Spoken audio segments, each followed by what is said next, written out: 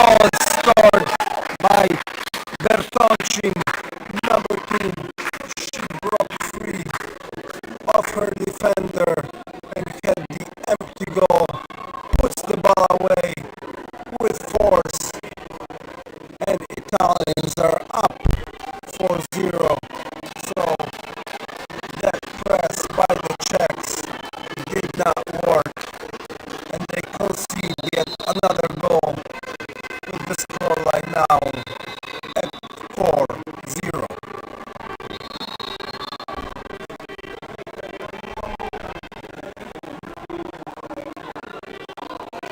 Here are the Czechs now, attempting to create something.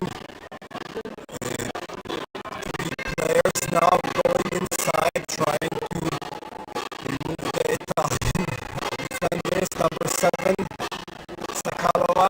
Sakalova has it, goes to the middle,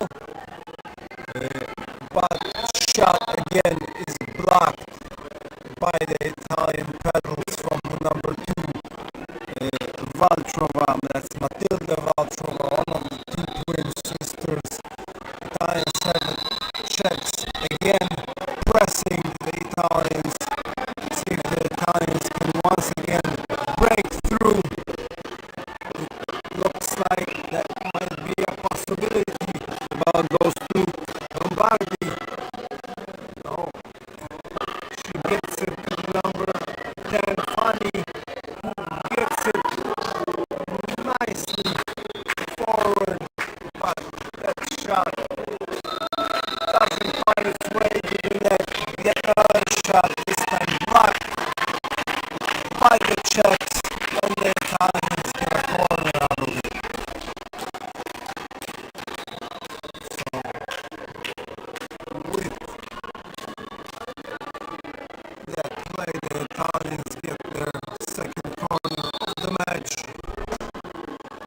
Now they come from the left, looking to shoot, no, passing it off to the middle. Now player in the middle again. There's the great pass into the Czech defensive zone, and from close range, again I could not tell who it was due to the sun, but the Italians with their 5th goal of the first half, and now their lead stands at 5-0. Czechs will have to maybe change something up, maybe forego that pressing and try to play defense to try to prevent the Italians from scoring and hopefully get something out of the first half still. You can hear on my left numerous Czech fans with their pots and pans making a ruckus, so they want them to score, and I'm sure the girls would also like to oblige. Here's Chernikova, good shot, nicely saved by the Italian goalkeeper, and the Italians now recover. They can quickly bring the ball up the pitch. That's a good pass to the open player. She looks to have the open goal. Lombardi shoots into the empty net. That was a great pass from the defensive zone into the offensive zone.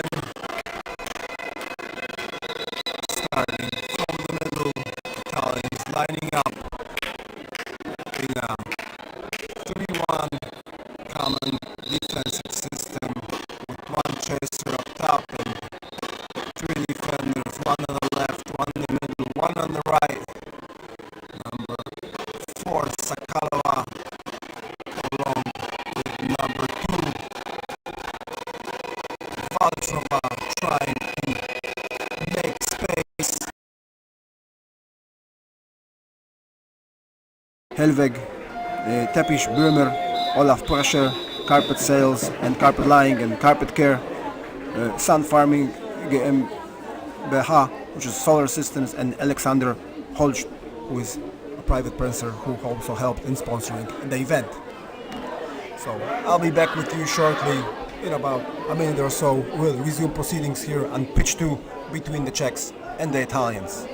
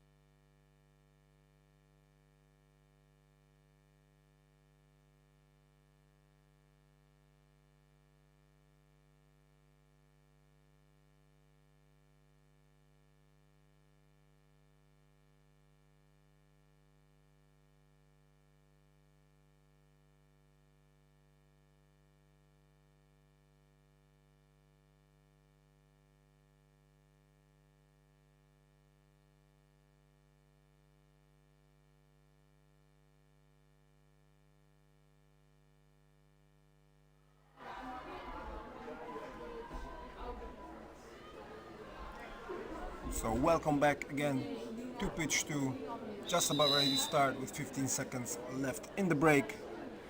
Just a few words about both teams. The Italians, as I said, in the process of rebuilding with 3 new players who are only 15 years old, come from 5 different clubs. Now, the trouble for the Italians is, of course, the size of their country, or more appropriately, length of it. Difficult to come together and train. Many clubs in Italy, so it was not easy to come together and practice a lot. Czechs don't have that problem. All the girls come from the Prague area. They were able to train a lot together, although they do have a new Australian coach who has been only coaching for a few weeks. But regardless, both teams now ready to go. Ball is in the middle. Referee giving the sign for the charge start. And here we go. See who gets the ball. Number 1, Lombardi with the number 7, Sakalova. Sakalova managing to gain control of the ball, and it is the Czechs who will begin here, going from left to right. They come on the right, it's Patsis. There is Sakalova now going inside, in the middle, Datsik, and on the left there, I believe it is Chernikova. So 2 players inside. Italians defending in a 3-1 defense. Chaser looking to spot who is going to make the move with the ball. It's Lombardi. Ball goes over to the left. Good pass to Chernikova. Again blocked by Italian pedals. And we start off with a Czech corner here in the second half. Czechs still looking for that first goal. Hoping to get on the board. Hoping to put some pressure on the Italians. Bring the scoreline a bit closer. Here we go, over to Patsis. Patsis looked like she would have a good shot, but she dropped the ball. It was passed a bit too far, but it is still the Czechs who maintain possession. Datsik now has it. That's a new 60 seconds for them. There is Chernikova there on the left with one of the Sakalova twins. On the right, the other Sakalova twins now, and Patsis looking to do something in the defensive zone, but being pushed out. But now here is Sakalova coming, gets it to the middle to Datsik. Now almost in at half pitch is Patsis. She plays it over to Chernikova on the left. Chernikova back to Patsis, still looking with 20 seconds left. Now Patsis moving forward. Coming closer, passing over to Datsik. She will take the shot, and that was a good shot by Hanna Datsik, putting the Czechs up on the board. Their first goal with 2 minutes into the second half. The Czechs get on the board. They are putting up some numbers now on the board. So it is 6-1. The vocal Czech fans enjoying that one, but quick pass to the front. Number 2 looking, and she just about managed to score. She was moving quite quickly, so there was danger of her going out of bounds with the ball. But Bertoncin gaining control and putting away the empty netter to quickly restore the 6-goal lead. So once again, Italians up 7-1. And here come the Czechs once again, looking to score their second goal of the match. On the right, Patsis in the middle, Dacik coming in is Valtrova. Then on the left there is Chernikova. Again, ball goes now to Chernikova, who takes that shot. Good strong shot, but sails over the bar. And that means the ball will be recovered by the Italians. So Czechs coming back to their defensive end, setting up their defense, not choosing to do the full pitch press this time, lining up with a 3-2 defensive offside. Italians coming in. Ball goes over to number 5, Pilonsin with a shot, but it goes wide of the goal. And we have the Czechs starting from the defensive end. Quick play by the Italians, but they did not manage to score this time. Now returning to their defensive end, and the Czechs once again starting with the ball. It's one of the Valtrova twins now in the back. Moving over to the middle is Sakalova. There's Dacik playing it back to Valtrova. On the left is once again Chernikova. The ball finds its way to her. Will she take the shot? Looking. Yes, she does take the shot. And it is off an Italian paddle and corner. They have gone to that left side quite a few times for Chernikova. She has managed to score. No, she did not manage to score. Sorry, that was Dacik, of course, with the goal, but she has taken quite a few shots, good shots, but they have not found the back of the net as of yet.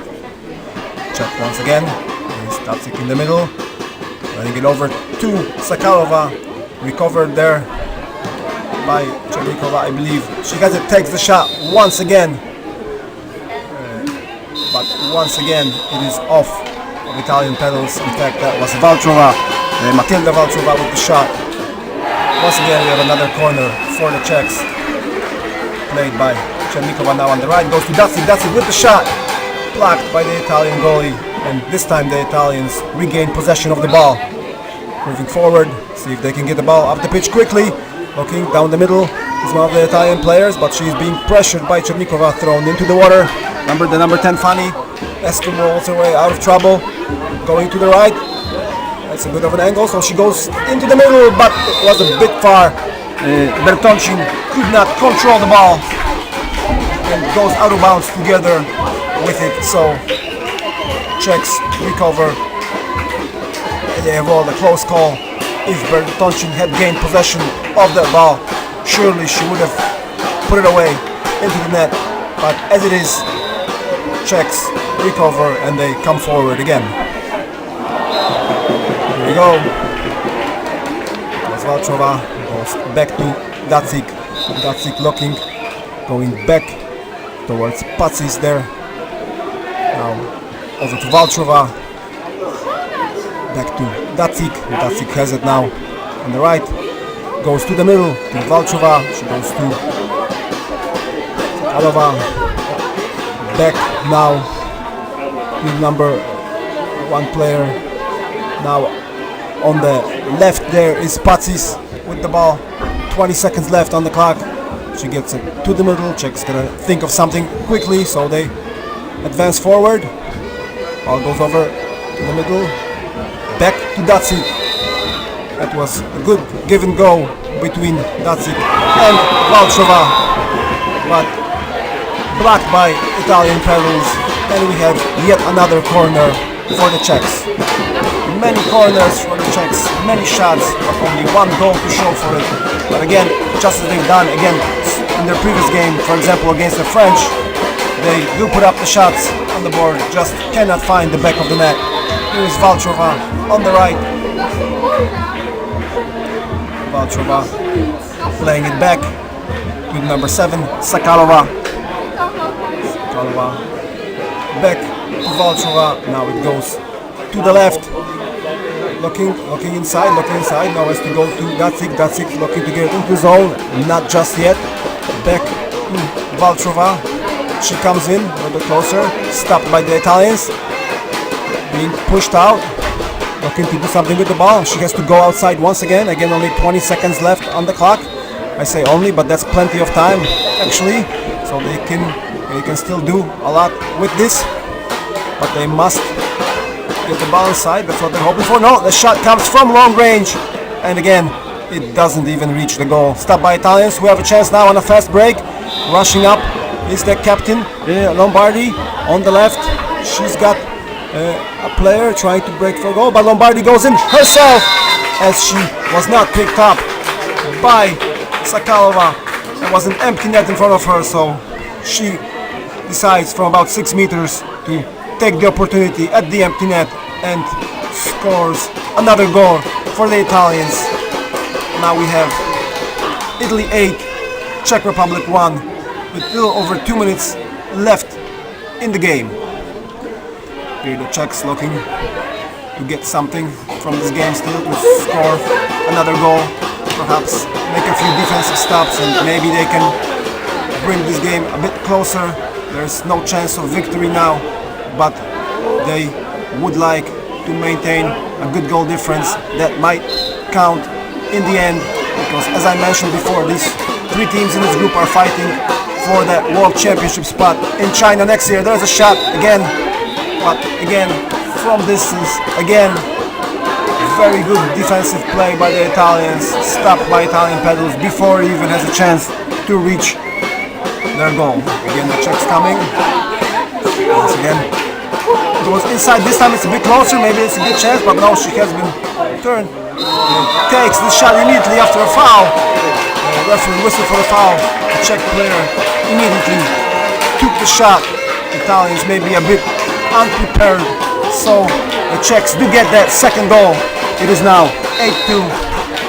Again, the sun not allowing me to see who exactly it was that scored that goal. Here's the number 4, Mazzarino with the shot, but goes wide of the goal. And Czechs have a chance for another goal with 1 minute left. There's only about 10 second difference between game clock and shot clock. So the Czechs are going to look to play now. Again, now it's actually even as it was reset. So game clock and shot clock, in essence, Czechs have a chance to play the ball around and to finish off this game positively with a good shot and perhaps a goal. We'll see what they do. In the middle now, to the left, holds the ball, Patsis, back to the middle to Datsik. Datsik has it now, sorry, on the right is Patsis, on the left is Černíková. Her it goes, but it bounces off her kayak, so that was a few seconds gone right there. Now the Italians come out to press, here we go, now they come in to the right to Patsis, but she fumbles the ball trying to recover, 8 seconds left. Goes over to Valtrova, he has to take the shot. Nice shot, but off the post, and the time will run out in this game. So it ends with Italy winning by a scoreline of 8-2. Good game by both teams. Italians managed to get few fast break goals and also some good play in defense. Italians essentially denying the Czechs any good opportunities to check goals did come, but of course it was not enough to win against Italy today. Now of course both teams still have a couple games left. Next for the Czechs on pitch 1 11 o'clock they will go up against Switzerland, while 11:20 against Switzerland, while the Italians next game is on pitch 3 at 10:40 versus Poland. Now the excitement here on this pitch will continue to build as we have women's under 21 semi-final game between France and the Netherlands. So it is a game for spot in the final. I will hand you over to Bjorn to do commentary on this exciting game, and I'll be back with you in the future. So this is Stepan signing off, and Jorn is coming in to do commentary. Thank you.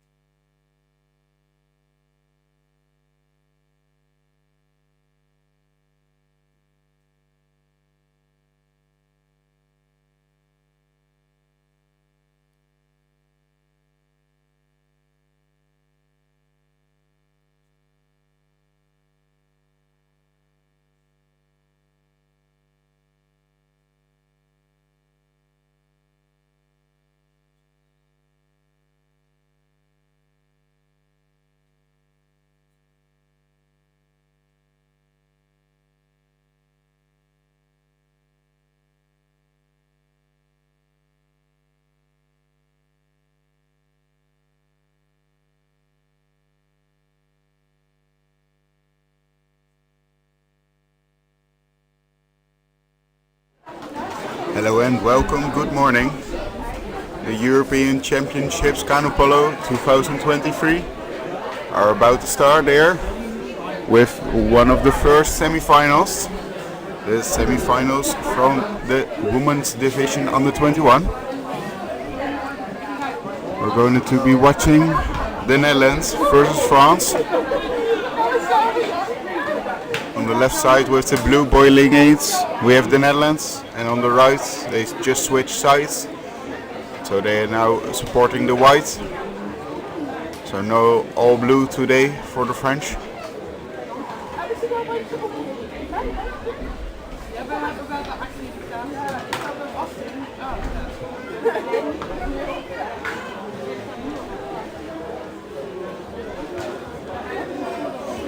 Both teams are using the last minutes to prepare for the match. The French are at the coach, getting the last minutes, game plans.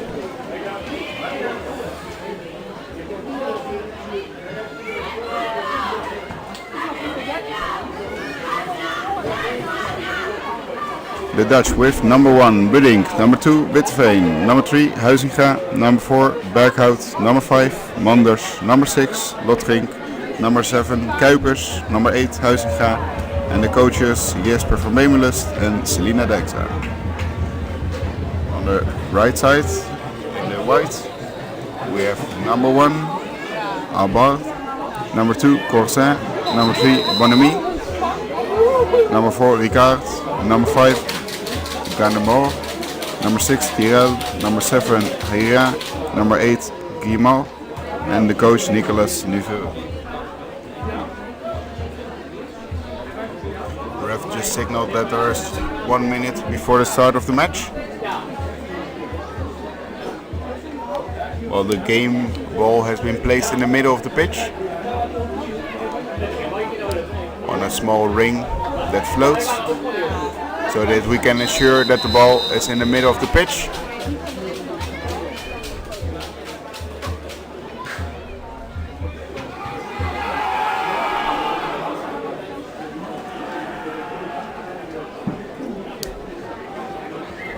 For the Dutch, on pitch 3, the Dutch are also playing in the men's class, Netherlands versus Italy. I'll sometimes update you for that as well. I can't precisely see the French lady, her number. I'm sitting at the same point as the Huizinga first of Ricard and fourth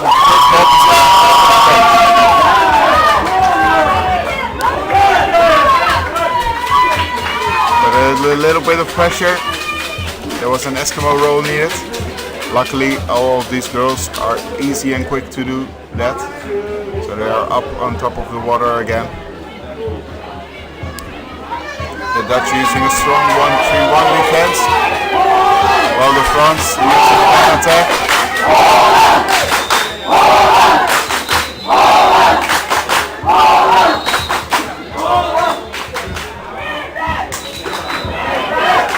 There are a lot of Dutch and French supporters in front of me.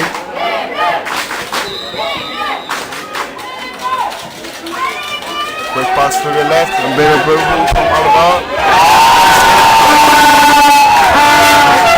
Now made by number 4 from the French. That's what the referees signal to each other. Next fall, number 4 from French makes. Might be a guard.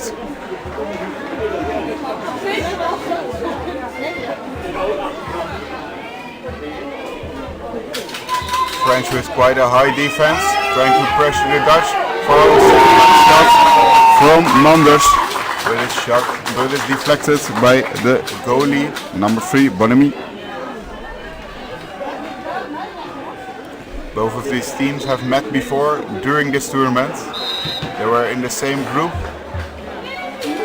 and they wanted to play each other again because that's how it is. The first time around, the France did beat the Netherlands with 2-1.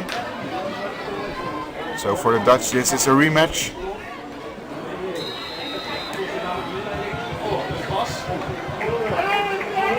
Quick passes to the right, shot from second line, but deflected again.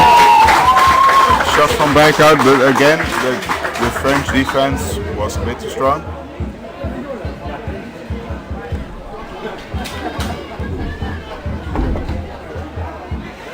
With Huizinga now battling against Tirel in the French defense, trying to ensure that they got some room to receive the pass, or that there is enough room to shoot from second line. Well, the shot clock is just reset now.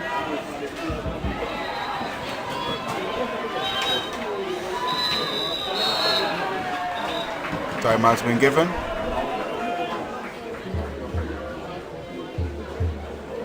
There was a second ball on the pitch. And for the confusion to save that, the second ball has been removed. Ball to Manders. Quick pass is bad. Still more than 30 seconds remaining on the shot clock. With still Huizinga in the French defense. Still battling against Tirel and Coulson. Quick pass in the middle. 3 girls in front of her, but the corner is deflected.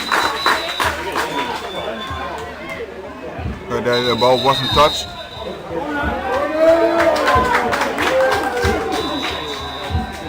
The ball was touched, so it's a corner. New 60 seconds. And we're off again. Now the Dutch used 2 girls in the defense. Berghout and Huizinga. Bit of a long pass. A lot of room on the right side now of the pitch. The ball can get there or the pass.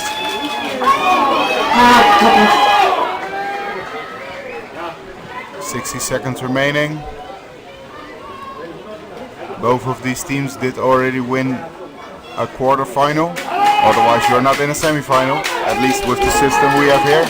With a far-away shot from Manders, but deflected again by Bonamy.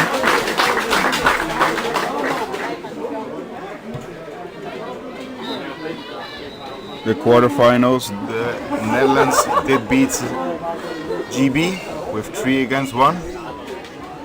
They were second in their pool, and GB was third.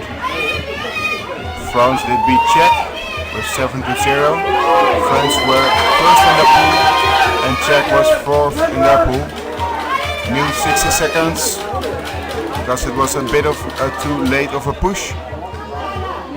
Getting pushed while you have the ball is completely legal in Canoe Polo, but you do have to have a ball. Long pass over the defense, trying to breathe the French defense, but it's really tight and really strong tomorrow.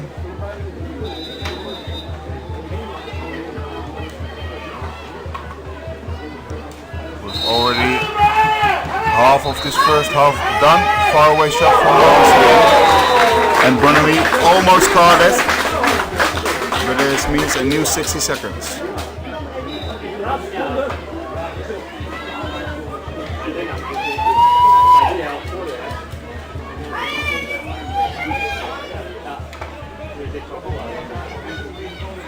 Still 0-0.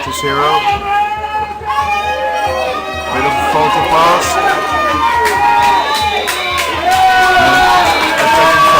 So now French ball possession pass back up on them. Number 5 Guillaume passes all the way to number 2 Coulson. Back on 1-on-1 against the goalie.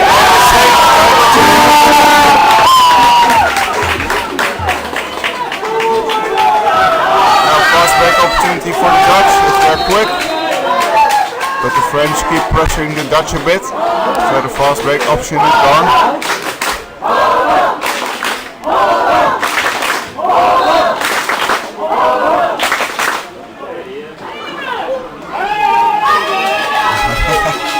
Here live in Brandenburg, the Dutch and the French supporters are battling it also out here in front of me.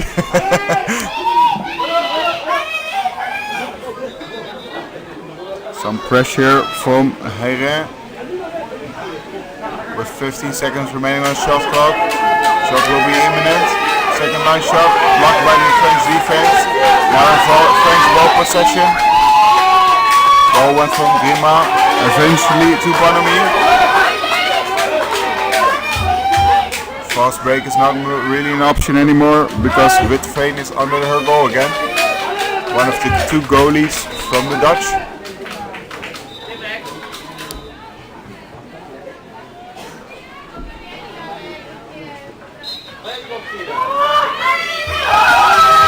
Quick passes from the left to the right. Oh, a pass to the right would have been an option to Girma.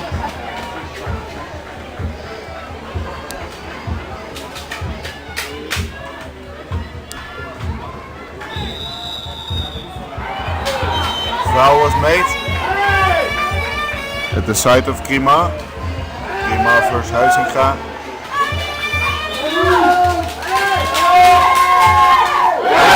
Stop by Witveen. The shot from Rugard, but a lot of pressure from Grima means that it's French corner.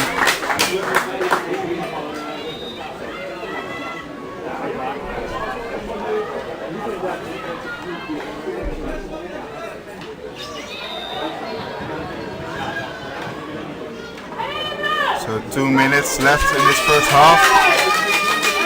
While the French supporters here are starting to chant again. Pass to the middle is possible. If they can reach here, it will be 1 against 1. Nicely defended by the Dutch. Far away shot. Wrong. Deflected by the French.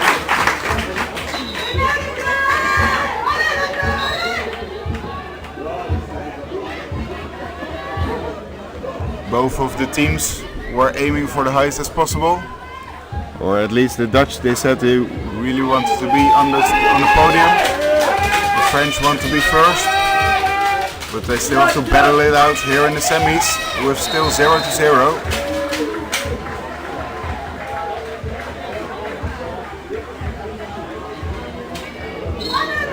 The French have to at least shoot once to get the shot clock in their favor with the main clock, because the main clock is with 1 minute and the shot clock is at 35.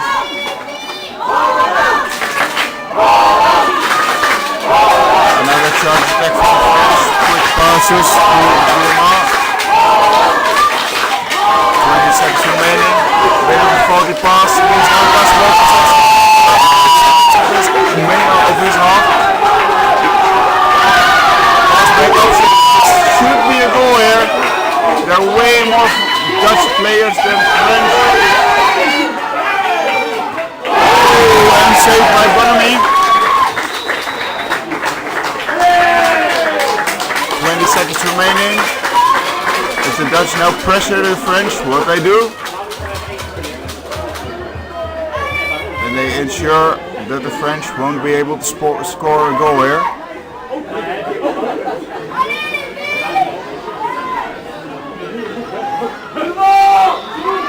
And it's done. 0 against 0.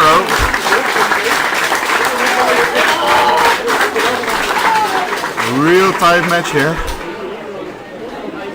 Now we have a 3-minute break to catch our breath, get some water, like the players here on the pitch, some last minute feedback from the coaches, and then we'll be back with you in a few minutes after I thank our sponsors, the City of Brandenburg, the State of Brandenburg, Gebustau, Bouwstroom, Wilman and Motorcar Retailer.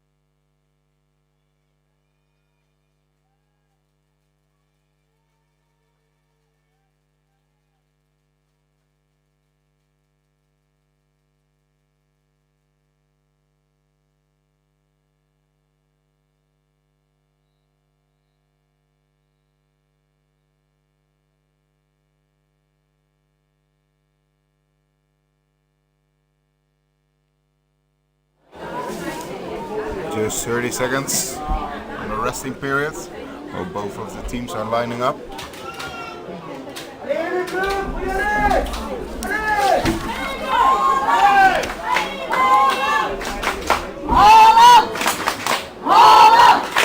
It looks like Britain, number 1,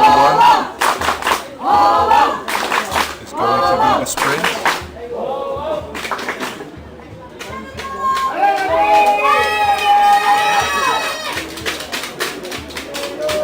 Huizinga again versus, I can't really see the number, I think it's number 1 Alaba.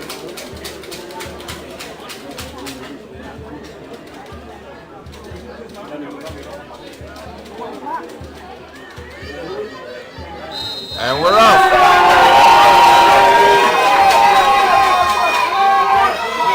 First ball possession again for French.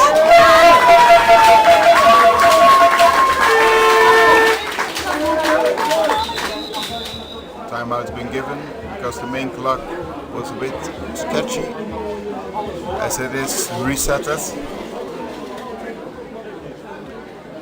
In the meantime, I can welcome our new additions in comparison to last year. At the French side we have 3 new players. Number 5 Guillaume, number 6 Tyrell and number 8 Guillermo. And on the right side of the pitch we have 3 new players and 1 returning player, with number 1 Bidding, number 2 Witveen, number 4 Berghout and number 3 Huizinga. That's the returning player.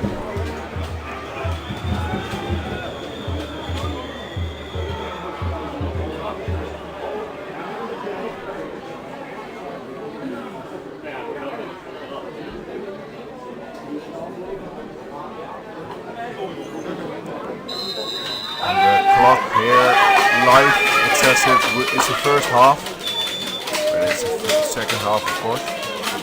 The Dutch using a lot of pressure, so much pressure that they made a little bit of a pedal foul.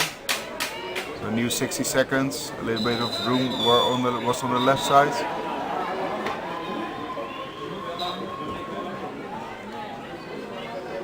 The pass can go to Rigard, then she would be 1-on-1 versus Witveen.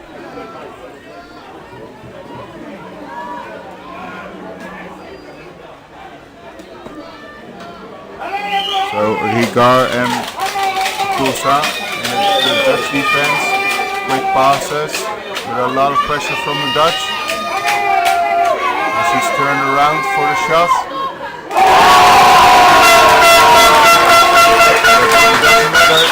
Number 4, Rika scores the first goal of this match.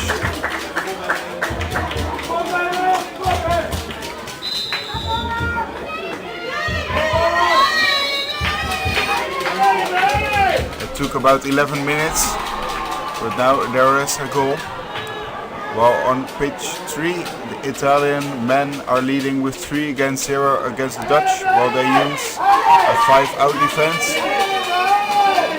But I will keep focusing on this pitch the most, of course.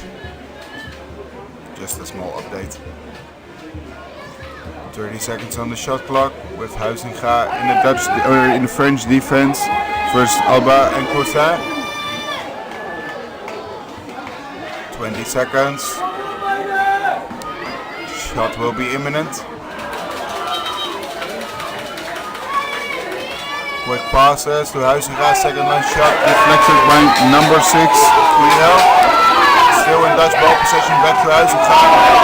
Now by 3 pedals, but a bit of a foul from Cousin. The ref signal the number 2. Huizinga again blocked by the French defense.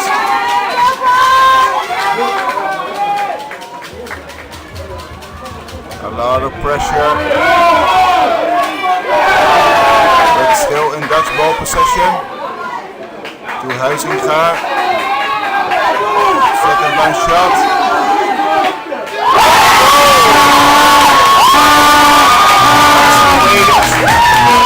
At the moment the defender wanted to pedal again, the shot was taken. So it's 1 against 1.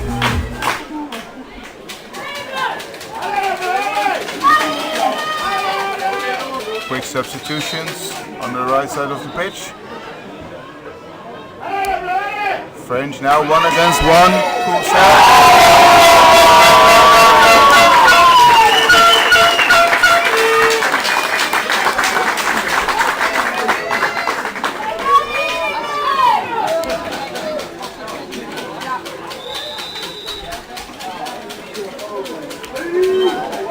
the score is now.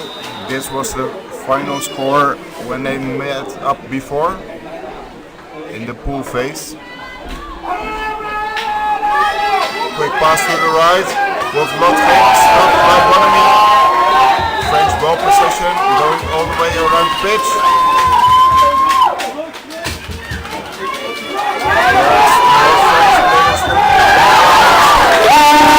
A lot of pressure from Kuipers versus number 8 Gira. Meant that it's now Dutch ball possession again.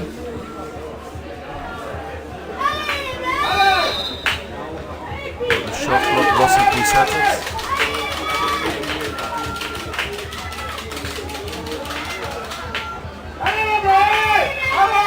Quick pass in the middle, but it was a bit too aggressive from Theo.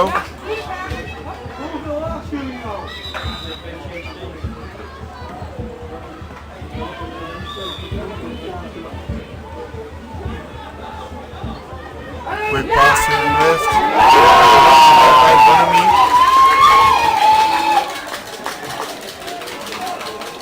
Number 5 passes nicely to Bonamy. Pass back option to the left. Not Kuipers.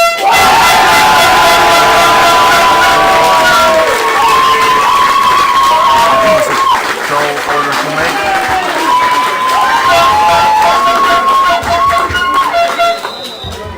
French now leading with a goal difference of 2 with 5.5 minutes left. Italy is leading 4-0 on pitch 3 for the other Dutch watchers. Quick pass to the left, to the right, far second line shot from Manders, deflected again by Bonamy.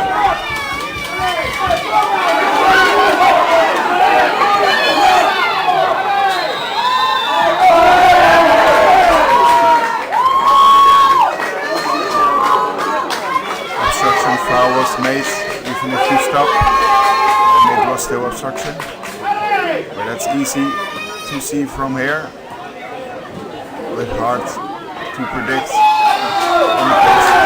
Nicely done by Huizinga. Ball possession goes to the Dutch again. Well, Huizinga gets the pressure from Grima. Passes it through Kuipers. Still in Dutch ball possession, but that move made sure that there were 20 seconds already gone from the shot clock. With the clock now going into the favor of the French. The French now also using a bit more pressure. Again, Lotging is a bit free on the left side.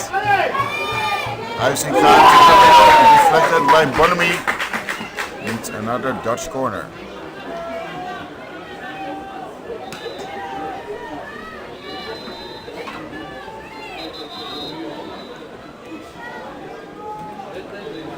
Both of the teams are all students still.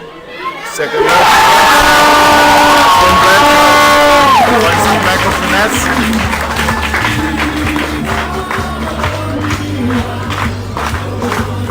It means the Dutch have a goal difference of just -1 in front of them. If they would actually tie in this normal time game, then we'll have a golden goal, but I will explain that if it happens here. Ooh, a lot of room for Poussin on the right side from the French.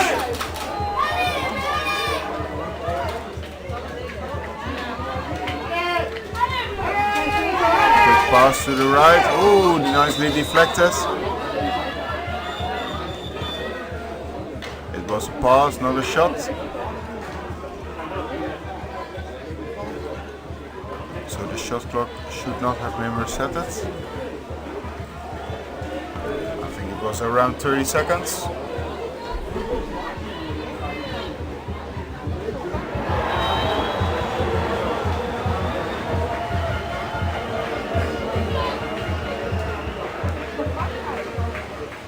The Dutch are already using a lot of pressure on this corner.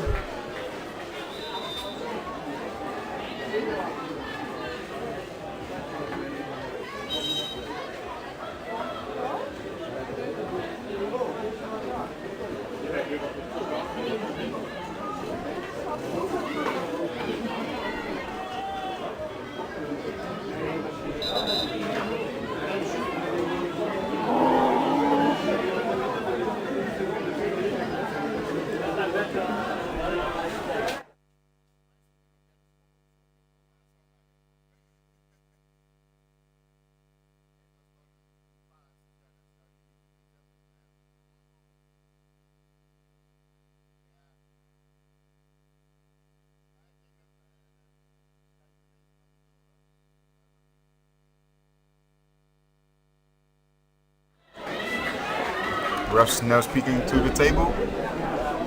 And yes, the shot clock is going down to around 30 seconds. And we're off again. Oh, a bit of a cold pass. Compilation. Means that Huizing now on the left versus Bonamy. Fast break still an option. Was deflected. And a corner. Oh, that was a quick decision. It felt like there was another Dutch person coming to shoot from second line. Oh, Huizinga now getting a lot of pressure from number 6, Tirel. Pass to the middle of the pitch. With just under 2.5 minutes left.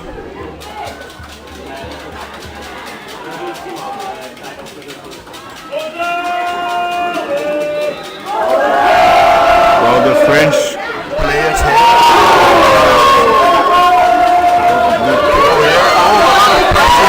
Characters versus Portugal in the Dutch corner. Nicely done. I hope the supporters here are going to fight again on the tribune. Yes, I do.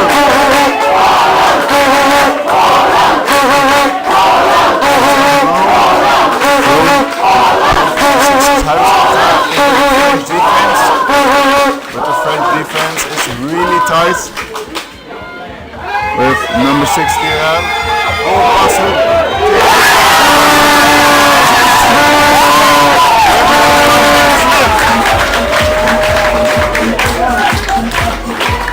Oh, that was some nice passes.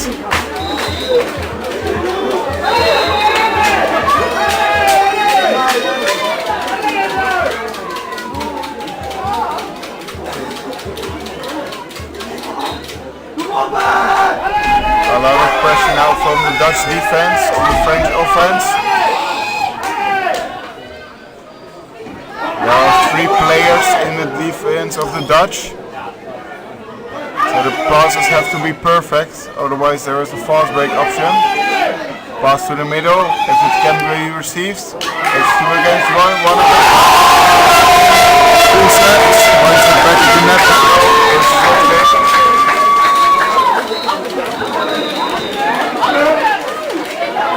Oh, it was not counted. So it's still 3 against 3 with 50 seconds remaining. Last minute of this half. The Dutch score now, they are in the finals. Dutch signaling that they are choosing to do one attack. It's going to Lotgering. Huizinga versus the French defense. Number 1, second one shot deflection with 50 seconds remaining. In France, ball possession for the Dutch. A lot of pressure, only pressure now. No shot from afar. And it's gone. Time is up. That means 3 against 3. So we switch sides again. And it's a golden goal.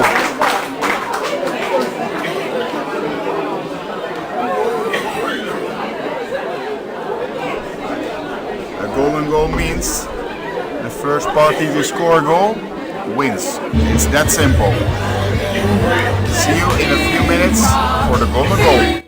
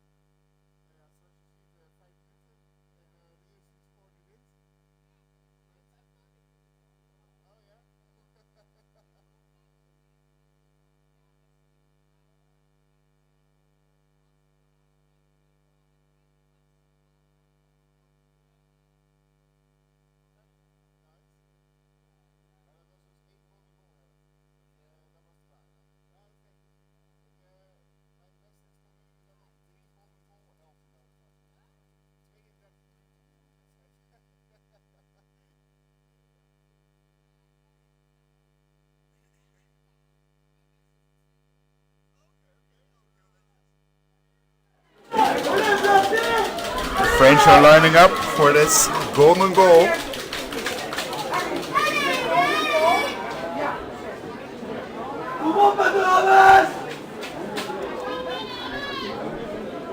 So a golden goal, it will take a maximum of 5 minutes. And if there isn't a goal scored in that 5 minutes, you get another 5 minutes, and another, and another.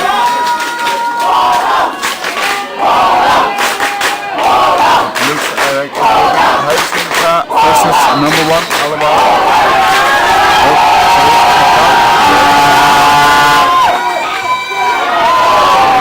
First ball possession is for the French.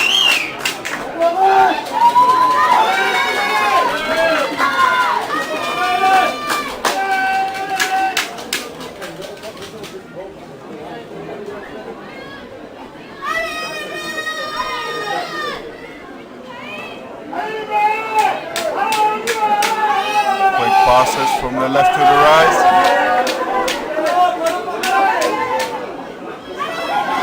Second line shot is being defended. No chance for Alaba.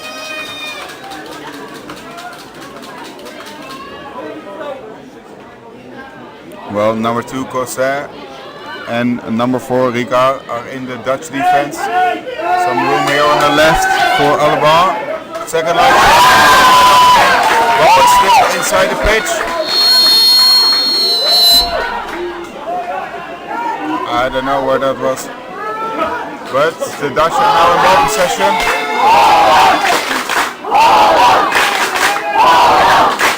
While the Dutch here shouting out of the box.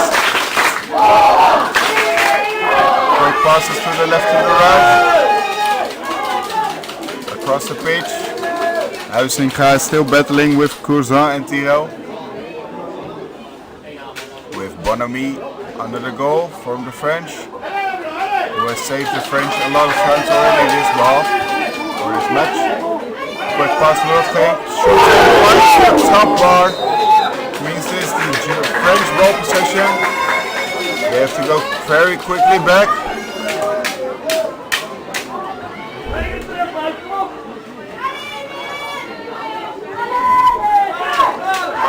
Number 4 Ricard is in the defense together against Issa. Little bit of room again for the left on the other one.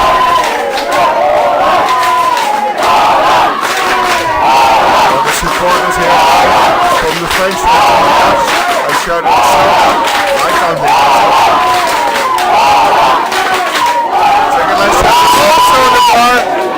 And 1 against 1 from a little line. Also the bar for Tyrell. A goalie mistake made. Does she make the faraway shot? The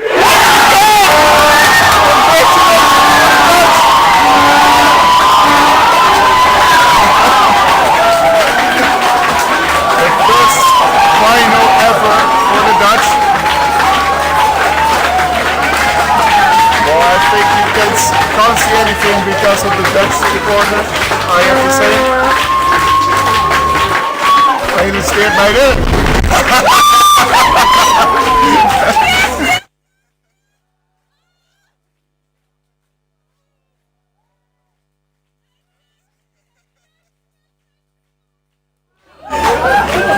Thank you very much for watching. I hope you had as much fun as I did, because I did. Hey, so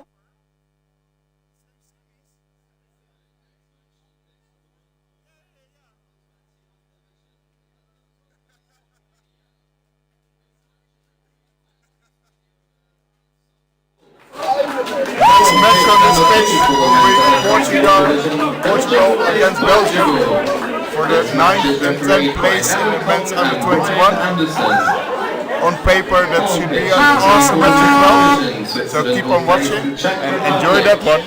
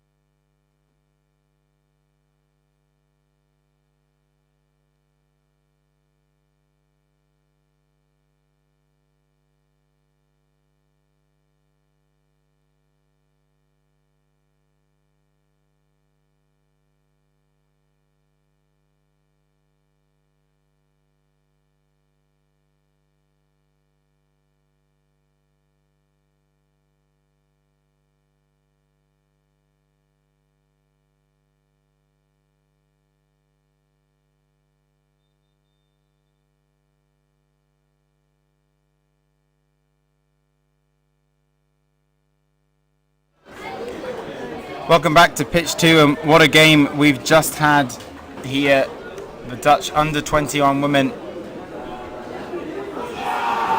winning their semi-final against France in gold and goal. So a slight change in pace here and intensity. We're going to move to the men's under 21 competition and the fight for 9th place, which will be between Belgium and Portugal, these teams' last game of the competition. So a 9th place finish available for either of these sides, both of which will have hoped to have been a little higher in the competition. But let's see who can finish the competition on a high with a victory.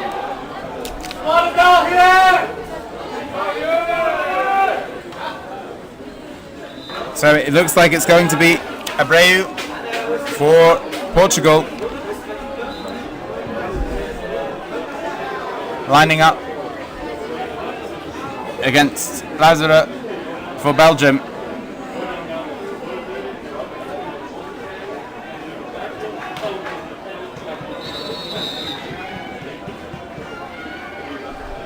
Portugal being asked to change their buoyancy age colour.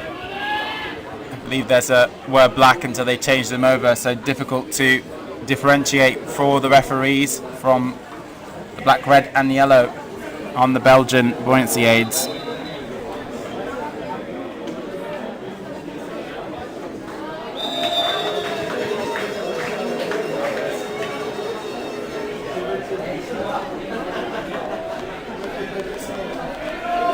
So, ready to go. They're off. Abreu seems to have a slight edge here. Can he hold it to the end? He does. Will he get to the ball first, though? He doesn't. So, despite having an edge in speed, it is Lazare who comes up with the ball. And now, Belgium with the first attack of the game. Nicely round the back here. Lays it inside, but the goalkeeper hit. That looked like a well-worked attack, but ultimately Lazare, having won the sprint, connects with the goalkeeper. So Portugal then with their first possession of the game. Great to see a Portuguese under 21 side at this competition. Currently playing in the Lent BAs from one of the German club sides. Thank you to KNCW Berlin for sharing their equipment with this Portuguese side. Looks good in white though. Portugal though giving away the ball too easily there. And Belgium then back in possession in the game.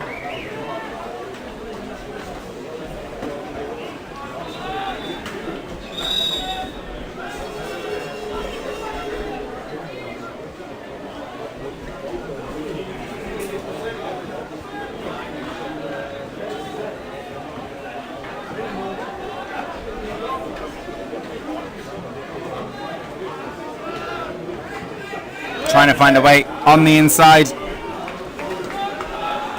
is Desayan, comes back out to Rohi and across back to Rohi again. Rohi leading from the back, the goalkeeper and captain. Rohi drives himself here. Slight mishandling off the ball though, does manage to get it inside, shot blocked wide. Slight mishandling by Lapere, just slowing the ball down a little. For Belgium then.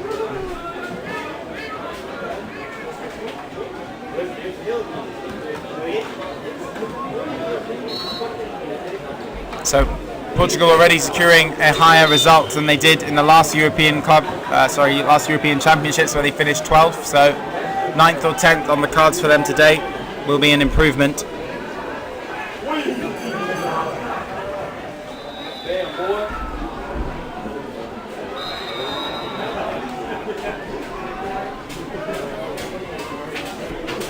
So Kerpins, across the ball comes, trying to place the ball back inside. It's with Lapere. Lapere regathers Lazare, trying to make space on this left-hand side, which he has good opportunity to run into here. for Koopmans. Koopmans with the shot, the left-handed shot. Blocked though by Portugal.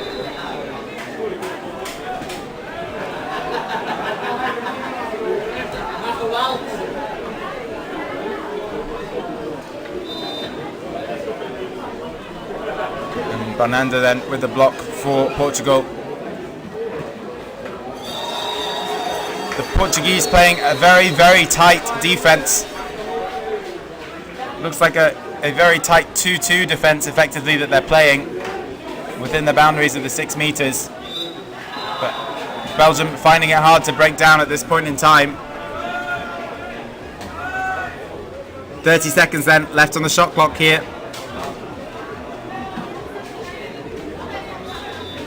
Koopmans to Rohi. Rohi driving himself. Will he find the pass inside? No, goes for it himself and scores. So the captain opening up the scoring for Belgium. 1-0 to Belgium, 4 minutes played. And Portugal with only their second possession of the game really coming now. So Abreu, back and forth between him and Jose.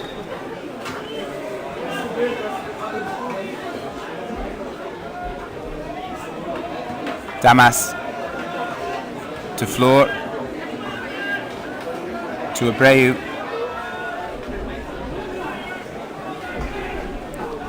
back to Floor, cross it comes, back to Floor again, pass inside, almost connects. Will they regather though, Portugal? Ooh, just managed to get the corner there, that almost connected to Jaldoro. Shot clock has reset. It shouldn't have though. No shot was taken, but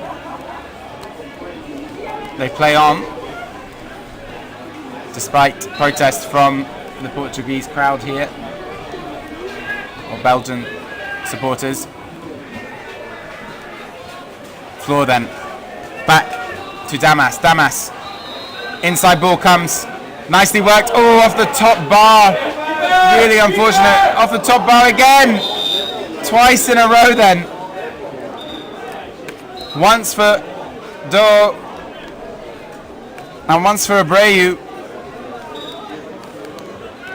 Incredibly unfortunate for neither of those to find their way past the goal frame.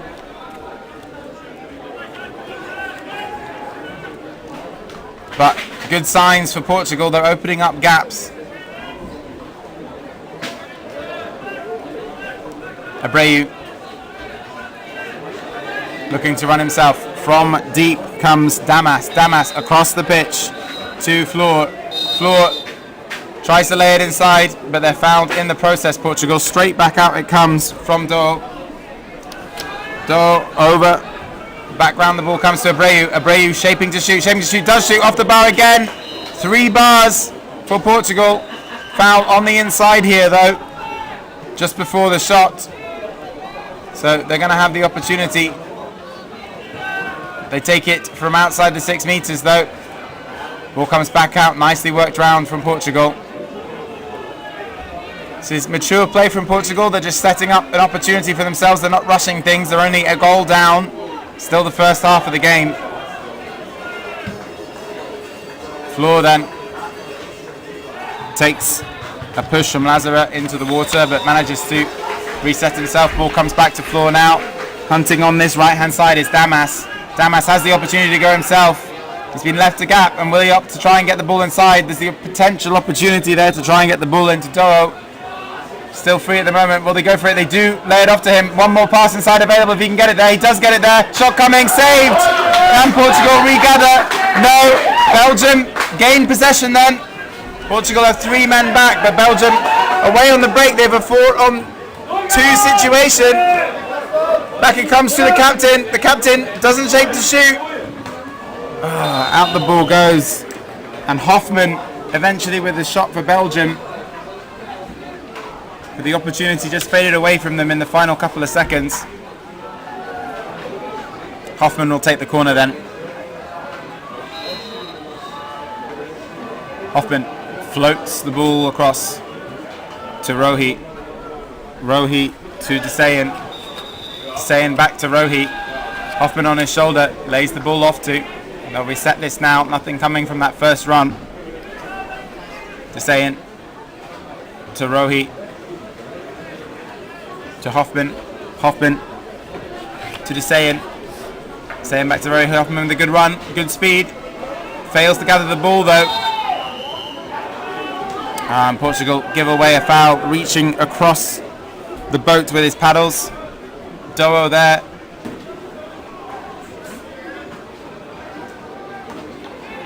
Belgium with possession once again then. Still 1 goal up in this game. It's 9th place playoff.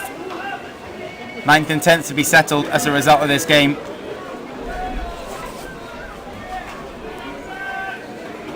Floor. Back to Rohi. Rohi shaping to shoot himself. Opps against it. 30 seconds then. Left on the shot clock here for Belgium.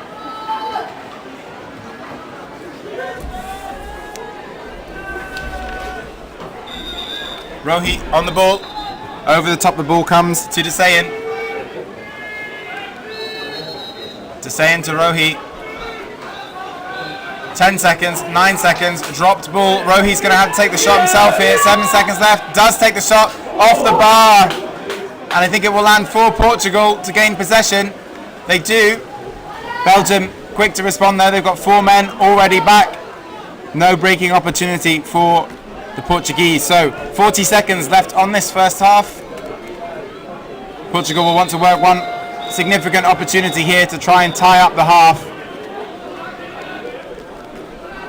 See what they opt for.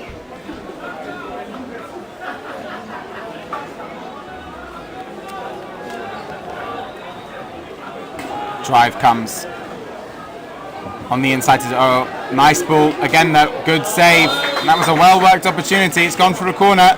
Will they have time to take it? The goalkeeper's left the ball by his side, but it's well out from the net. 3 seconds on the shot clock, 2 seconds. And that's the end of the half. So 1-0 to Belgium then. This first half ends. And arguably Belgium maybe should be 1 more ahead. They've had the better opportunities in the game. But they'll still be happy to be up at half time. Portugal making some great opportunities, but they've hit the bar several times as well. So this game still very much in the balance between the teams. Join us shortly for the second half.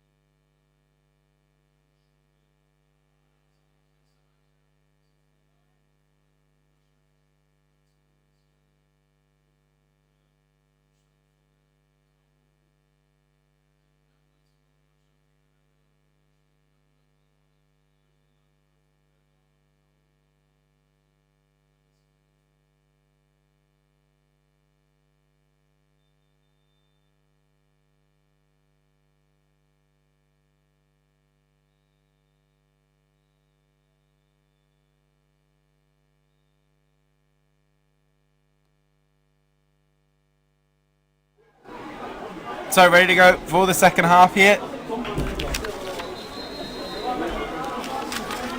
Last time Belgium took the ball on the sprint. Let's see if they can repeat.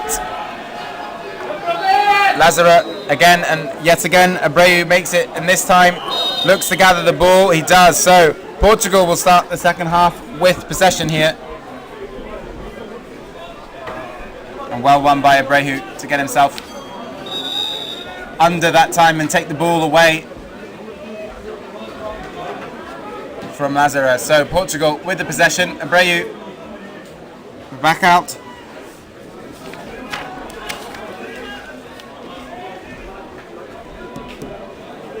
Damas, Abreu.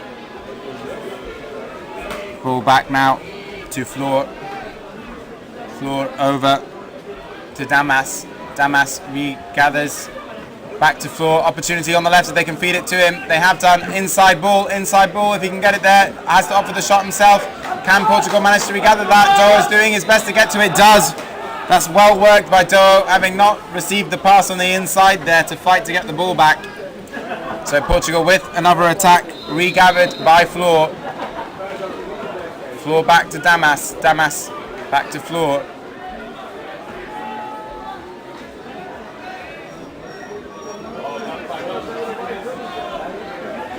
So Floor going again, drives, shot coming, blocked, ball falls instead for Rohi.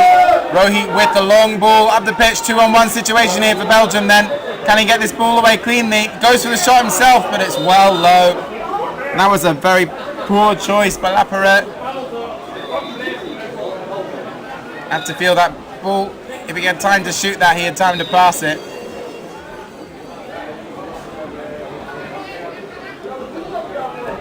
Kerpens wanting that ball on the left-hand side. So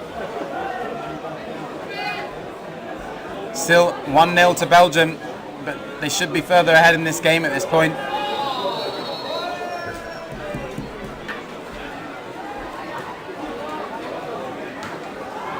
Ball comes over the top to Floor. The background it comes, this time with Abreu on the left-hand side. Abreu making the run. Looking for the pass inside to Marks. Marks then making good space on the left-hand side of the pitch. We haven't seen much from him yet in the game, but making gaps. Ball comes. Shot that time was by Doe again, but it's blocked, and Belgium again had the opportunity on the break, and this is now another long shot from them that's well over the bar, and that was a 3-on-2 situation that time again.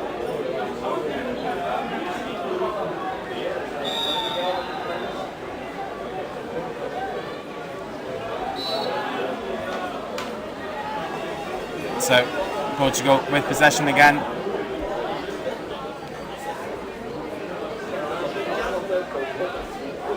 Ball comes over to Abreu once more. Abreu, the captain, making the run.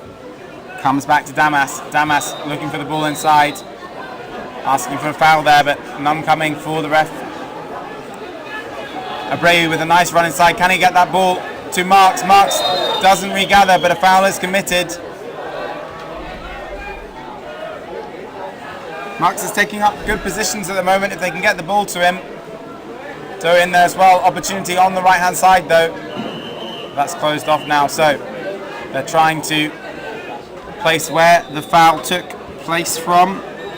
Abreu out the back.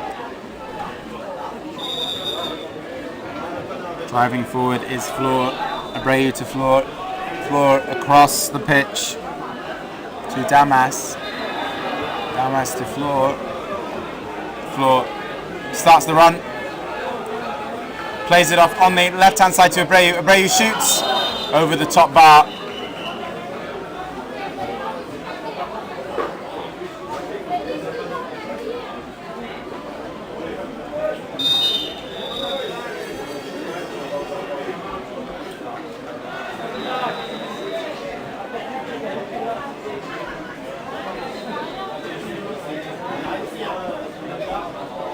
Excuse me, watch the camera.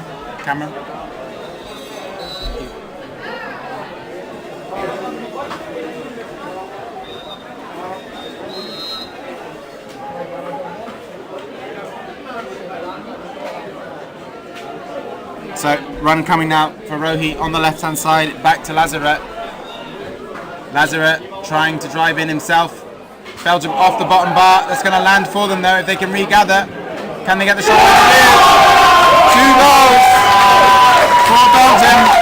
And Desailly then quick to latch on to the rebound and catch the Portuguese goalkeeper out of position.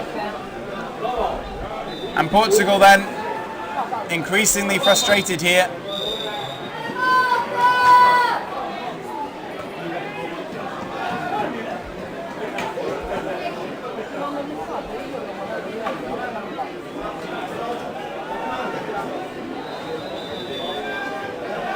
Advantage coming then for Portugal.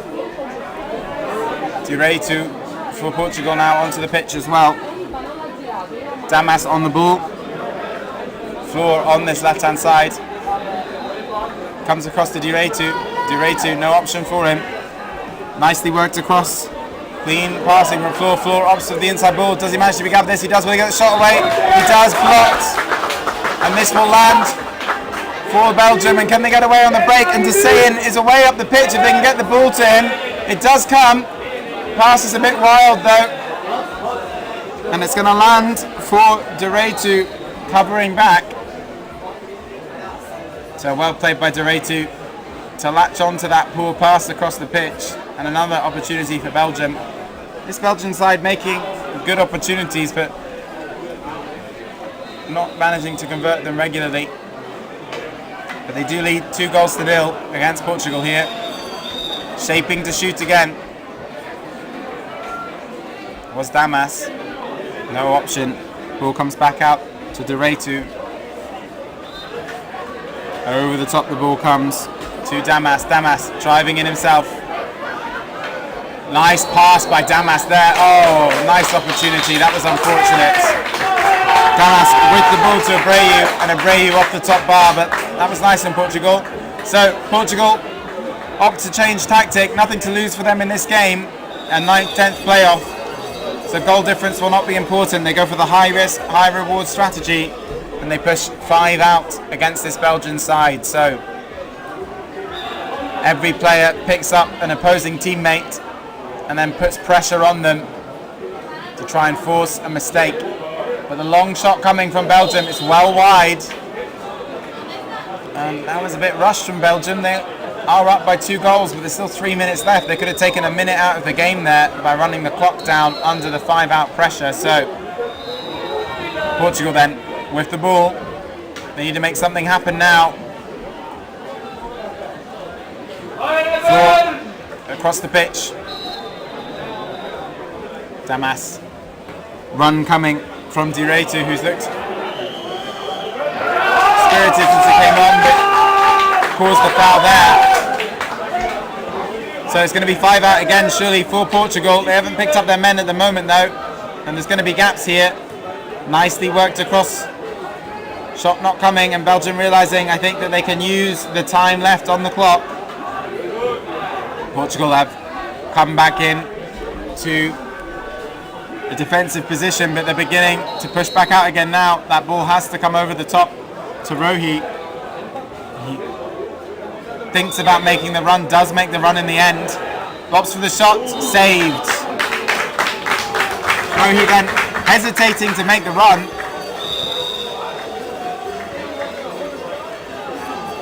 But ultimately opts for it, between running the clock down or making the run himself.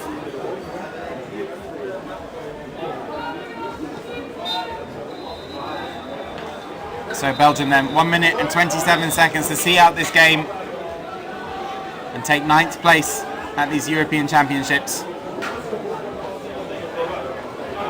Calm under pressure by Kerpens. Belgium looking very comfortable under this 5-out pressure at the moment. Portugal not really making too many opportunities to get the ball back.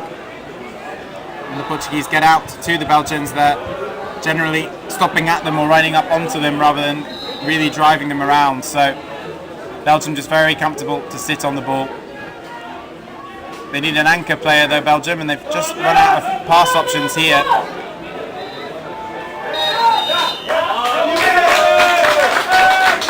And lucky to get the foul there, because that looked like it was going to be a good opportunity for Portugal to get the ball back.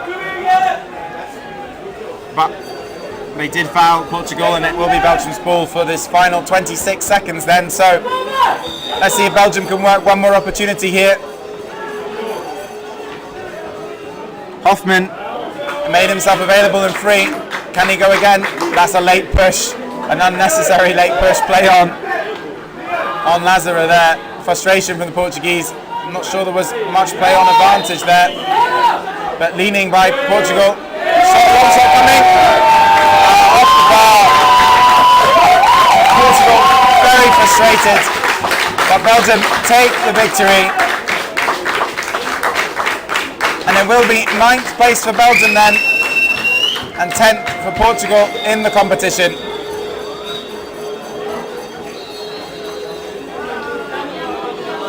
So congratulations to Belgium on taking this final game.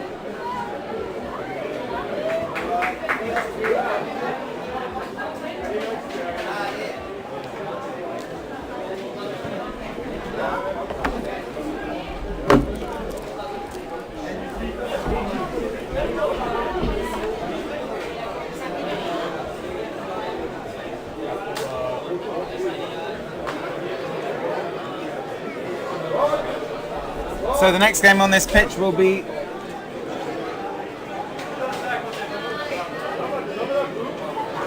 Switzerland versus Spain in the men's under-21 competition. So Switzerland v Spain up here next.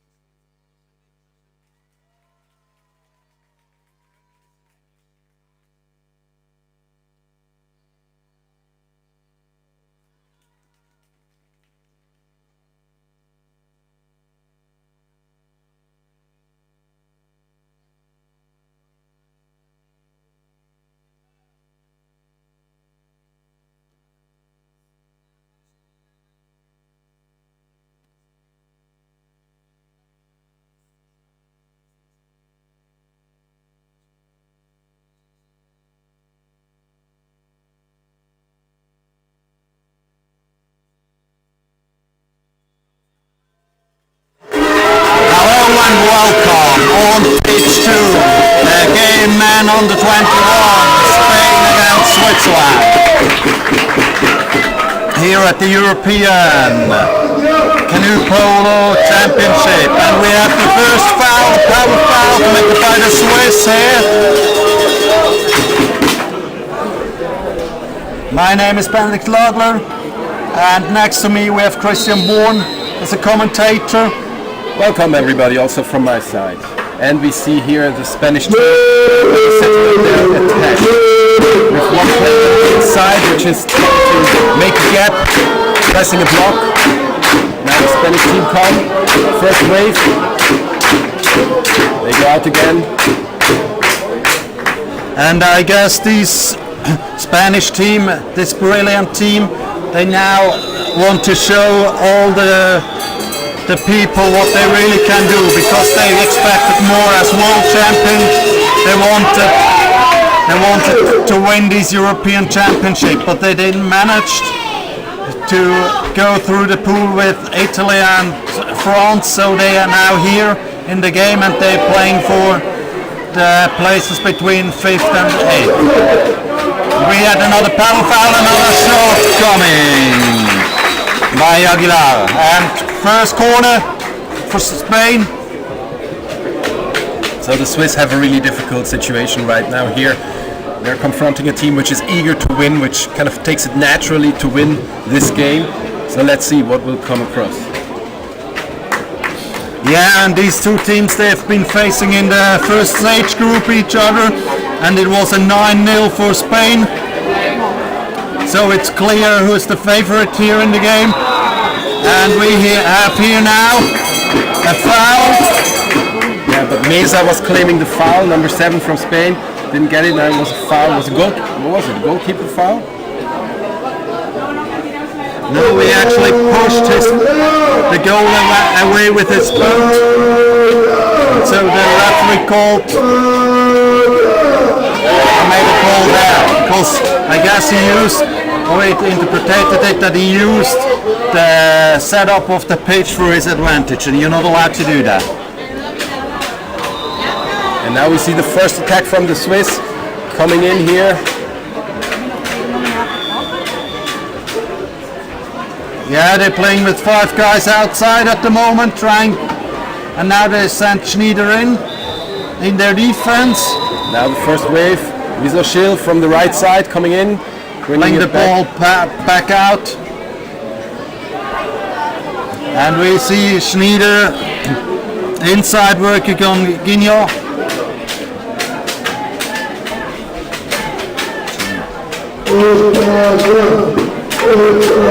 And there's a shot coming from Switzerland. There were only 8 seconds left on the shot clock, so that's why they took the shot. But we see now the Spanish breaking on the Swiss team. We see here Antonio Romero with another shot. Get blocked, so corner for Spain.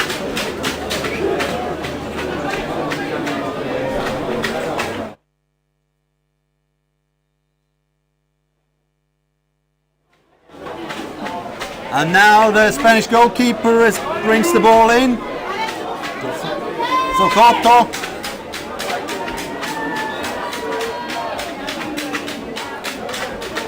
The Spanish players sent 2 guys inside, working hard, trying to give the Swiss defense a really hard time.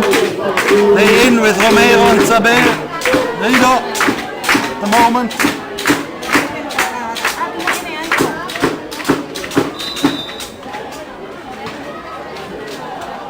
So far the Swiss are doing a great job in the defense. They really keep them out, Spanish team. But now to the inside, the shot, well deflected by the goalkeeper.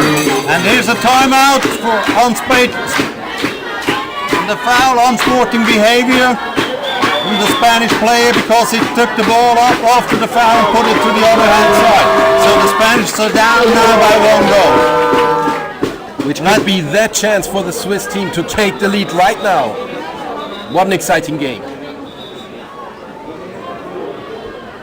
And the ref calls the Swiss players to start from behind, from the goal line where the foul was committed.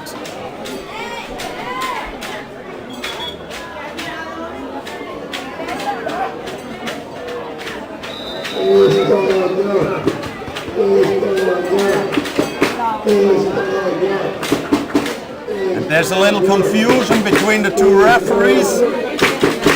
I think there was a little misunderstanding, but sometimes it's really hard because the distances are quite far, so sometimes it's then worth to have a short chat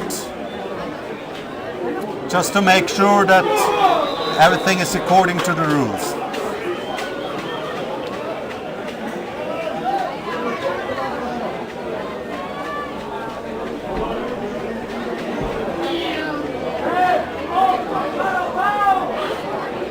So it looks like the first referee, Marta Bukta, now made a call.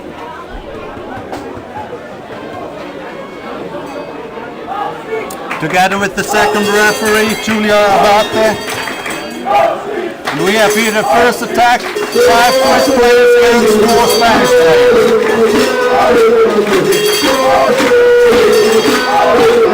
The Spanish team decided to play a 2-1 defense. Beautifully played from Wiesel. Number 2, Wanderer from the Swiss team, who takes a shot from the center, which is deflected, but ball still playable. Now to the outside again.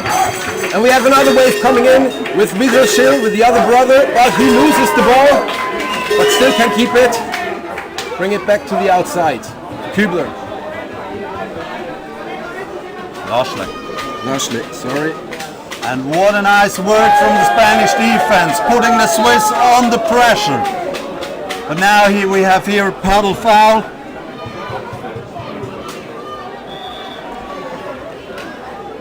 And only 55 seconds that the Spanish team will be with 1 player less. Swiss taking their time. Now Wiesel going to the inside, gets pushed by Schneider. Brings it out again. And we have another foul by Spanish, another reset, so another 60 seconds to attack for the Swiss fellows. Wanderer coming with the ball, surfing to the inside. Bring it to Schneider, beautiful passing here. And we have here the second frame shot from the Swiss team. It seems they're really eager, they want to win this game. And here a shot from Wiesel. And it's a totally on the other. And Schneider again with the ball. From the Swiss team. Then he was at a 4-0 and 9-0. And another shot. Wow, the Swiss, a lot of shots here. They're making sure that they take advantage, being with 1 player more on the pitch. But now the penalty is over and the Spanish team is complete again. And we see they start now pressing out at the corner. They force the Swiss to play a long ball. And now they go back to their traditional defense. And we see this time in this game, number 2 from Switzerland, Wanderer on the field. He didn't play the last game against Spain, where they lost. So this might be a huge difference for the Swiss team. If you have such a self-confident player in your team. And interestingly, although he's one of the youngest, or not, is he maybe the youngest? He is the youngest. And super confident play from Micha Wanderer, number 2 from the Swiss team, who's now coming with the ball. And now we have a Spanish guy chasing outside. Will the Swiss be able to take advantage of the space? Oh, and here we have another frame. And another corner for Switzerland. Making sure that they have another 60 seconds on the clock to play. So they're quite a long time now already in the attack. So they're doing a good job so far. And we have now Murillo, who put the Swiss guy in the corner under pressure, forcing him to play a long ball to Wiesel. But the Swiss stay safe. They do not get nervous because of this offensive defense from the Spanish team when they do the corner. Now they're setting themselves up for the next wave of attack.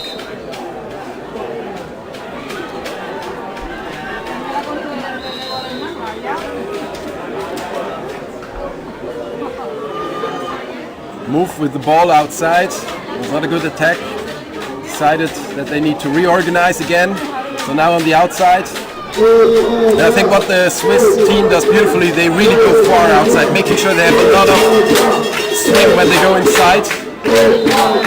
And here we have another post foul from the Spanish player. It's a very long attack from the Swiss team and only 1.5 minutes still to play.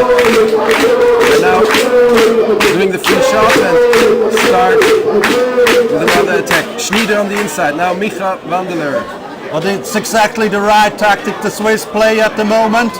They lost the last game by a lot of goals, but as long as they have the ball, it's impossible for the Spanish team to score any goal. So that's also why we have still a result of 0-0. And now another shot! Beautiful and shot another here. block from the goalkeeper of the Spanish team.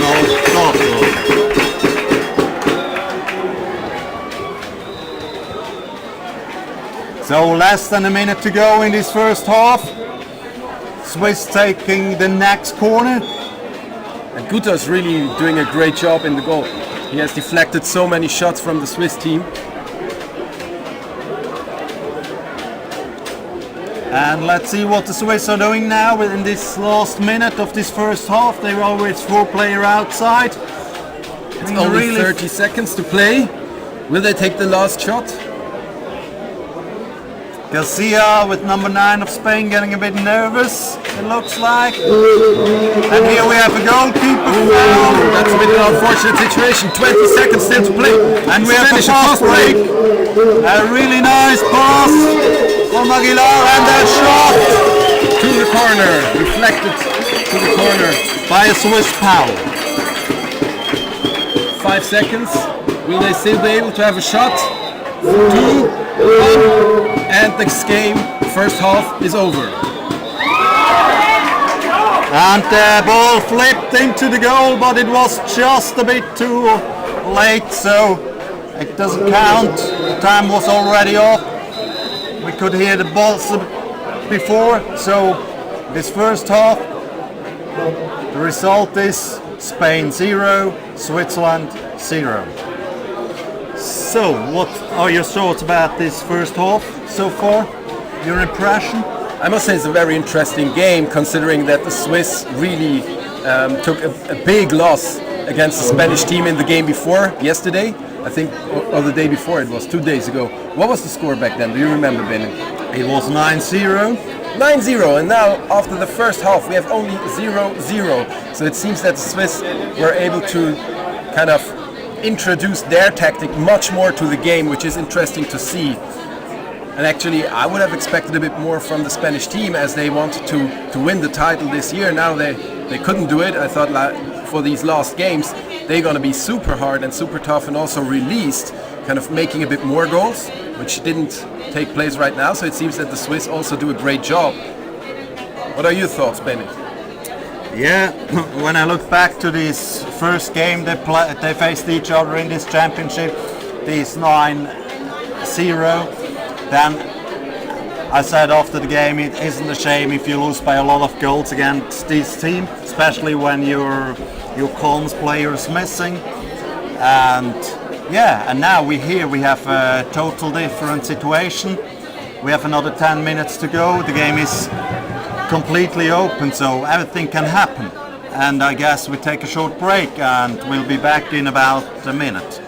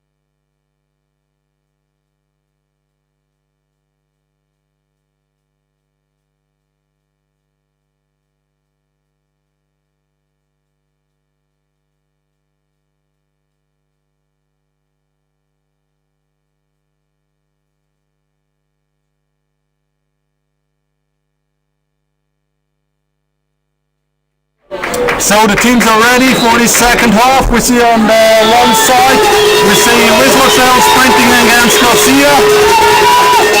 And they're really equal, but Wieslow wins the ball beautifully down here. What a sprinter. And the Spanish already took a lot of pressure on the Swiss guy. So Guinot went to the other halfway. But the Swiss stayed cool. Seems that they still want to follow the tactic that they were playing at the beginning. They only have one player in, now coming in with four. Beautifully surfing in. Passing the ball to each other to Moff and a shot. And the first corner of the second half after a brilliant shot from Benjamin Moff.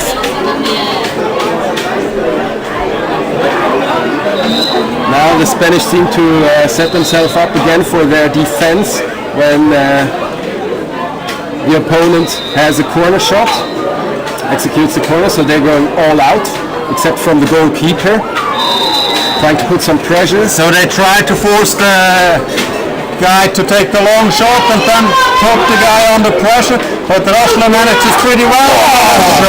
Another shot! Wow! Again, blocked by Cocteau to the corner. The Spanish can really say thank you to their goalkeeper for making an awesome job in this game. But now they're playing 5 out, they press all out, so the goal is open. Short pass to Wieslow. Wieslow losing it almost, but now this is a sideline throw. Röschler with the And ball. we have a timeout here because there was a reset on the shot clock, which is not correct. Because it was not a shot on the goal or no foul, it was just a sideline throw, so the ball went out the pitch. And the shot clock now is down to 50 seconds. Röschler holding the ball up because he wants to continue this game. And here's a 5-second foul. Which is weird because I thought he was waiting for the whistle. Yes. And there was no whistle. Yeah. At the time there was a timeout, so no reason for these 5 seconds. And now they even gave him a 2 minutes. Or maybe we couldn't hear that whistle up here. Absolutely. Because it's so crowded here and so loud, especially the Spanish. They made a lot of noise. Well, it's really an awesome job to hype these teams up. And now it's a big chance for the Spanish team to take the lead. And they're in with 2 players in the center trying to make some space here. Coming now from the right side. And we have the fighter of the Swiss team, number 9 on the post. And number 10. Schmieder just did an awesome block. He just intercepted the shot from Guinot.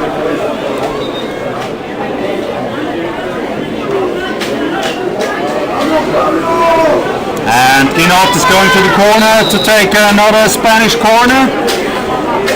And the time's still running. The time is running now for Switzerland. They have 1.5 minutes, player less, or till the next goal, or the first goal. Now we have Greenet fighting on the side. We have Garcia with the first goal. We have a new result. Spain 1, Switzerland 0. A beautiful shot that was very well played. They took advantage. But the Swiss team is now complete again. What a great hammer. That was absolutely a hammer shot. Now let's see what the Swiss team do with this situation. Can they stay calm? Can they still continue with their very well and long attacks that they had in the first half? I want to come back to this goal. It's exactly this position in the center, inside, where the player from Castellón lost to be, getting the ball, and then he slams the ball into the net. And now we have a foul from the Swiss, illegal holding, and a fast break from Spain, but the Swiss were quick enough to set up their defense. Number 2 of Switzerland, Wanderer, also gave a lot of effort that they couldn't execute the foul very fast, so that was good. And now they're set up in the defense, all complete, and the Spanish team keen to make another shot and another score. And the Swiss are playing now with the different tactics. They have a 2-on-2 here. That means they have two in the front and try to avoid the Spanish driving or surfing into the defense. Which also makes the whole defense looking a bit less organized sometimes. But at the moment it isn't. And now there's an opening on the left hand side. And a pass inside, and another shot, and another goal.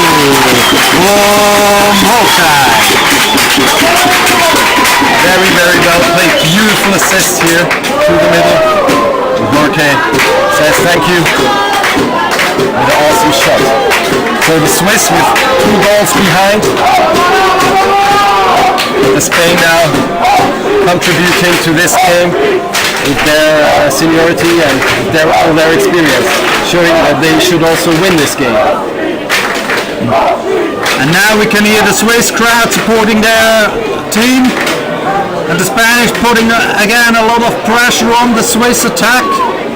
30 seconds on the shot clock to play. They're playing also at 2-2, but the difference is that the Spanish player they are nearly at halfway, and the Swiss guys they were at the 10-meter line. Very good passing here now. Good opportunity. Will he shoot? Down and the shot. He wanted to trigger the foul but didn't get it and lost the ball. And we have the fast break now. We see Koto going through, picking up that rebound. And another shot. That was a beautiful action here. So after his performance in the goal, he deserved to shoot that goal and to take the 3-0 lead for Spain. But we have to pay also credits to the Swiss team, who are now starting their next attack. Surfing to the inside, pass to number 3. And it's the third or the fourth bar in this game. How unlucky. A bit unlucky for the Swiss team indeed. Now the fast break or fast attack, let's say, from the Spanish team. Far shot! And they take the ball and we have a goal line throw for Switzerland. And Wanderler slows the game a bit down. It looked that it's a bit too hectic. Ooh. The ball just hit Lashley's boat. Garcia picked it up. And another long shot. The goal from halfway line for Molino. Beautiful shot here. The third far shot went to the inside. So Spain with 4 now and Switzerland with 0.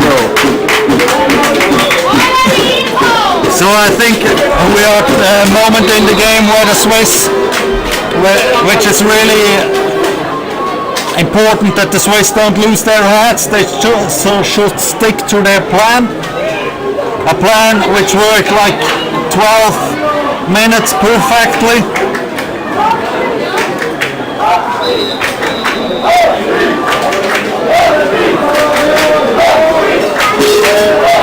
They're also playing now with 2 centers.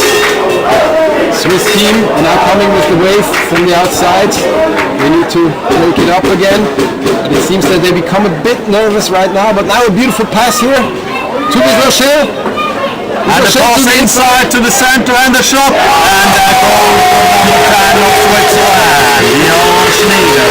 A solid shot here from Schneider, taking the advantage. And now reducing to 1 for Switzerland and 4 for Spain. And what a nice passing from Wisloschil to Schneider. And the Swiss team playing all out now. They want to make sure that they win the ball as fast as possible so that they can do another score, which is also a risk. Let's see. Yeah, but it doesn't matter if you lose this game by 1, 2 or more goals. You have to risk it. And Romero is looking now for a penalty. And we have Garcia with the next goal.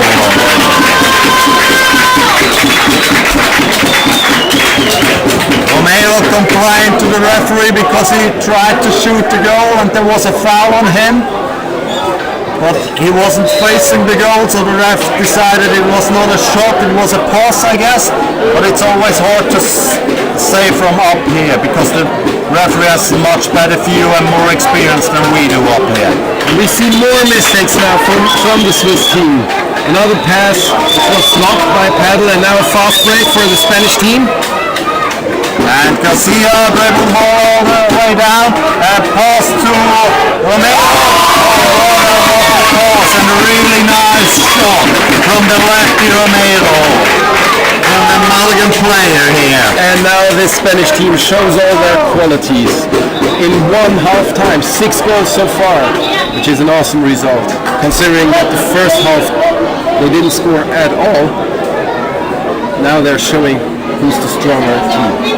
And still 2 minutes to go in this exciting game. Wanderer from the left side. And another shot. And got blocked. And another corner for Switzerland here.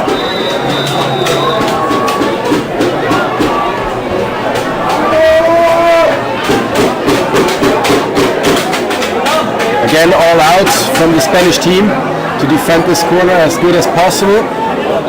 Forcing Wanderer to do the far throw. He does it well.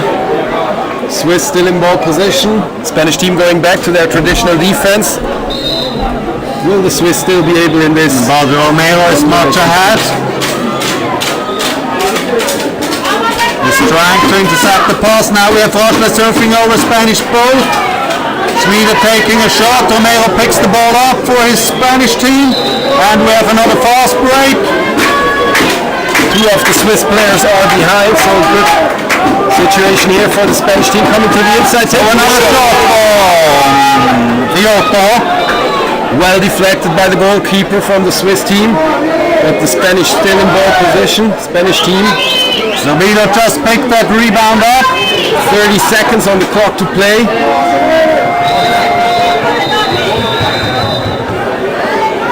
So the question is, can the Swiss hold this 6 or can the Spanish score another goal in these last 20 seconds of the game? Spanish taking their time, Spanish team, so they most likely win until the final shot. Final seconds, take the last shot. Now the last attack starts. From number 2, from Gino. And we answered my question. The Spanish scored another goal until still 5 seconds to go. The ball goes to Schnieder, a long shot, but he misses the goal. And the game is over. That means the Spanish are playing late to this day for the 5th place and Switzerland is playing for the 7th place. Thank you for watching. We're excited to present the next game to you in a couple of seconds.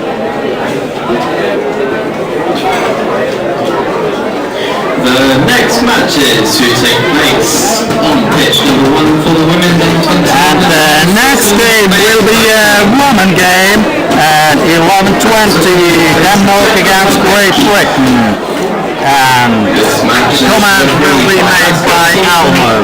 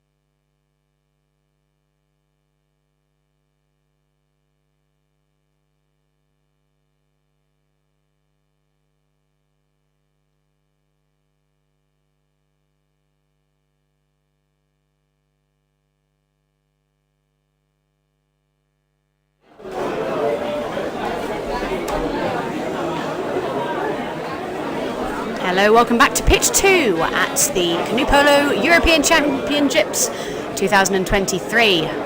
My name is Elmo, I'm going to be your commentator for this game. This is a senior women's second group stage game. 2 groups of 3, the top 2 teams compete for places in semi-finals. No games have been played in this group yet, so a win here would be huge for either team. Great Britain are taking on Denmark. The other team in this group is France. The other group also looking fairly stacked with Germany, Spain and Italy. Worth noting, all of these teams have guaranteed themselves at least a top 6 finish. Yesterday saw a return to form for the British women. They hammered the Dutch 9-1. Much to the disappointment of my Dutch colleagues. They did manage to hold the Germans as well to a mere 3-0, which is very respectable as losses go. I think there were some communication issues on the 5-man press that let them down there. However, in theory should be relatively simple to fix. We'll see if they push out against the Danish, something that you might just have seen as you tuned in. A very unfortunate broken paddle for Katie Howes in the warm-up, just a warm-up shot, snapping that shaft clean in half. With regards to how Denmark are going to do, it's worth noting they've actually already played the Brits earlier in the tournament. They beat them 2-1. I think they'll be looking for a repeat performance here. This team actually does feature 4 highly skilled under-21 players who've they've held their own in senior women's category. We'll just quickly run through and introduce the players from Denmark. We have number 1 Schmidt, we have number 2 Granholt, number 3 Weinreich, number 4 Andersen, number 5 Andersen, number 7 Ankiel, number 8 Robra, and number 9 Poslet. Over in the British camp, number 2 Conrad, number 3 McBay, number 4 Lanau Madden, number 5 Littlewood, number 6 Longbottom, number 7 Lee, and their goalkeeper number 8 Katie Howes.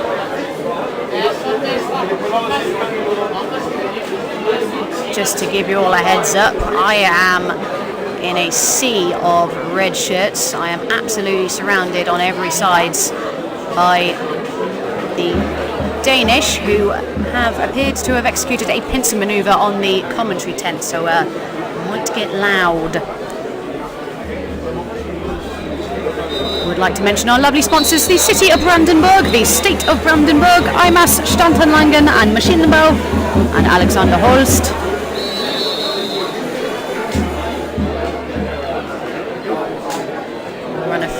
A few more of our lovely sponsors later at half-time. British canoeing photographer David McBay making his way down the pontoon. Almost didn't see him there.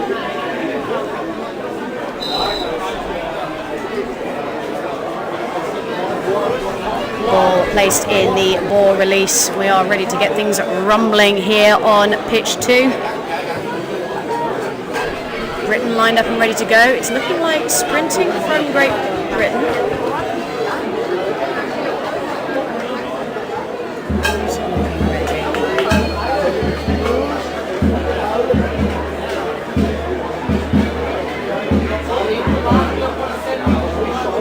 It's going to be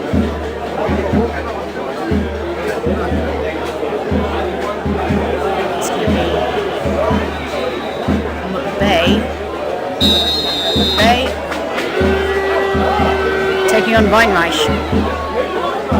McBay just pips Weinreich to the post, but ball pops up on the side of the Danish. Finds herself in a pressure from Littlewood, manages to find colleague Andersen. Great Britain just settling back into their own half. We will see if they choose to push out at any point. Their chasing game has been pretty strong in this competition.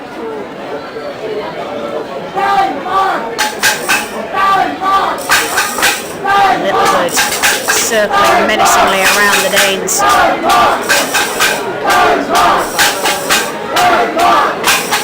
I think the the Danish supporters, taking inspiration from the Czechs, have arrived with assorted kitchenware with which to make noise. I'm seeing a non-stick frying pan taking some abuse already. Shot!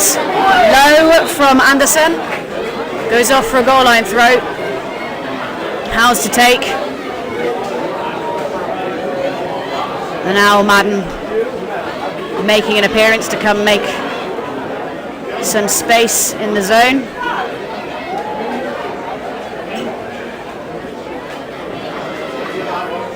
Littlewood to Lanao Madden.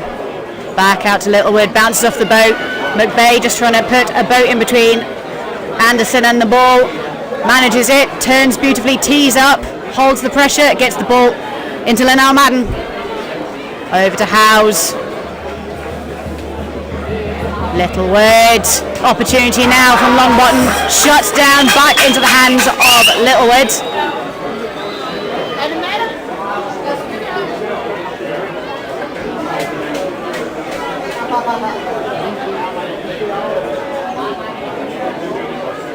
Lovely movement around the zone. Ball finds Lanao Madden. Lanao Madden doesn't make it past Andersen.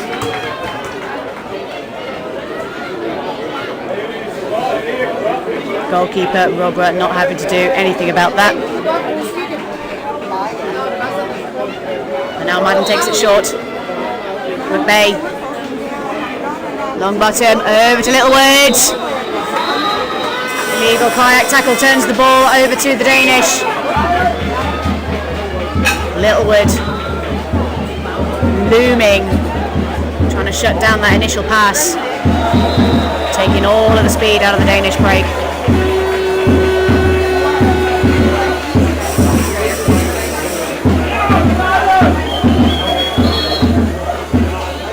Danish moving around skillfully, takes the ball into the zone. Opportunity now. Meets resistance, McVeigh fighting her. Unfortunately, that's a paddle foul in the act of shooting. She's gotten away with that.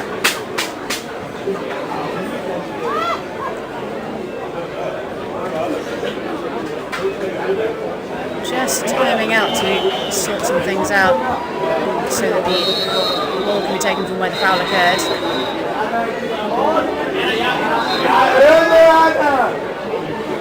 It's a big cause, let her in. Now is relinquishing the ball, prepares to save. A forest of paddles to make it through. Shut down decisively. Deemed to be moving the paddle forwards in the act of shooting within a metre. It's a card for... It looks like a card for Longbottom. She's in the sin bin for 2 minutes. Danish penalty, extremely popular with the sea of Danish supporters around me. Now, if I were a betting woman, I'd say Katie Howes has this. Excellent goalkeeper. Can she stop it? Fakes once, fakes twice. Monster.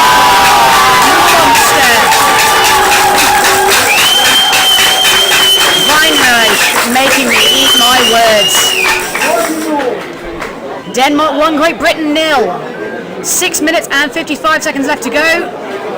Great Britain surely back up to 5 boats now. I think just having a chat with Jamie Thompson, the coach at the moment, just trying to clarify a few points.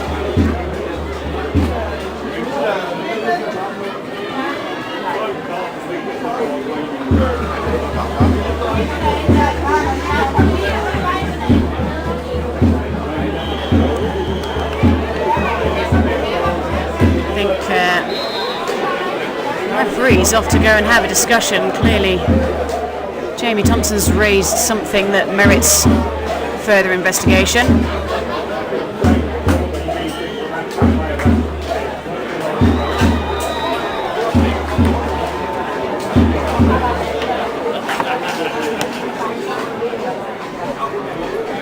Meanwhile,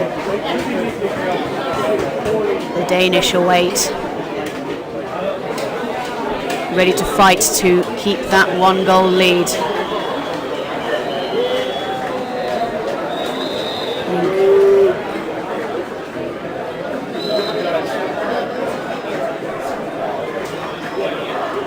is quite the discussion that this is precipitated here on pitch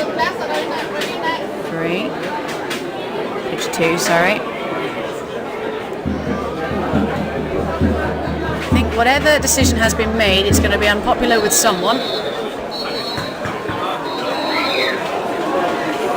But the referee's word is final.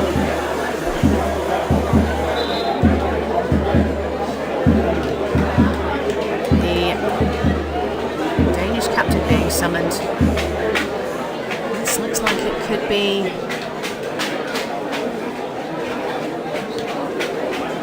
discussion. We're trying to decide something pertaining to the goal that was just scored.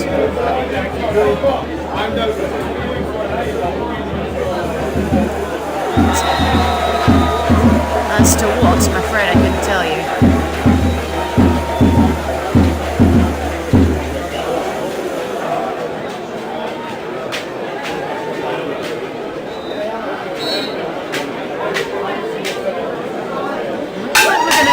Taking this penalty again for some reason. I think something's clearly not right about how the penalty was taken. We're going to have another go. Katie Howe's shot at redemption. The Danish supporters redoubling their efforts.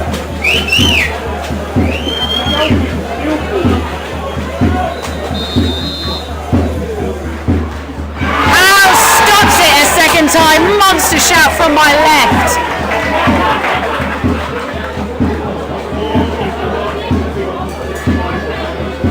Score has been revised. Denmark 0, Great Britain 0. Massive stop there from Katie Howes. Ball finds Branholt. Branholt finds a pass in the zone. Opportunity now, needs to recycle this surely. Being turned away by the British. That's the one. Weinreich knows what she's doing, knows how to get the crowd going as well. Points to the sky, that's how it's done. Britain immediately wasting no time in giving the British something to do. Beautiful. Great Britain 1, Denmark 1. That goal from Britain. Stealth mode it seemed. They caught the Danish unawares. I doubt they'll get one like that again.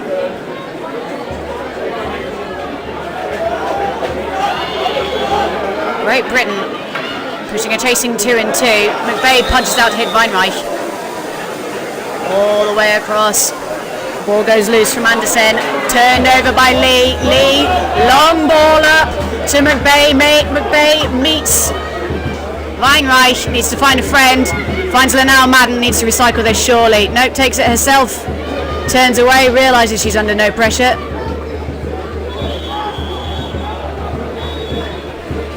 Denmark shutting that break straight down. They won't be caught sleeping twice. Opportunity! Stuffs it in for Great Britain. Conrad. Great Britain 2, Denmark 1. As I said earlier, a win here would be massive for either of these teams. They need to finish top 2 out of the 3 in order to get to secure themselves a semi-finals place.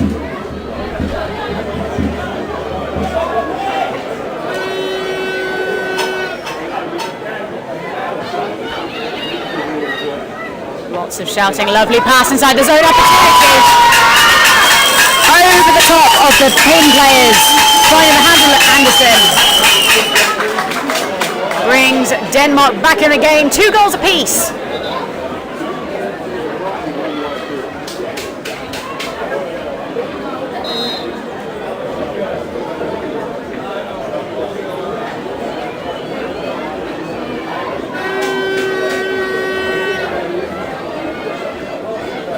Bay takes it short.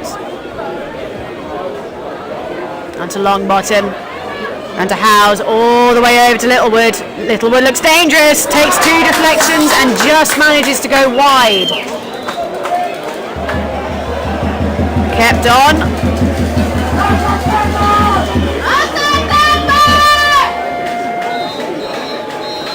Four minutes and 53 seconds left on the clock. Plenty of time for this to go either way.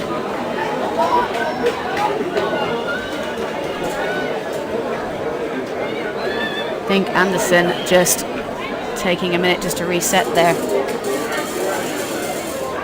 Robert. Anderson. Back to Robert. Starting the attack. Pivoting round. Anderson all the way over to Weinreich.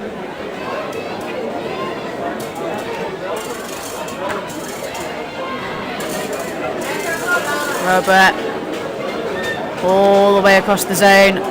McBay punches out, stopped decisively. Weinreich never afraid of a cheeky long shot.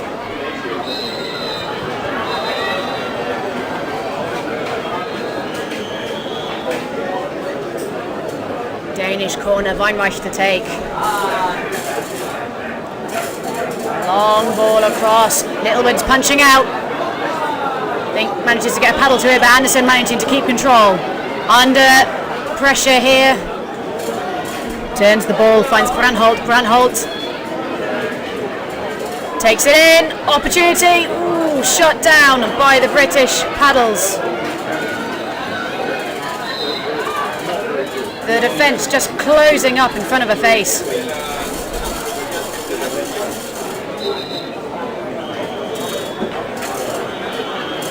Weinreich. And Anderson, shot. Linnell Madden finds Howes. Howes in trouble.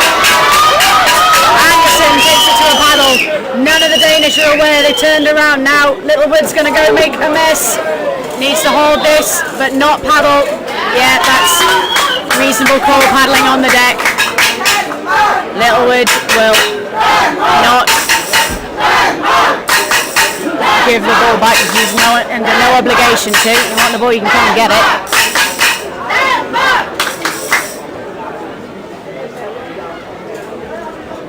Again, Great Britain pushing out 2 and 2. They're going to be chasing the ball in the nearest pass. McBay makes a move on Weinreich.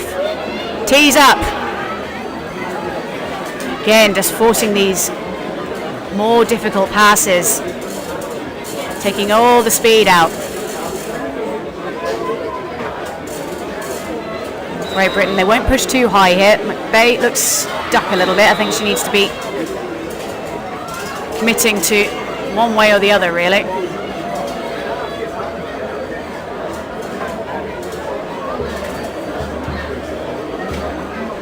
Looks like we've slotted back into more of a 3 and 1. 23 seconds left on the shot clock. Denmark, I think, just creeping in terms of where they're starting their attack. They need to reassess that. Let's not get ahead of ourselves. Let's still start our attack as far out as we can and hit that zone with speed. It's very easy to get quite excited and find yourself getting drawn in on top of the zone. Long ball up, finds Lee.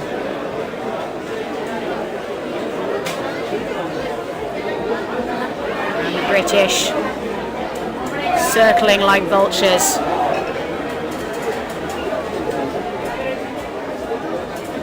They coordinated attack from all 5 players. House finds 2 paddles. I think Conrad just giving away an illegal kayak tackle there.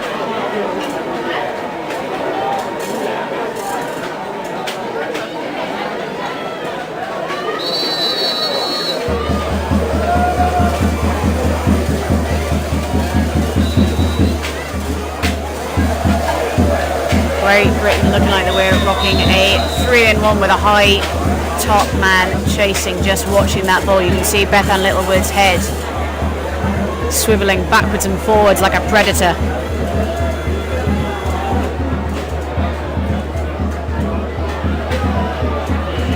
Needs to make sure she can stay loose here. Ball's loose. There she goes. Ready to strike. Opportunity shut down decisively by Lee. Half time here on pitch 2. Great Britain 2, Denmark 2. High quality canoe polo here on pitch 2. You've got 2 minutes and 44 seconds to get yourself a drink and a snack.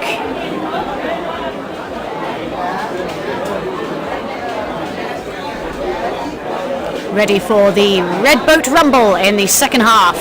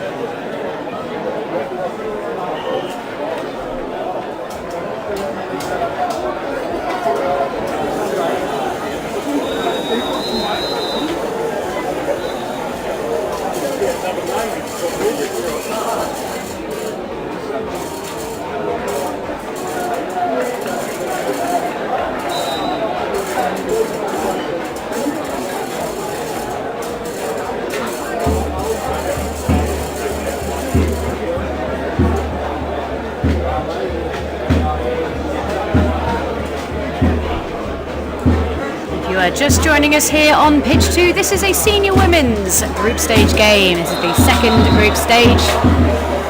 These teams are competing for places in the semi-finals. Great Britain look to be just about done with their team talk. Denmark still having a discussion about what attacks they might construct in the second half. Speaking of construction, for all your construction needs, Gerustbau Z&O, who will do the scaffolding. Ballstrom, who can rent you some construction site electricity. We do have a number of other wonderful sponsors as well in the form of Velleman Gebäudeservice GmbH, who do communal services, winter services and street cleaning.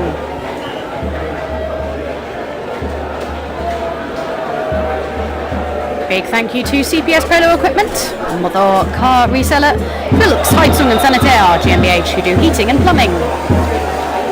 Stur Deutsche Städtemedien, City Advertising.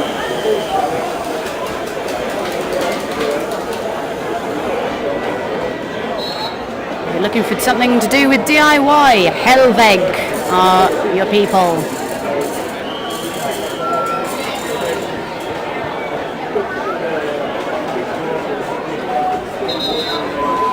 Teppich Broma and Ola Pressure for all your carpet sales needs.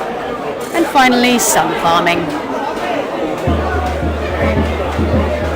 Provide solar panels, solar systems. Looking like we're ready to get things back underway here on pitch 2. It's looking like sprinting from Great Britain. It's looking like it's going to be Conrad.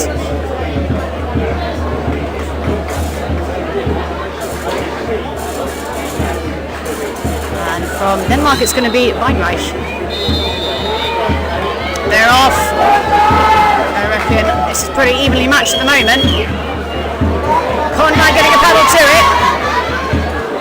And just recognising the danger, managing to turn, lay the ball off to a teammate. Great sprint from both. Relatively evenly matched. Just Conrad spinning a boat round. Shot now from Howes. No, thinks better of it. Back out to Littlewood. I think GB recognising a lot of boats in that zone, needing to provide some cover. Ball finds Lee. Over to Howes.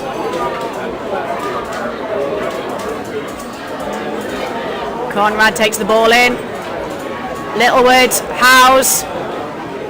Back to Littlewood. Shot! Top bar from Bethan Littlewood. Great Britain taking an early lead in this second half. Great Britain 3, Denmark 2.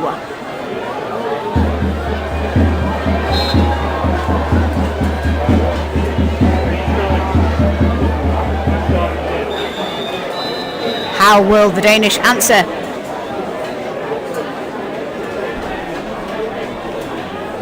into the zone and straight back out. To the other side goes Brandholt, who has been followed by Torsland. He's going toe-to-toe with Lanau Madden. Andersen finds Brandholt. Brandholt back to Andersen. Andersen taking the dribble, takes it in. Under pressure from Littlewood. Thinks better of it. Littlewood punching out. As is Lee. Manages, I think, just to touch a paddle to that. I think significant contact with the body. Referee's called play on. That will reset the shot clock.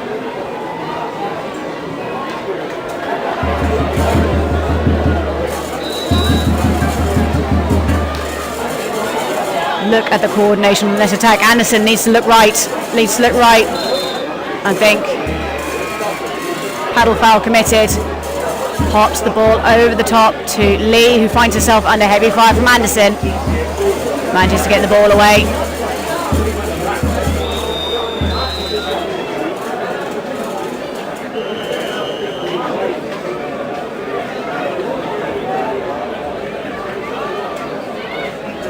Now Madden just trying to find some purchase in this zone, but being held well out.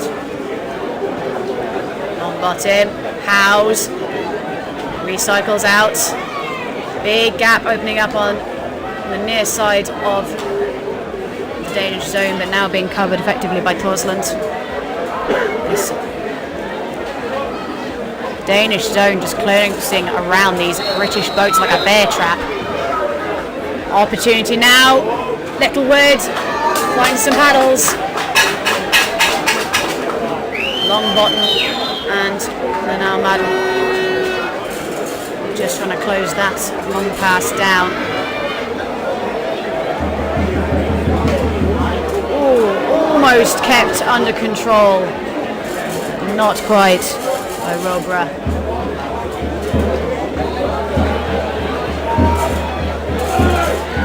Long bottoms on the rise. Long ball across. Finds Littlewood. Littlewood, she's on her own. Tipped off the side. We're not happy about that at all. Nothing given. Goes off for a corner. I think this is more like it from the British.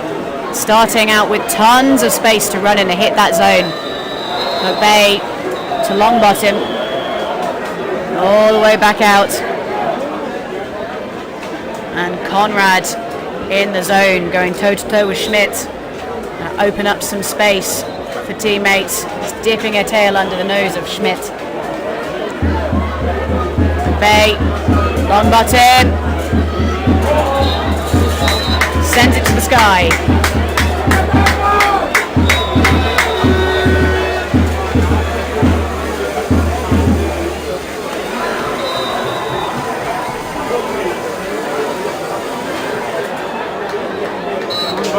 Covering goal while Howes gets back. And now they're going to do the old switcheroo. Something unpopular. Green card, I think, for unsportsmanlike behaviour.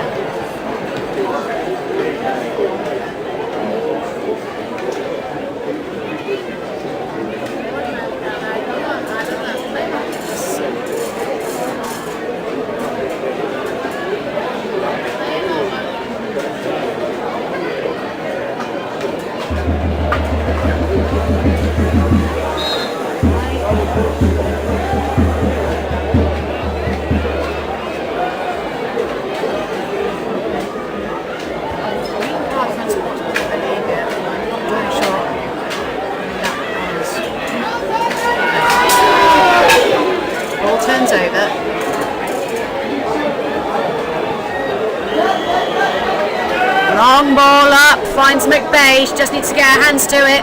Find Conrad, she's there, opportunity. Kept under control by McVeigh. Loopy shot, tipped off the side. The slow ball. I must have misseen something. I could have sworn the far side ref was brandishing something green and card shaped, but Both teams still rocking 5 boats apiece. That's just a warning. Littlewood takes it short, long bottom. Howes. Over to Conrad. Conrad! Sent off for a corner. Doesn't even make it past Weinreich, who is now going to come and give us some grief as she takes the corner.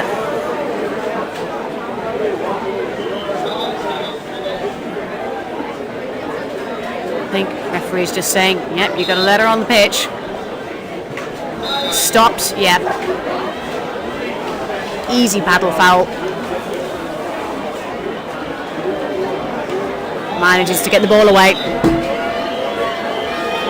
Ball just bypassing Littlewood. I think taking a paddle to the side. I think that was Anderson just saying, yep, fair call. Referees did call play on, but no advantage, so called it back to the foul.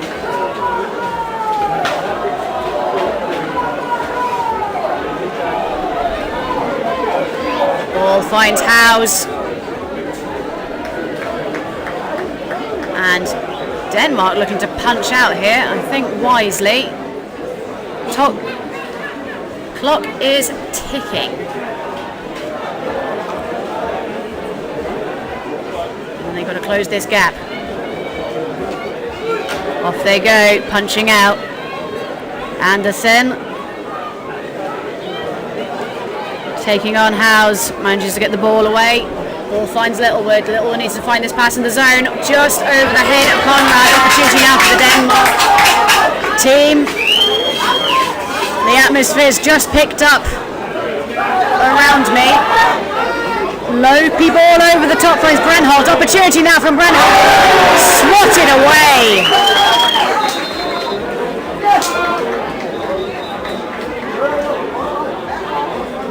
Great stop by Katie Howes.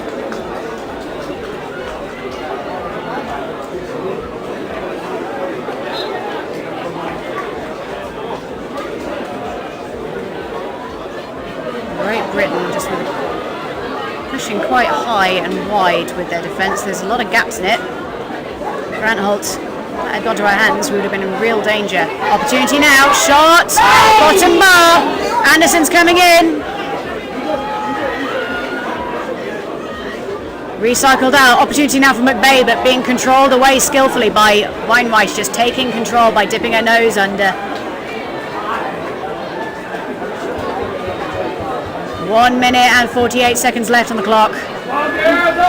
Things are as tense as they've ever been here on pitch 2. Shot. Kept on by Howes. Littlewood. Thinks that was taken off the back by Howes. Weinreich to take. Littlewood's going to go and sit on it. This is going to need to be a long pass from the Danish.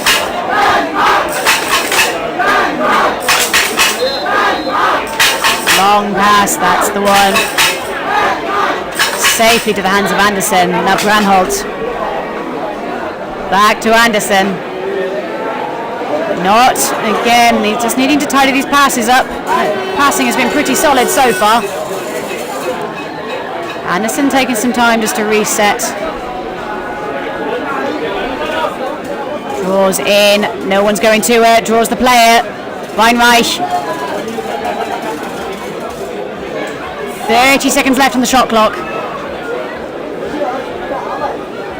Great Britain with very wide looking defence at the moment. A lot of spaces in it, but Conrad still manages to get her paddles to it.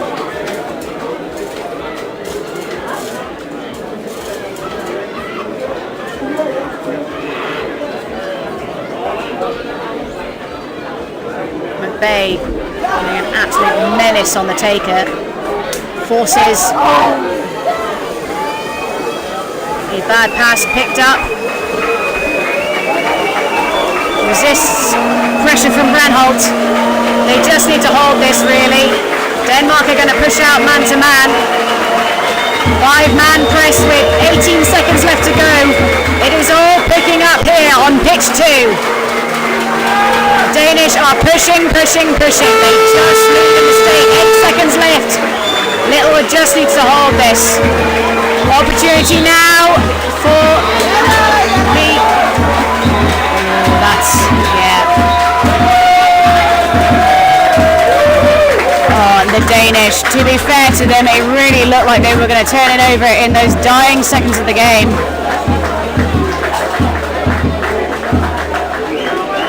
So, final score here on pitch 2, Great Britain 3, Denmark 2. Massive result for Great Britain. A significant step towards their quest for semi-finals. The next game on this pitch is the 12 p.m. game in the senior men's category, Germany taking on Spain.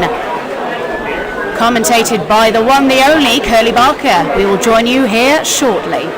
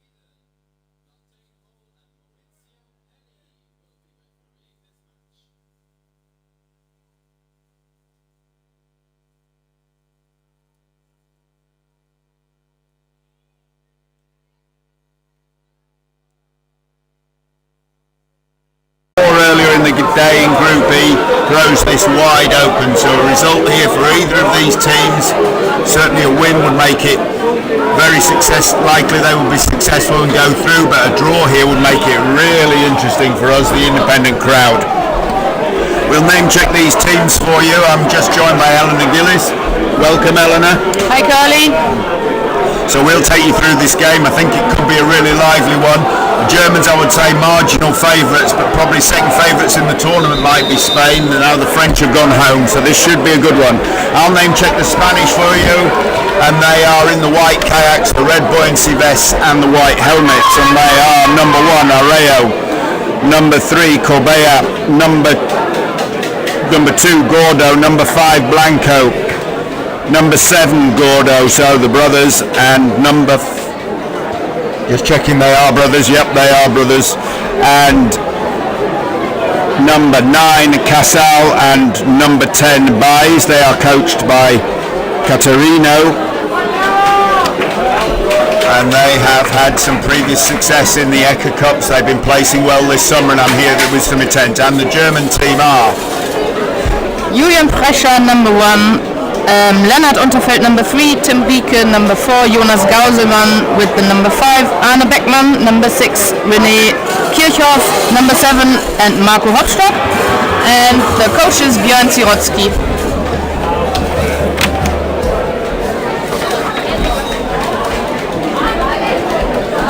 So this game due to start in under a minute. I think we'll be pretty much on time. as I've been pointing out at the beginning of many of these games, I think we're on about game 140 something, 150. One game yesterday in the 4 days so far have run behind. So timekeeping here has been phenomenal. That's credit to the teams, the referees and the organisers. Been quite superb. The weather, absolutely perfect for canoe polo. Typically at this time of year on the Bet Sea just outside Berlin, the weather would be 15 or 16 degrees as a high, and we've been enjoying weather in the mid to high 20s, so suiting everybody. Maybe a little warm for the athletes, but for the rest of us it's absolutely perfect. German crowd getting behind the foundation, as you imagine. I hope you can hear us over the top. We've got German teams on pitch pretty adjacent to us, so they're really getting into this. So a big day for the Germans. Yes, it is. So, Carly, what do you expect from this game? I think this is a battle of styles. The Germans classically big and strong. They're quick. Every team is quick, but for the Spanish, speed is their weapon. And if we do really get to see both those styles in full flow, this could be a real treat. This is the kind of matchup we like. When we get two similar teams playing, it can get a bit flat, but I think the Spanish are going to have to bring this. If they don't play this at full speed, they really won't take the Germans on. Yeah, I totally agree. So the Spanish team, I think, will show a really agile way of playing. And typically, I don't know if this is statistically backed, but I would say the Spanish games with the Spanish have many goals. Yeah, and I think that's the way they like to play. It suits their personality. High risk, high reward. They'd rather win a game, say, 7-6 than 1-0. The Germans, it's not an unflattering say, they don't care. If they win 1-0, that's a happy game. Yeah, totally agree. So this will be an exciting match with those two different styles of playing, as you said. Yeah, and the gifts being exchanged. Two captains there. Just meeting the ball is in the ring. Obviously you won't be aware of it, but the first game of canoe polo played with the ball release mechanism. I built the ball release. The crowd noise getting massive. We'll lead in, hopefully you can hear us. Technology here is directional mic, so hopefully it fills a little bit of the German crowd noise out. But who's going for this? So we have for the Spanish setting up to go. Hard to see the numbers from here. That looks like Gordo for Spain. Oh, that's just the line judges. All the German line judges here have qualification line judging. Some of them are very young, but everybody has taken the test. That does let me see that it is Alejandro Gordo will be going for Spain. Not sure who's setting up for the sprint for the... Yeah, I think it will be Tim Rieke. That looks great. That looks like a flying start. Spanish up in arms. I think that is a jump start. I think Rieke did jump that. Looks like the line just pinned that. Big call for her. Home crowd won't like that, but I've got a feeling it certainly looked like he was a long way forward from our position. I think they're going to reset this.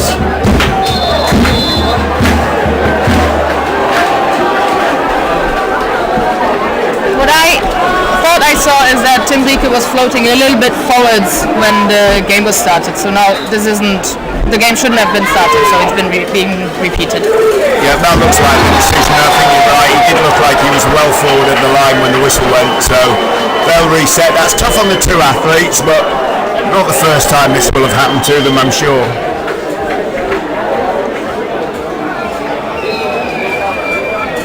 Very evenly matched, these teams in many ways. Here we go, so Rieke and Gordo. This sprint charge now has to be settled between these two before anyone can join in. And then Rieke's drawn the foul. He won't really care whether he wins the sprint, gets the foul, as long as the ball goes into German hands, and it has. So the Spanish setting up as a 3-1. I thought they might be a little more aggressive at this stage, but going for what we might call a traditional defence these days. Oh yeah, they're moving out, but you can see a battle on the far side already with pressure, opening up the defence for his teammate. Can't capitalise on it, but if you look over on the far side, we've got number 2 for Spain, Gordo, who's been held out of position by Rieke. He's really working hard to get back, but there must be a gap there that's drawn the Spanish line back to a flat 4, because they can't let that man be held out wide.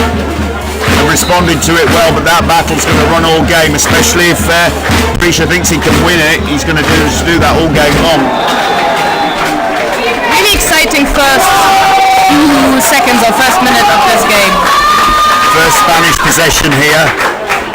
Can they make this happen? Obviously, René Kirchhoff drops back to the goal, as you would expect. Key player for Germany. Arguably, certainly at the moment, the best player in the world, I think. Yes, I agree. So many of the German attacks go through their goalkeeper, which is very interesting. He had some big shoes to fill with Robert Pest, but I think he's done it. He's done it proud.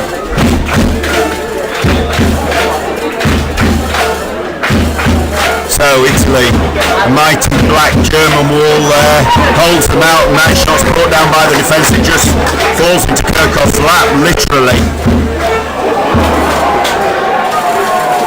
So Spain retreat, getting back to goal. I think if the Germans had seen how open that goal was and how long for, somebody might have fancied throwing that 20 metres into the goal. Instead they go for a more conservative play, settle down, build. Have to see if they can keep winning these battles, but certainly again on the far side, I think the Germans have realised that they've got a weakness there that they can exploit. Don't disrespect some of the strength of these German players, it's phenomenal. But over on that side, I'm afraid the Spanish player, who on this occasion is Blanco, he's really getting held out of position quite comfortably. Recycling from the Germans, but they've got a shot clock reset, obviously. Good to see the Germans are really managing to make gaps in the defense of the Spanish team. They are very much, and consistently so far for the first 3 minutes. They're really using that strength to good effect. They don't always, and the Spanish boat movement helps them out.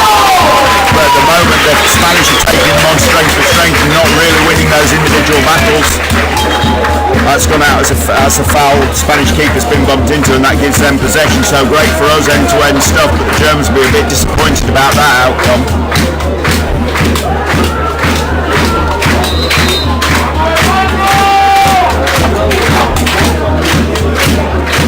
Background on the Spanish team, they are both from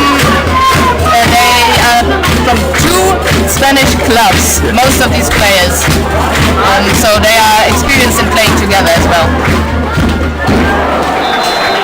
This is the German defence at its absolute finest though. Commentated on this for over the years. They have a line of three there, gaps will appear, then the moment a team looks like it's going to move into that gap just disappears. Players will move their boats laterally across and there's just no chance through. They do it so successfully. It's brought them World Championships and European Championships before, and it looks like they're banking on it working today as well. So German ball, Spain back. At some point they're going to have to figure out how they deal with this massive strength of the German team. The Spanish have not realised they've only got 4 players on the pitch. They have now, but I mean, they certainly can't beat Germany if they only play with 4. Look at this battle. You can see it again on the far side to us, on the left at the back. Spanish player just find it very difficult to find his position. Recycled by Germany. They are fighting into it. This is just canoeing skill at its best. The only weapon they've got is to keep that boat moving, the Spanish. Because in the pure toe-to-toe strength battles, as you can see over there, on this occasion it's Gordo again coming under it. They're keeping switching around, but again, it's Pressure who's finding he can put his boat where he wants and hold it there. It's really glad I'm not up against him. Oh, but then a little loose handling, and that's picked up by Baez from Spain, and he comes away with the rail. This is it. These are the mistakes you are not meant to make against the Spanish team. And that really was dangerous there. That was the Spanish break. That'll be what they're hoping they can score off, because that was a very good opportunity. And in the end, the door was closed on them by Tim Rieke. If he hadn't got back and got interfering with that, I think that realistically Corbeil would have had a chance of at least a one-on-one with the goalkeeper. So 5 minutes gone, no goals. This is going to be a tough group. The Spanish drew with the British this morning, and certainly this isn't going to be any runaway for anyone. Traffic just being called now. The Spanish defensive line has got itself working. Maybe that's because Pressure's subbed off for a moment.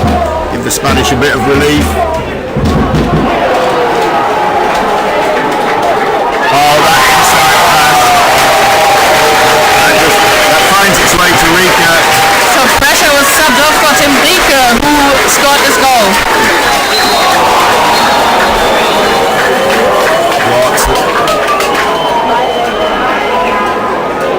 referee's seen something there. I think that was just a warning, but there's certainly a murmur going through the crowd. I think one of the Spanish players may have just got an official warning, just a nod. Hard for us to tell, we're a long way away, but I think that is what it was. I don't think it was anything more serious than that. Now can Spain respond? Again, the German boats just seem to be everywhere. It's almost as if there's an extra player in there sometimes. Shot comes from outside. Tipped over the top, and now we have there are 3 balls on each pitch so that we don't have to wait for the ball to be retrieved in a basket. There are spares, obviously. Over the top, some lovely passing. Obviously the senior men's game, the passing accuracy over distance is phenomenal. Well, I can understand why the Spanish are getting shots away from there, but I think they're going to have to work a little bit harder to get inside the German defence. They shoot from out there, really, they're going to get picked off. Look how far out that German line is. I can't quite see the 6-metre boy at the moment, but they must be awfully close to it. Holding the Spanish out and banking on the fact that Kirchhoff will actually save anything that's thrown from 8 metres, and I think that's a good bet. Germany come away.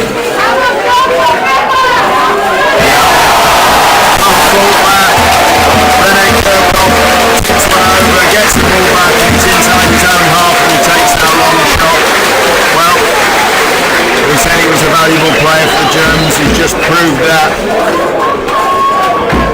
That's a long shot, and I don't think there was an ounce of doubt in his mind that that would go in.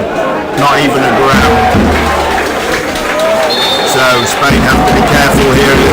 7 minutes gone in the first half. They don't let this run away with them. They have to take some chances, but the shots they've taken lately from the outside of the German defence, that I don't think that's the way they're going to get a result here. They're going to have to get those boats working a lot harder.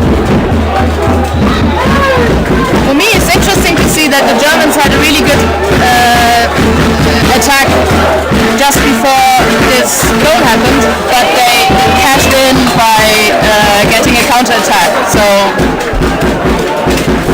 they're very big throwers as well. I mean, it could have been anyone. I mean, as always, it was Kirchhoff, but really many of the German players could have thrown it in at that range. Oh, they can't afford to make mistakes. The Spanish, and that's retrieved this time by Rika. Germany away again, flooding forwards. They really are taking the Spanish on. I think they've seen that draw earlier today and realised that this could be an opportunity. Win here and then a win over Great Britain. Put them through top, and this will be a slightly easier draw in the semi-final, but they'll take it if they can get it. Do the players think that way, Alan? I always did. Did you? You always calculating the future? yes, as far as you can, but sometimes things don't happen as you plan. Oh no, that's sport. This German team looking very strong and confident now, though, as well they might. 2 goals up in the first half. Spanish coach just giving a bit of advice to the referee that I think the referee's telling him he didn't really need. Just settling everybody back down. I wonder what choice words Sean Downs had for him.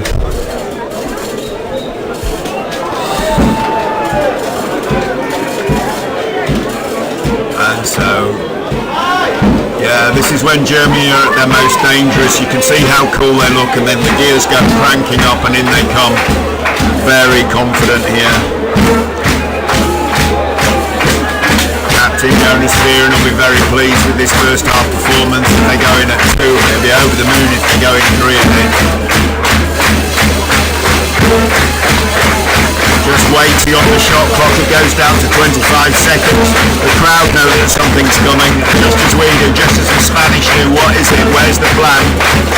Trying to look inside, I think that was the option and it's actually disappeared. But Viren comes up, takes the shot, and it's out for a corner, so he gets a shot clock reset, which will be just fine, I'm sure. So the last minute of this half, the last 45 seconds as it is now, will be in the hands of the Germans. You can be pretty certain they'll just scrub 30 seconds or so off the clock and then come for a one shot. 2 goals ahead, as I say, they'd be happy with that, but if they can get one more, that really will make their day. All out, so letting the Spanish wonder what's coming next. They've just subbed on Arne Beckman. What's his role in this? He's taken the front player off the Spanish defence out of the equation.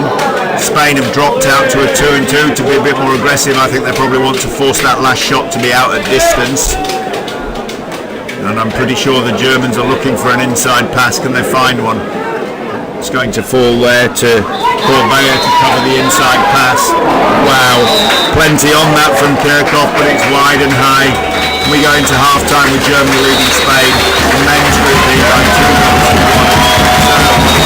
A great first half for the German sides. We'll name check the teams for you in just a moment, but really the story of the half. One well-crafted, good, solid goal from Germany, and then a long-range opportunist shot from Kirchhoff gives them the 2-goal lead. Spain, to be fair, not made much inroads into that German defence. The shots they've taken have been from the outside, and they're really going to have to look at half-time to find something that changes that up to give them a bit more chance of scoring. Because everybody knows, the Spanish know, we know, and the Germans know their defence is their big weapon. They've got to find a way of cracking that up. Just before we name check the teams and have a look around at half-time, I'd like to thank the city of Brandenburg and the state of Brandenburg for funding the event. IMAS for providing the timing equipment and so on. And obviously you can find results and the future schedule at Canoe Polo Tournaments.eu, which is where you found the link to this live stream.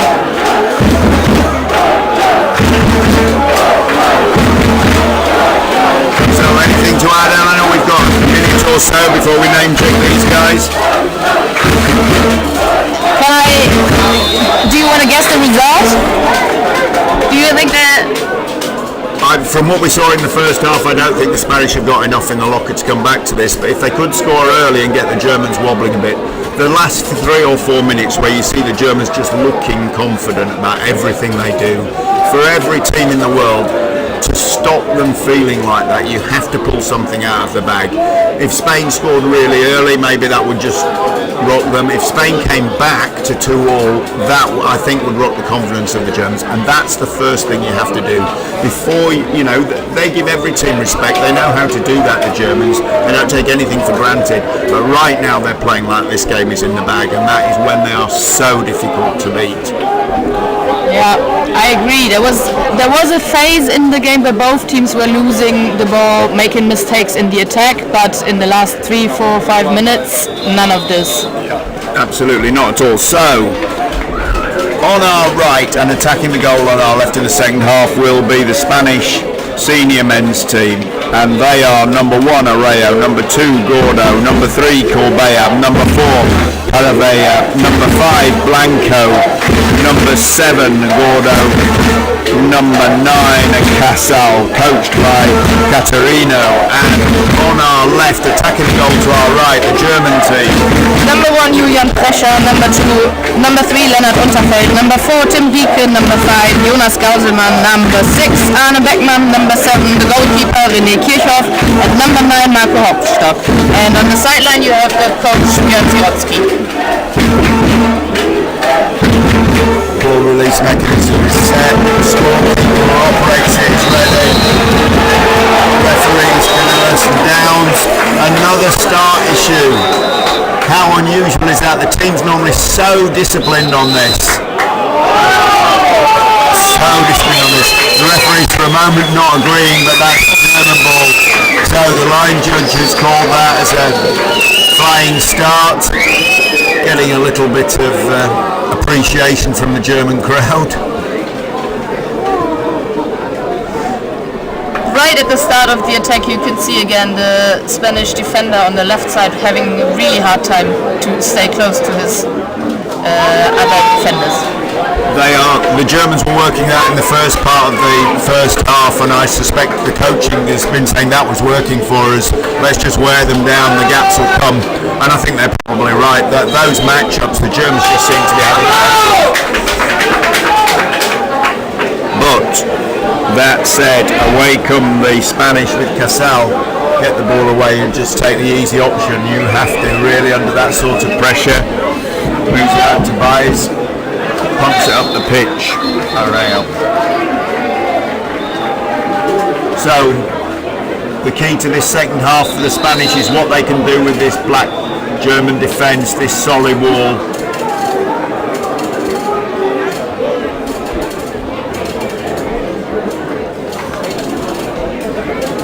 Sure what's happened there? Is the ball gone out of play? I can't see the ball. Me neither, but what just happened in the attack was that it was a foul on a foul that number 6 committed. You could just see the discussion with the referee. Oh no, I've seen the ball now. It was a clock issue. Throws taken by Gordo and Spain go back on. I was just saying, the Spanish have really got to find a way of doing something with this German line of three. Just for players in the leagues at home, if you see how that defensive line works, it's absolute textbook. They do it all the time. They have a ring of players they can bring in to change people if somebody gets tired. On the assumption that German defenders actually can get tired. I don't see much evidence of it. But the strength we've seen in this game so far really is incredible. And they got pressure back on the side closest to us, and he's just come on and he's full on into a battle there, and this time with Vise. And I think the Spanish have realised they've got to keep changing the man who's dealing with pressure, because nobody can do 10 minutes of that sort of work. Eyes everywhere, you can see the defenders looking to where the next threats are coming. That's how they close the gap. Yeah, just restricting the Spanish. All they can do is pass the ball around outside. It does look a bit more successful to me now what they're doing. So they changed. Yeah, the Spanish got men inside. They're not managing to get the ball where. That's Vieren's job to keep them out, but they are actually doing it. I'm guessing that would have been the main focus of their half-time talk, because they were getting nothing in the first half. So even the attempt they had now, that was only stopped by René Kirchhoff in the end. They surpassed the front defender, which they so far hadn't been able to do. Yeah, actually you make a good point. Even if you break your way past that defensive line, you've got René Kirchhoff to deal with afterwards, so a double gate.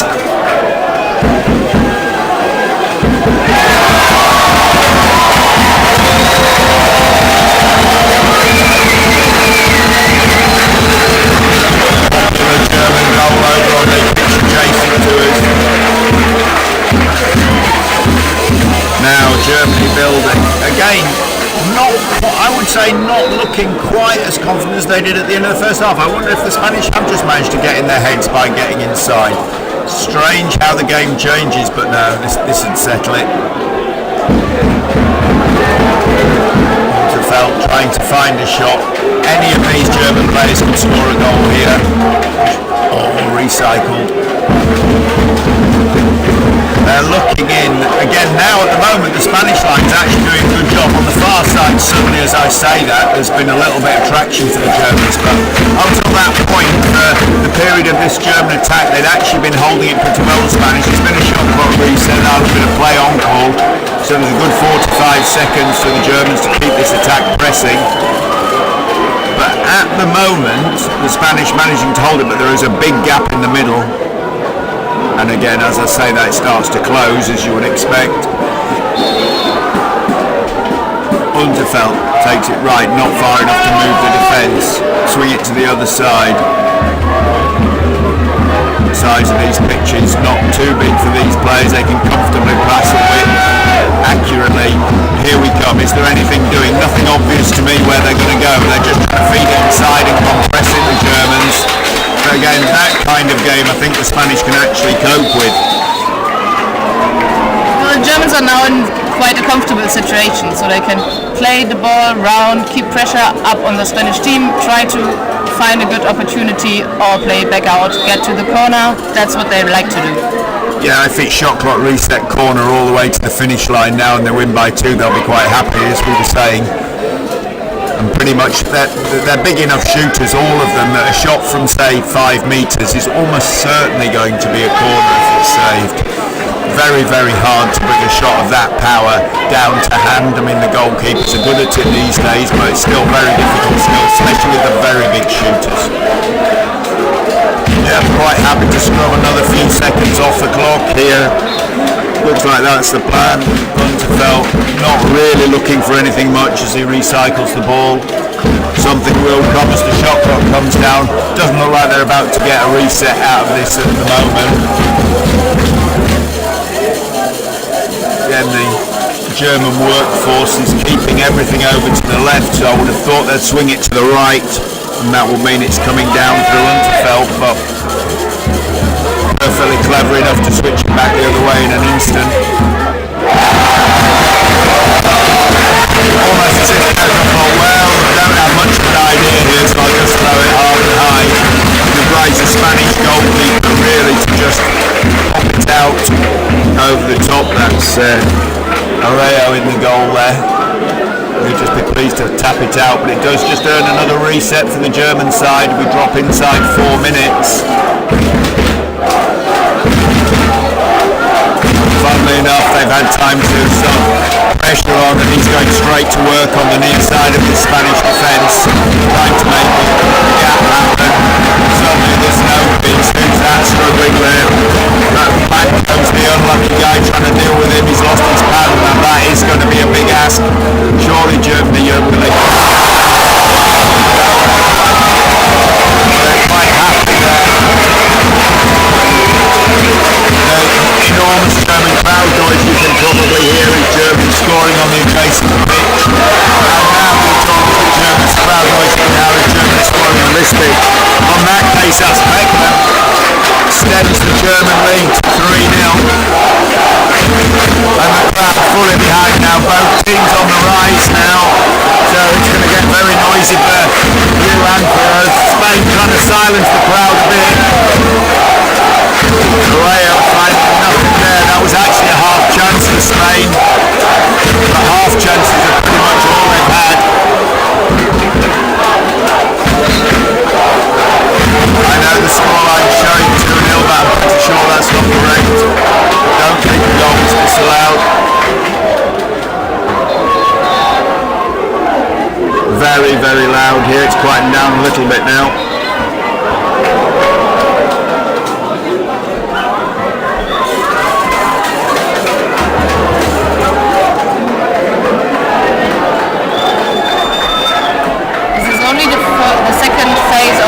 That Spain got in this second half of the game. So let's see if they manage to move the defense around as they did in the first time.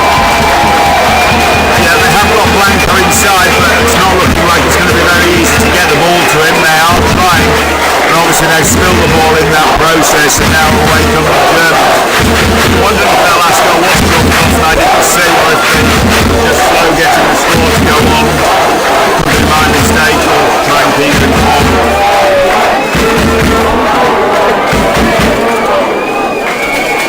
Again, the Germans in no hurry here. I'm beginning to wonder if the Spanish aren't thinking they'll just take a relatively low goal defeat and hope that draw against GB carries them through if Germany beat GB by a bigger scoreline, because that could be what Group E comes down to now. I really would like to know if I've made a mistake and the score is 2, not 3. It does make a slight difference.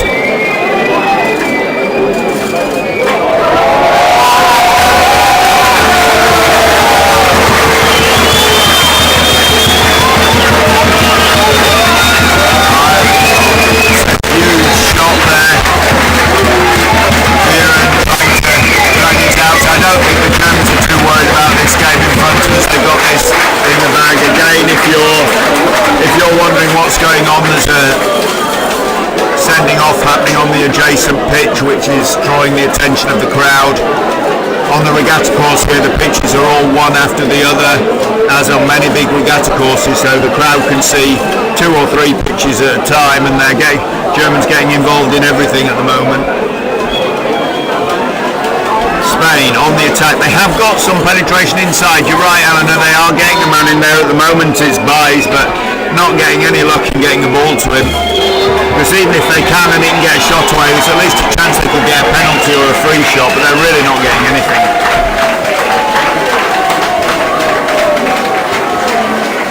again being obliged to shoot from a long way out. 35 seconds on the clock.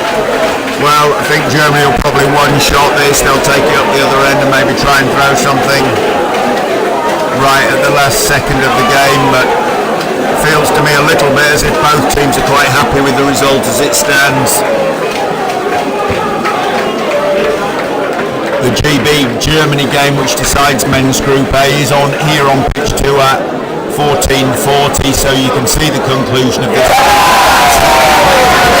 And again, that's Knack-off. Well, we might as well have the extra goal. I kind of was thinking, I don't want to use the word lazy, it's inappropriate, but it's like, oh, if we can have one more goal because I throw it here, I'll just take it, and that's what he did. And he's covered back, and I think that needed to be saved. I think he covered back just in time to hold that there, and there is a foul. So, yeah, I missed a goal being chalked off, but Germany win by 3-0 in men's Group A. The final game in this group will be between Great Britain and Germany at 14:40 on pitch 2. I'm sure you'd want to come back and see how this settles, because this has been a very tight group there. The Spanish pegged back all the way, really. I don't think the German result was ever in doubt from the moment they scored the first goal. But nonetheless, an exciting game. Thank you for that, Eleanor. Thank you, Curly.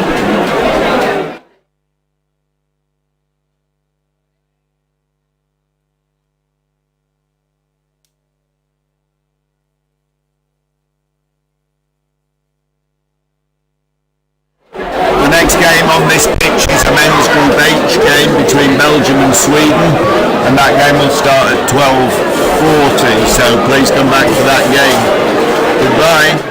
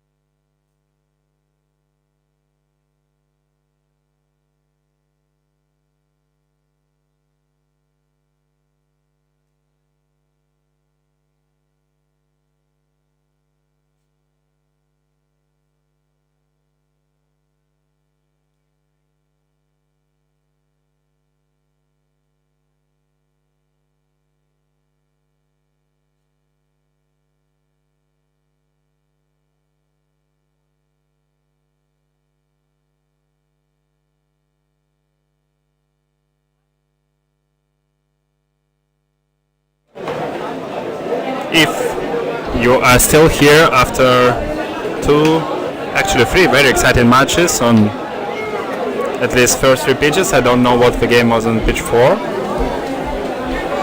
In the upper bracket, in top 6, Denmark won Italy 1-0. Germany won 3-0 against Spain on pitch 2.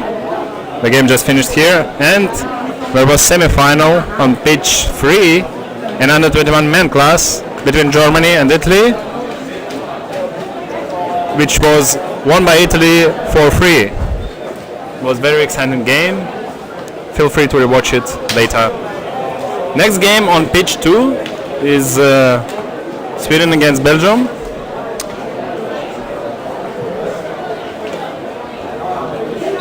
Both of these teams didn't manage to get in top 6.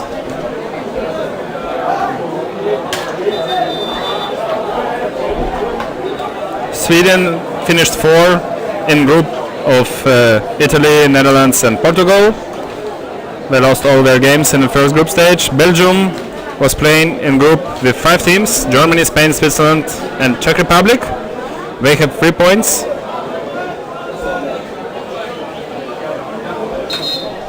So now these teams are competing for the place 7. The aim for the tournament of Belgian team was claimed to get in top 5, so they got a bit below than they wanted to. But actually, the grouping here is a bit weird, so it appeared that these teams are now competing for place 7, and top 6 is top 6, usually it's top 8. Because we don't have a lot of men team this year, it's only 13, which is a bit sad, but okay. The aim of Swedish team is to get the best in the lower bracket, and they're now in the lower bracket and we still have a chance to get best from it. So there's basically 2 groups. One group is 4, Switzerland, Portugal, Poland and Czech Republic, and another group consists of France, Belgium and Sweden. This is the first game in group H. This is group H. Next game in this group in 2 hours is France between Sweden on pitch 4 at 14:40. And the last game in this group will take place tomorrow in the morning, also on pitch 4 at 9 o'clock on Sunday between France and Belgium.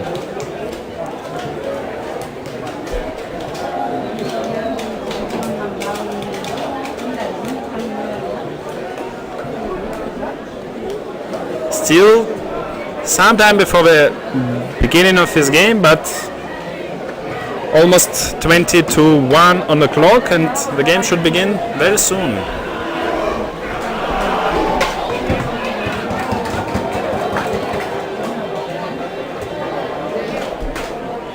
This year, Team of Sweden is represented by all 4 teams. They have teams in all 4 classes, which is impressive. I think they never had it before, and it's super nice to have such a far country and quite small country in terms of population to be represented by in all 4 classes. And I have seen a lot of games from different teams. For example, in the morning there was a game for place 15 for Swedish team, Swedish under 21 team. It was their very first competition ever. They never took part in World or European Championships, and it was actually a very exciting game. So feel free to rewatch it. And also, I've seen the results of this team earlier in this competition, and there were no easy games for any of their opponents. Huge respect.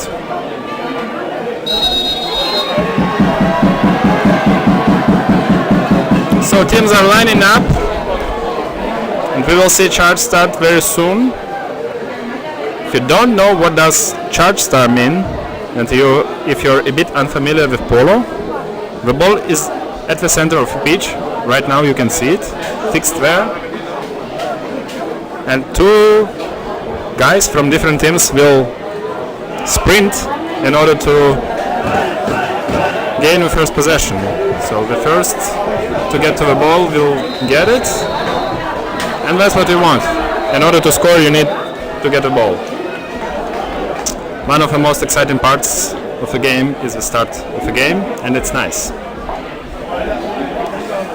So everything is ready to the start of the game. I will try to find some time to present you the players. Maybe you don't know their names, so I'll tell it, but a bit later.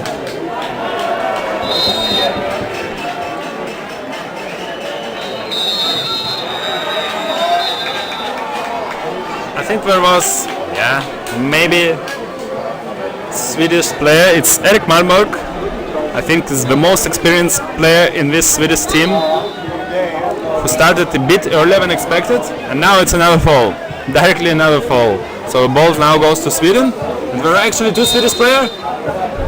Eugenio Patrone could have picked up the ball, I guess, but he decided not to. I think it was a good opportunity to shoot for Göderdal and Patrone, but now they just set up a positional attack. So, as far as Team Sweden has a ball, I will present them. Number 1, Anton Ogeman. Number 2, Erik Malmberg. Number 3, Jesper Lindberg. Number 4, Arvid Göderdal. Next number is number 6, Niklas van Kronheim. Who scored? Number 10, Eugenio Patrone just scored a goal. Number 7, David Lidström, and number 8, Viktor Erlandsson. That is Team Sweden, and they just took the lead.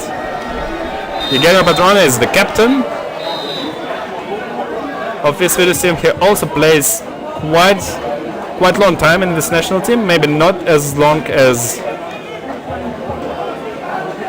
Malmberg, but also quite an experienced player for this team.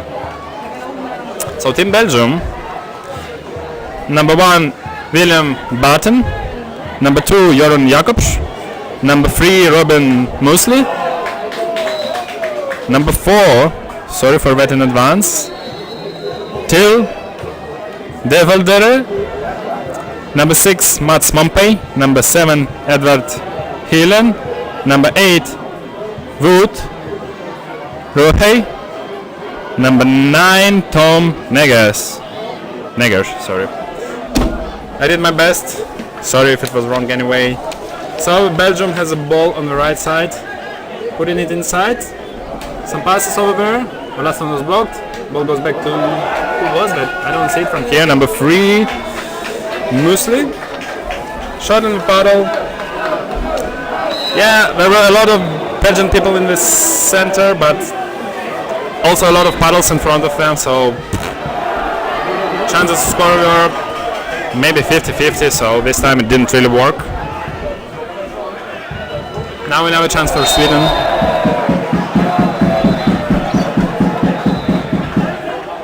Unfortunately for these teams, they will have only 2 games in the second group stage, so one game less than group of 4, so they get less of not experience but less of playing time, unluckily. But it is what it is. As far as we have just 13 teams, it is like that. Long shot from Anton Ogeman. Yeah, I think it was not real danger for goalkeeper. So shot was okay, strong and pretty high, but I think goalkeeper managed it without a problem this time. So another 60 seconds for Sweden. 3 minutes left. I think the start was pretty okay. Nice pass from Ogeman to Malmberg. This time on the left side. The shot again blocked by goalkeeper. So far he's doing a nice job.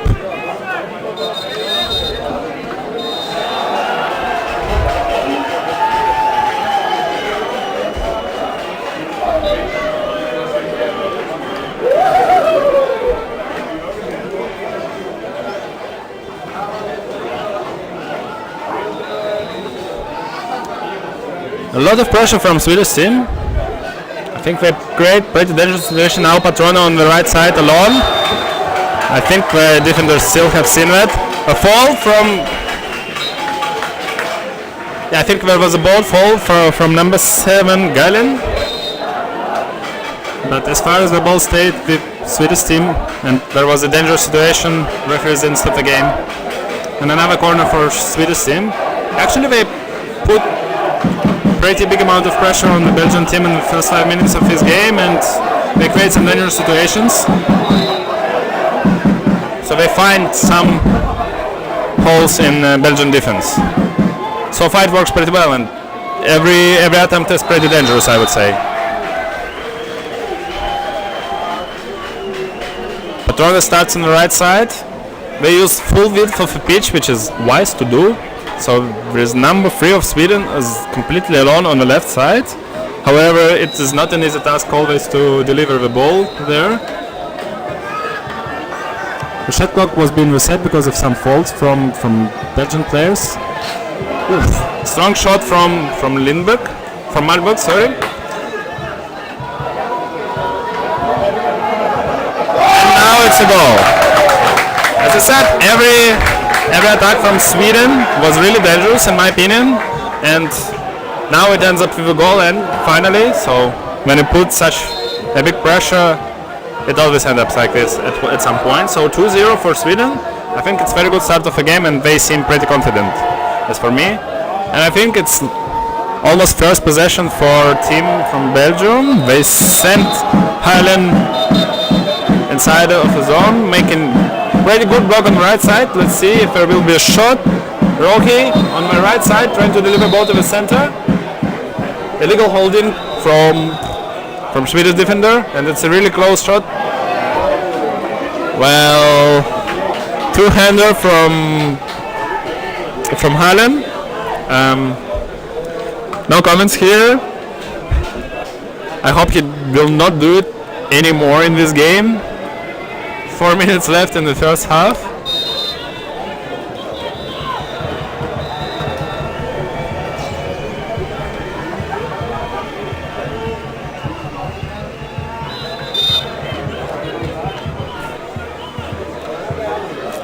Belgian defense, I think they just tried to block Aronson too high, so you can only prevent your opponent from getting his own in 6 meter zone. So basically 6 meter from your goal line is the area where you can struggle for the position. If you're not in this zone, you cannot prevent any guy to move anywhere they want. So therefore 60 seconds will reset. So more time for Swedish team to organize something. And they take their time, so they are not in rush. 20 seconds left though, so they have to probably shoot in the next attempt somehow. 15 now. Ball on the right side with Lindberg.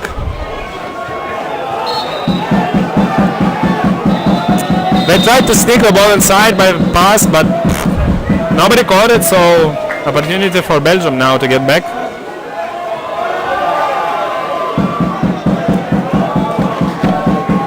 Sweden didn't get back in the defense yet, so let's see if Belgium can get something from it. Not really, but they now put a lot of pressure, so it's still all Swedish players are pressed, but Belgians are also not rushing to do something, so they gave some time to Swedish players, and that was one of the most obvious attempts to pass in the center I have ever seen, at least in this tournament. And now one-on-one, Patrone against who is that? I don't see exactly. It's the Voldere. Nice goalkeeping skills so far. So yeah.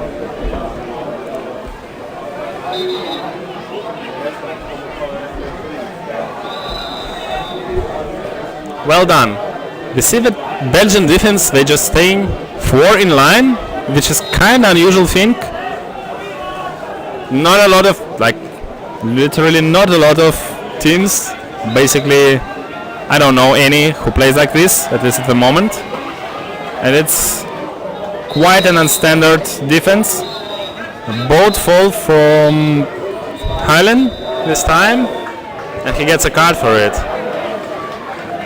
Green card means that he will be removed from pitch right now, I guess. Is he getting a green? I think he did get a green card. So there is a power play, something like in hockey, not something like almost exactly the same. So 2 minutes, he has to stay out. If a goal will be scored by Sweden, he can go back on the pitch. But now, 2 minutes for Swedish team in power play.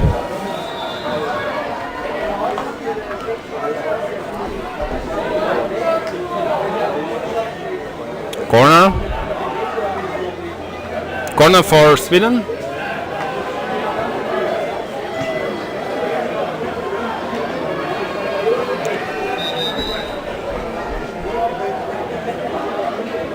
Another timeout. It seems that scorekeepers forgot to start penalty time for Helen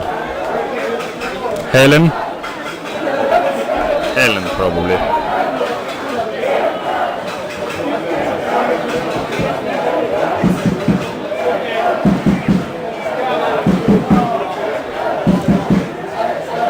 So we're clarifying it right now, and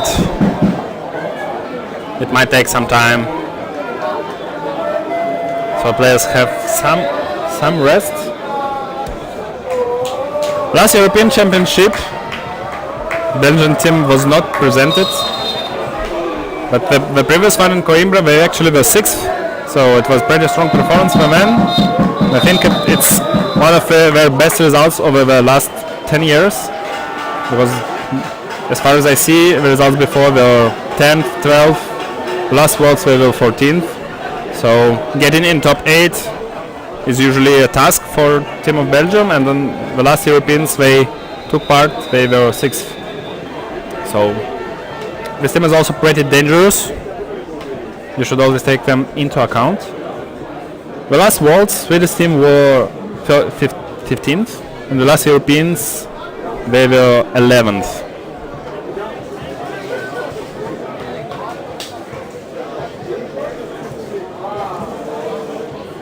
And I remind you that we are competing at the moment for a place, for the 7th place, which is still possible. So their group round just started. They have these 2 teams and France in their group, and they want to be on top of a group to play for the 7th place. If they took 2nd place in this group, they will play for 9th place in this tournament. The last will play for 11th. Another attempt for Malmberg on the left side. I think he already did plenty of shots from the left side. Didn't score yet from this position though.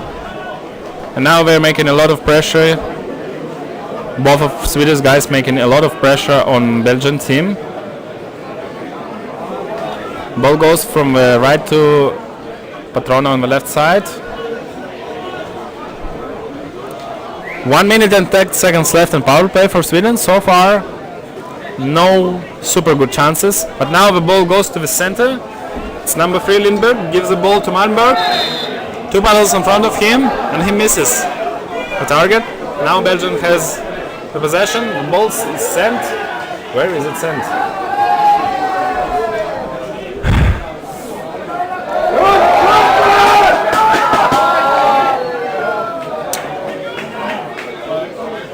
Well, some mistakes happen. Let's not discuss them. And it's the end of the first half. Well, you have seen it all yourself. So Sweden is currently in the lead. Let's see what second half brings. If you want to check the results, or you want to check what is the next game on some page, or you want to check the links for the live streams somewhere else, please visit canopolo-tournaments.eu. One more time, canopolo-tournaments.eu, where you will find anything else. And also when there are some other tournaments happening, or you want to see a calendar of the tournaments, a lot of information can be found there. So it's a very useful website. Enjoy visiting it. sponsors. Sponsors of this competition who helped a lot to organize everything are City and State of Brandenburg, Gerüstbau C plus O, Baustrom, Willmann Gebäudeservice GmbH, CBS Canoe Polo Equipment, Motor Car Seller, Wilks Heizung und Sanitär GmbH, Eimers Starterwagen und Maschinenbau GmbH. All the scoreboards and live stream is organized by them. You can see also their ads everywhere in this competition. Ströer Deutsche Städte Medien GmbH, which did city advertising. Helweg, it's DIY Market. Teppichbrumme by Olaf Pressure is a company which does carpet sales, carpet lane, carpet care and sun protection. So if you have something to do with carpets, one more time, Teppichbrumme, Olaf Pressure, Sun Farming GmbH, Solar Systems and Alexander Holst. It's just a human being. This is it for sponsors, and there is still 40 seconds left.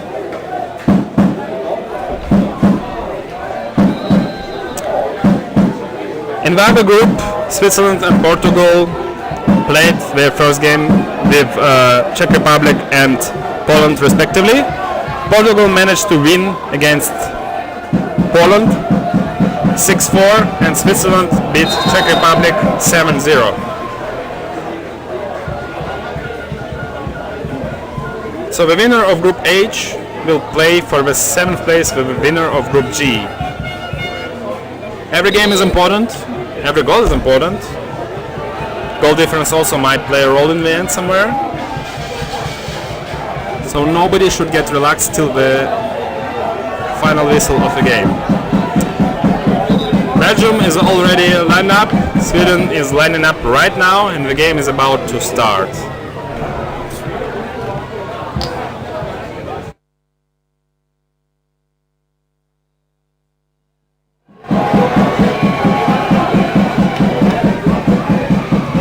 Referees are discussing something.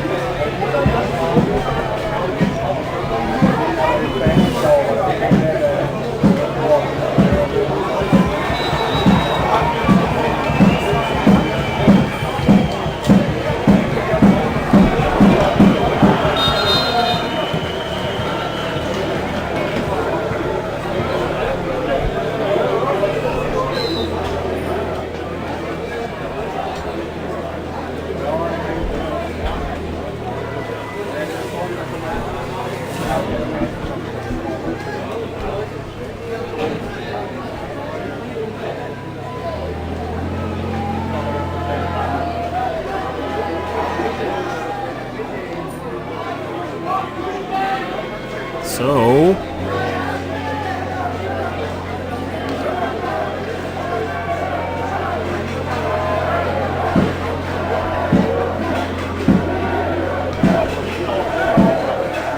the referees are still clarifying signs, so there is a bit of delay on the pitch too.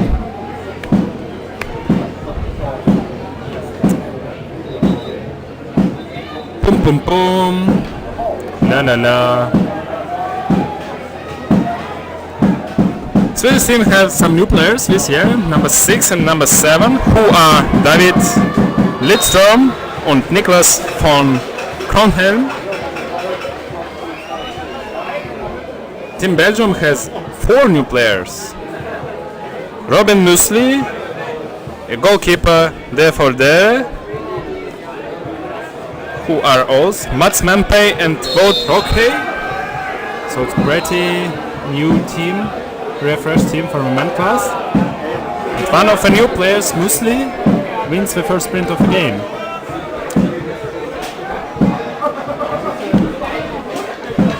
It's around 30 seconds left for power play for Sweden, so they don't even go for press or 5 out.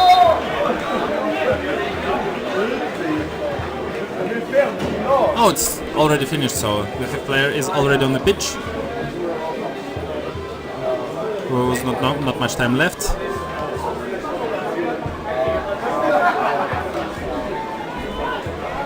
Nampe didn't manage to catch the ball and therefore no good attempt from the first try. Let's see what the second attempt brings. The ball goes to the left side. Another two-hander. It's like nice technique of shooting, probably.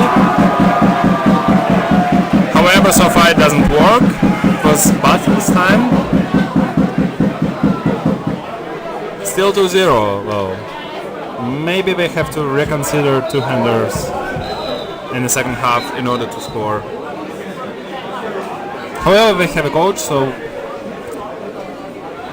up to them.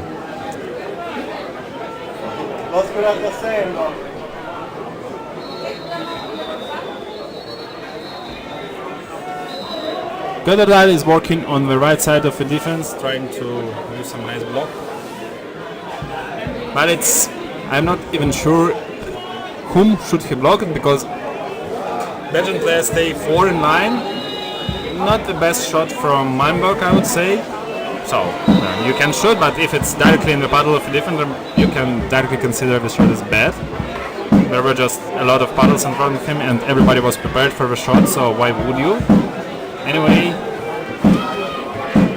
Belgian ball.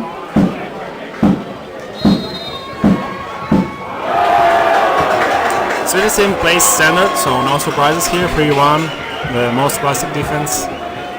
No surprises here. And so far they are holding it nicely, so as far as Belgium has 0 goals and don't create really good chances yet. When we probably playing it okay. So now the ball goes into the center. The center pass was actually pretty safe and nice. Now 2 paddles in front of him. Was dangerous by Highland. Unluckily for him hitting the post this time, but the attempt was very good. Both center passes were pretty safe and prepared, and now City's team got some problem. A bit of pressure, yeah, and it's already 5 out for team from Belgium. If you are unfamiliar with tactics of Canoe Polo, there is type of defense called 5 out or press. Some people call it differently. When all 5 players of now Belgian team are chasing for the ball, and you can see that it can bring the result. Now just steal the ball, and it's very dangerous. 3 against 2.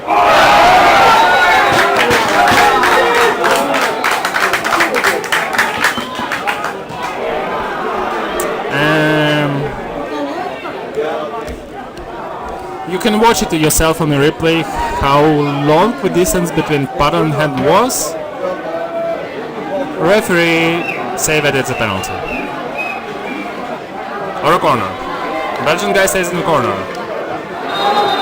No, it's a penalty. Well, I'm not a referee, I don't know. You can decide yourself. Anyway, green card for... I think it was number 10. No? And it's deflected. Another attempt. Will he manage to score it? Great job by Lindbergh. And now 2 minutes of power play for Belgian team. No, it was not number 10 Patrone, it's Ogeman who got the green card. 1 minute 45 seconds for Belgian team to score. They didn't manage to score a penalty, and the second attempt by Mempai was also unsuccessful after picking up the ball. So now they are in power play. Let's see if they will manage to get something from it. 2 paddles in front of him. Pass to the center. I think Sweden covered everything pretty well for now. So they're standing really, really close to the goalkeeper. So there is always a lot of paddles in front of Belgian attackers. Did they move the goalkeeper? Not yet. Referees are fine with what's going on. Hard block on the right side. Number 7, Highland really created probably a nice situation, and the long shot from a distance was very strong. Hitting the post this time, unluckily again. It's the second post shot by Belgian team, and the score is 2-0, so they still have chances. So they create some opportunities. Still 0 for them. Obviously, Team Belgium goes for press with the goalkeeper because they can. And now, let's see. It works out for them, yes. Here I can definitely agree that there was leaning on the ball by Lindberg. The pass was a bit imprecise, therefore he had to catch the ball, and I think it was not deliberate, but it appeared to happen so. Will he shoot? Nice back pass. Will he shoot? It does shoot. Is it a corner? Yeah, it is a corner. It's a goalkeeper of Belgium, Deverdere. I think the shot was a bit too low, could have shot it higher. And another mistake, so the ball is picked up by Swedish team. Belgian coach and partners shout that they want to do press because it's just 4 minutes before the game and still 2-0. I think. No, yeah, it will be a reset. A bit of unnecessary paddle movement from Belgian player. Now, who is that? It's number 1. Now it's back Malberg. That is empty and he puts it without any problem. Nobody prevented him from that. And also number 1, Ogeman was pretty free on the left side, so he also could have shot it in the empty net. However, decided not to. So now 3-0 and 4 minutes left. Now Belgian team starts being a bit aggressive, so we see number 2 giving its best. It's Joran Jakobs trying to make a block, and he actually manages to do a nice block. The ball goes to the number 3 of Belgium. That's how you do it. And good block. So he worked really aggressively, and he did create a situation. So it was an empty situation on the left side of the attack, and Muesli finishes it. The goalkeeper blocked it, but still it went inside. So 3-1 now. So it's still possible to get back. 3 minutes and 30 seconds on the clock, and Belgium team really goes aggressive. So we see that now they start playing. Now they understood that probably they need to win, or at least get 1 point, not to lose. Let's see if there will be enough time for them for that. Who's getting away? It's Malmö getting away. Will he get away completely? Is 1-1 with goal? Yes. This time press didn't pay off, so Malmö didn't manage to get away and get the ball right under the goal. So 4-1 now, 3 minutes left.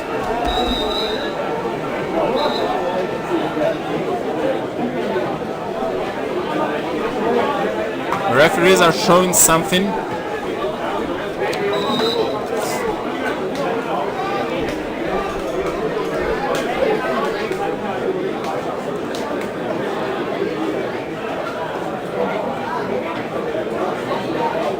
Another delay in the game, I don't know why.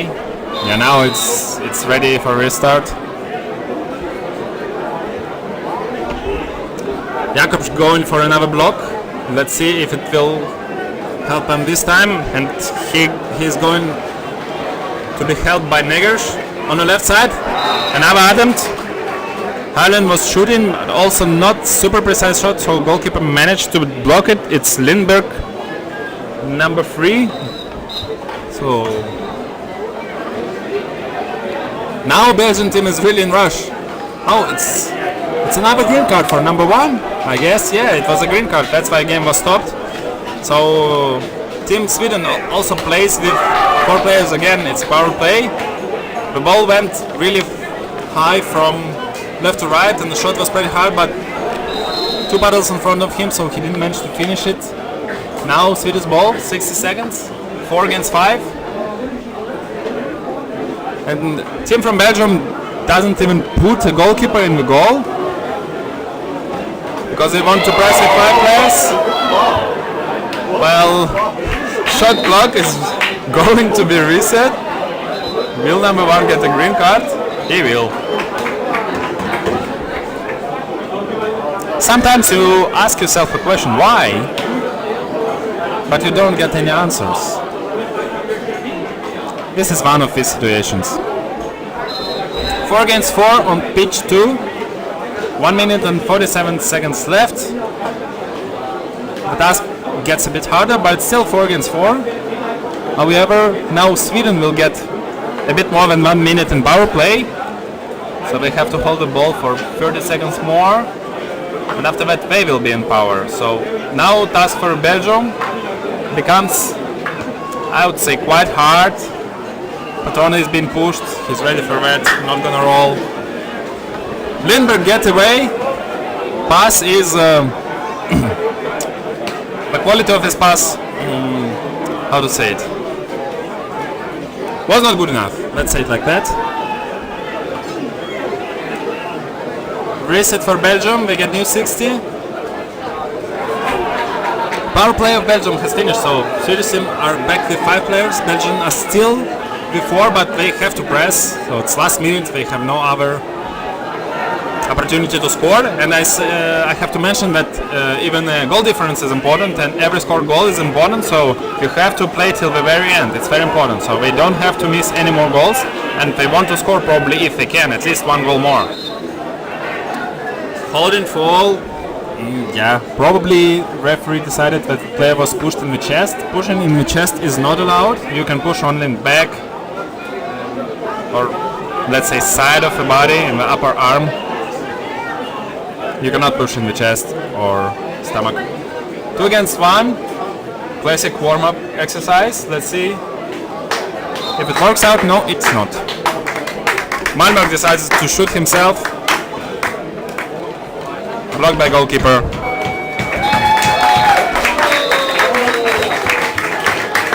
So, first game in Group H finished by Dean of Sweden 4-1.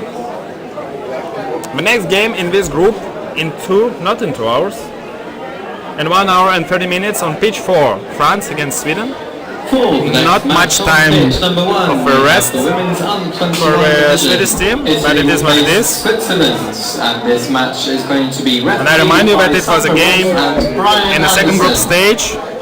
In the lower bracket, these teams are competing for place 7.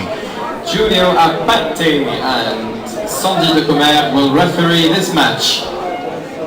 On pitch number 3 for the men's next game on pitch 2 is a game between France and Denmark in women class. I will also be here commenting it for you, so if you would like to watch it, please stay here. It's a game in women class, and these teams are in top 6, so all of them are competing for the first place. Denmark has lost already their first game today against Great Britain in the second group stage by 1 goal, just 2-3, so it was very close.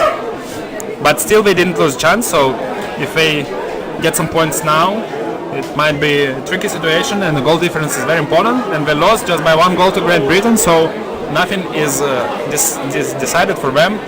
In the Group E, so the second group in the women class, there are 3 teams: Spain, Italy and Germany. Best 2 are going through, so you don't even have to be first to get into semifinals. Second place also suffice. So yeah, this is the last game for Denmark in the second group stage.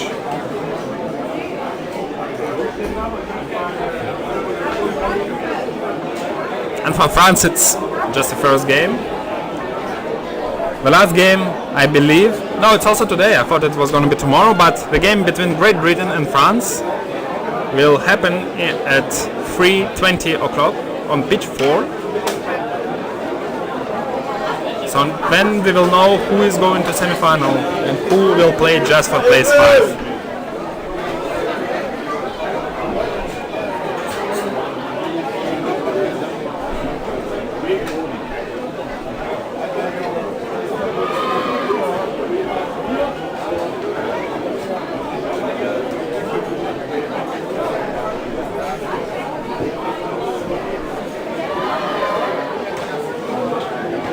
It's obvious that team from France is willing to win, and they had a really nice game yesterday in the group allocation game, in a group placement game against Italy, who took the first place in their first group stage. France managed to win 7-1, which is impressive. I've seen Italy, and Italy was very strong in their group stage. They won all the games, if I remember it correctly, securing first place with 9 points, missing just 4 goals in entire group stage. And after that, they lost to France 7-1. That's impressive. So let's see how French team perform. It's actually first time I see French women team during this championship. Didn't have much time before. The same I can say for Danish women's team.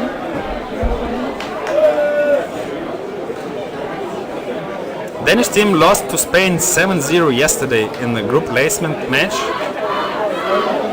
Doesn't play a role today, so I think they just have to forget about this game. They still have chances to get to semifinals and then look for something over there. Denmark was second in their group. They lost to Italy, but they managed to win against Great Britain and Netherlands.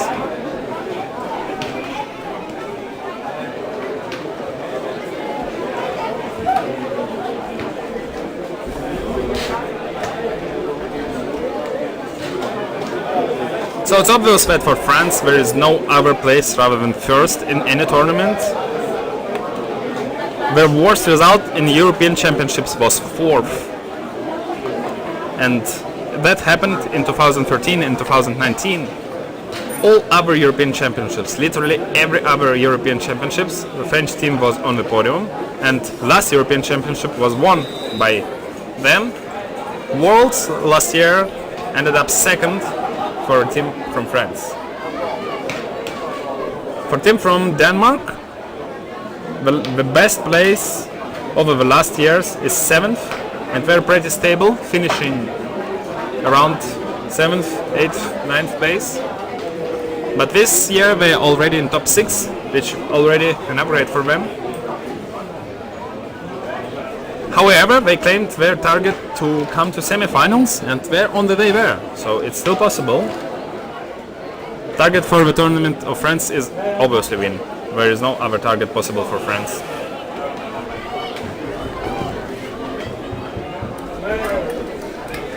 So while team are warming up and discussing their last plans for the game, I will make a short break and I'll come back to you in a minute.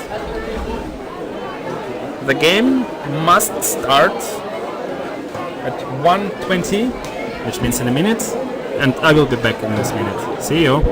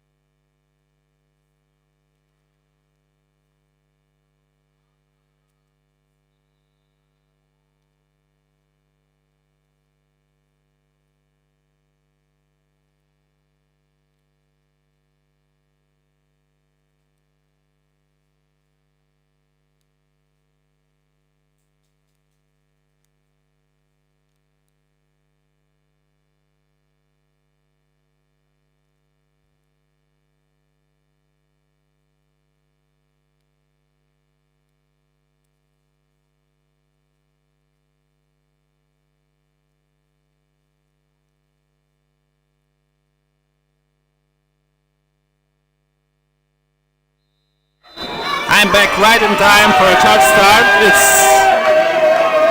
Laura Salou from France. Much faster than Sarah Andersen from Denmark. In the first possession, easily taken by France. Nice sprint, Laura. Ball goes to the center, however, Eloise Frigo already pushed out of the zone.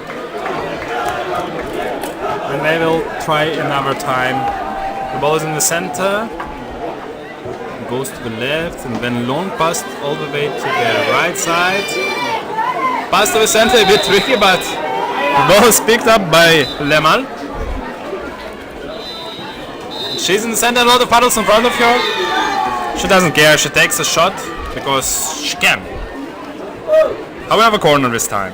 So, I have to, and I want to present you a team of friends as far as they're in the possession of a ball right now. I apologize for my French, but I'll try my best. Number 1, Eloise Frigo. Number 2, Marion Robert. Number 3, Laura Salou. Number 4, Camille Meyer. Number 5, Celeste Louis. Number 6, Aline Roland. Number 7, Clotilde Lemale. And number 8, Tiffany Bazan. Coach is Thomas Richer. Sometimes you embarrass yourself, but that happens. So dangerous free shot in the zone of Team Denmark. I'm not really seeing who is with the ball right now. It's number 2, Robert, in another corner. So the pass to the center was a bit tricky anyway, it went through, so can't blame anybody who makes decisions which work in the end. However, could have been blocked by defender. Another attack for France. The ball goes to Lemal on the left side. Very strong shot, unluckily hitting the post this time. And the ball goes wide out of the pitch. First possession for team of Denmark, which consists of number 1, Schmidt, number 2, Brandholt, number 3, Weinreich, timeout, whatever, number 4, Andersen, number 5, Andersen, they might be related, yeah, they might be related, number 7, Arnkill, and number 8, Robra, number 9, Torslund. And coach of his team is one of a player of his team, is number 3, Weinreich. Interesting. That is done. Let's get back to the game. First possession for Denmark. Let's see what they can do. They also sent one player inside.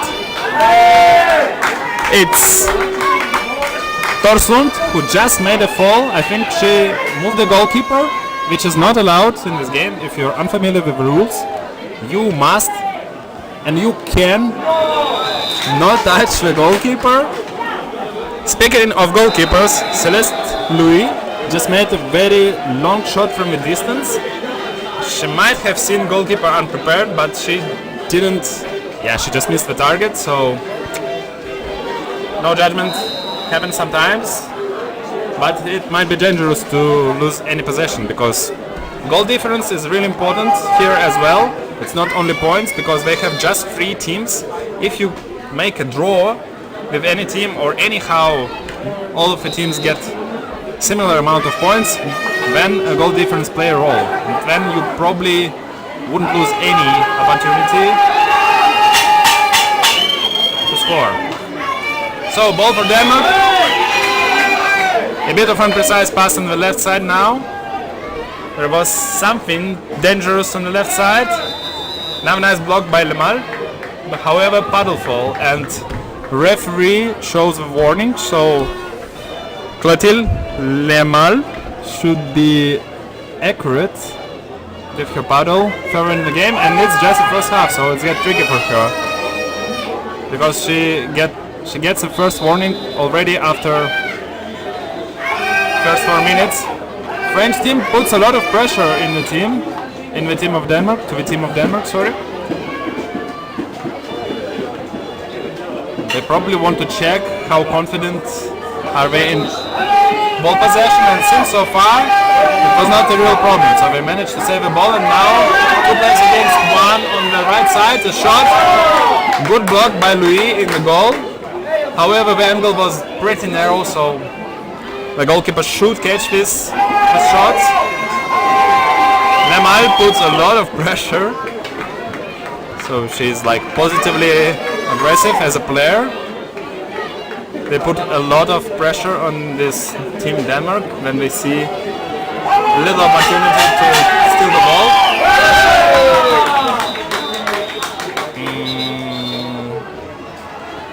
Okay. As I said, number 7 from France, Lemal, should get penalty. Really? Whatever. Well.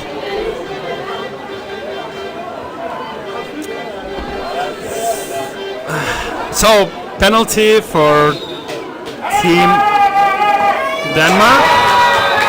And goal for Weinreich. I would describe this decision as controversial, because for me the block from French defender was okay. However, Lemal got the green card, but as far as penalty was realized, so the goal has been scored. French team is allowed to get back with 5 players again. So after 5 minutes of the first half, it's 1-0 for Denmark.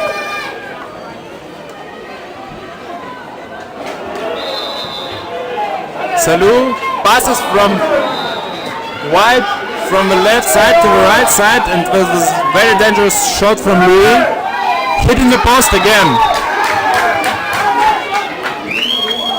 And was a paddle fall from Salou this time.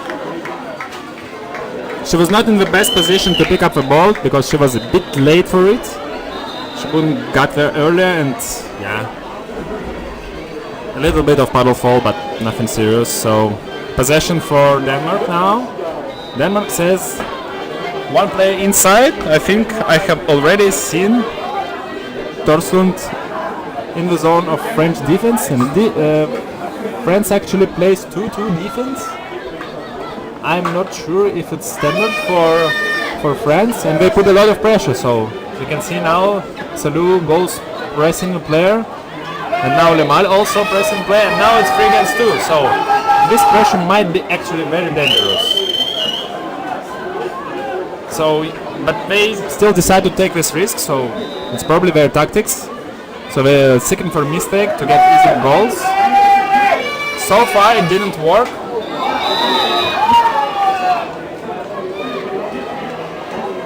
Celeste Louis just lost her paddle trying to block the shot. As I said, yeah, French puts a lot of pressure.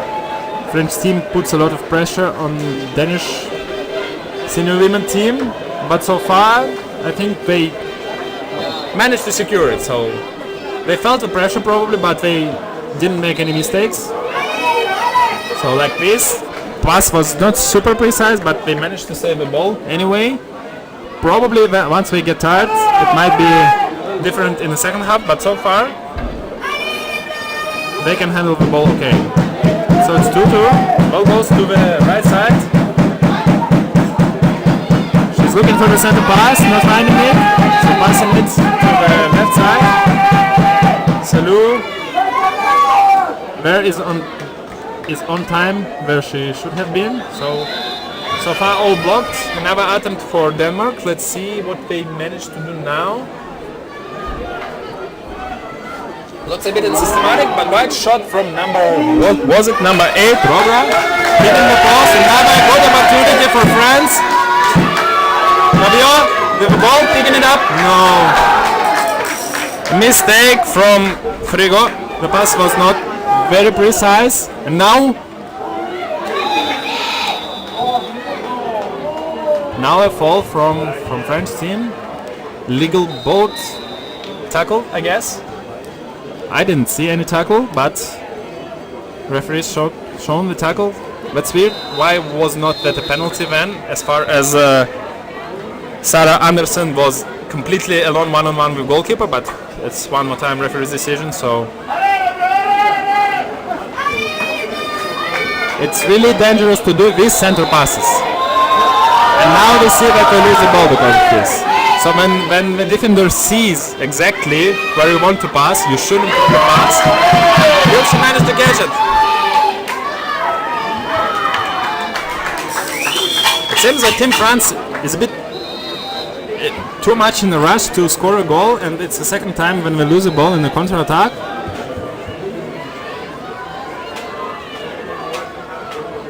Salou is fast, but not fast enough to get this ball this time because the gap was too big.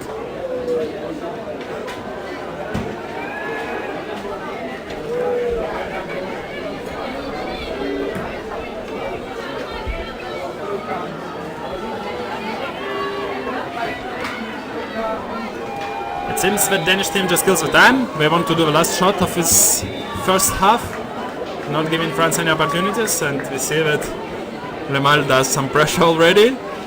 She loves to do that, and she continues to do it, but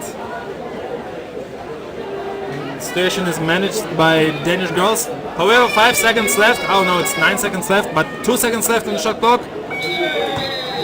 Missing the target this time. And referees thought that it was end of the game, so he blown his whistle a bit earlier than expected. It didn't play a role this time, so we will not judge him. So 1-0 for Denmark, and I think French team, who is always on the podium, is very, very disappointed probably with what's going on. They're going to discuss what they do in the second half, how they adjust in order to win this game. They put a lot of pressure in defense on Danish women, but I think they really managed the situation okay so far. No serious mistakes were made by them. They also discussing something, so the game is still not finished, it's just 1-0.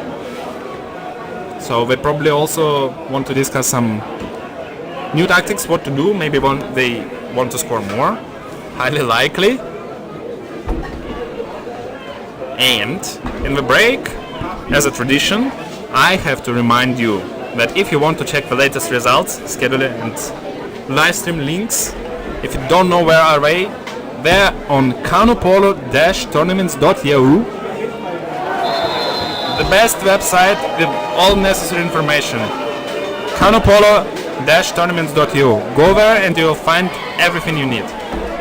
Sponsors of this tournament, which made it possible and easier: City and State of Brandenburg, Virusbau C+O, Baustrom, rental of construction site electricity, Wilman Gebäudeservice GmbH, which provides communal services, winter services, street cleaning and maintenance services, CPS Polo equipment, I guess you all know what is that, Motor Car Reseller, Wilks Heizung und Sanitär GmbH, Heating and Plumbing, Einmal Stadtanlagen und Maschinenbau GmbH, who provided monitors and this live stream, and also make start time systems and other mechanical engineering stuff. Steuerdeutsche Städte Medien GmbH, City Advertising, Hellweg, DIY Market, Teppichbrommer by Olaf Pressure, which provide carpet sales,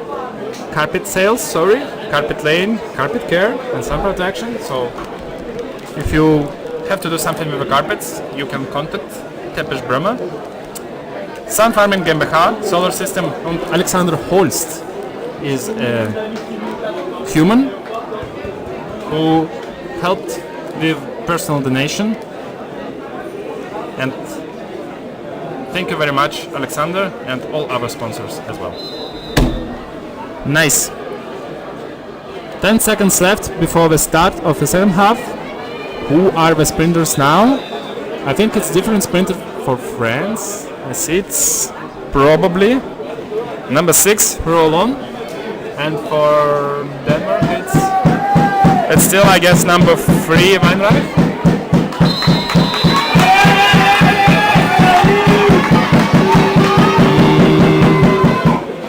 I think ball was a bit moved by the wind, closer to French player this time.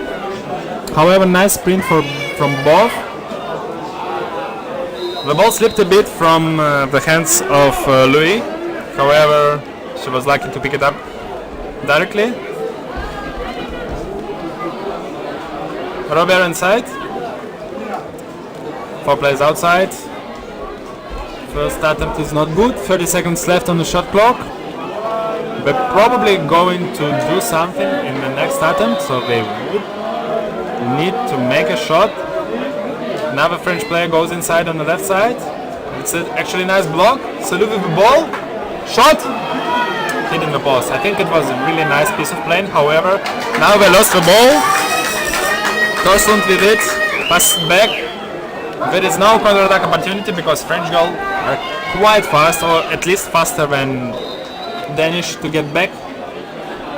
That was a really dangerous attack from France, and yeah, the shot was a bit unluckily hitting the post, not getting into the net. It was a very nice block on the left side of their attack.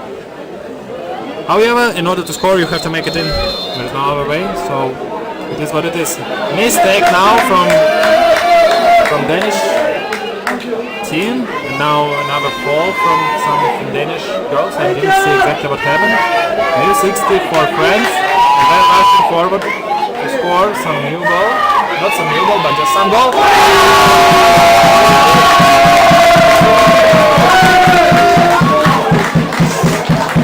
Long shot from Robert. She noticed that the goalkeeper was not in the position and decided to shoot from distance. She scored, unlike Danish player right now. Was it probably Weinreich? I don't see. I think it was 1-1. So well noticed by Robert and nicely executed. So I think a little bit less pressure on France right now. The crowd is pretty big and the crowd is pretty wild. They say allez là. Probably they want their team to win. So now two players inside. It's Bazin and Roland.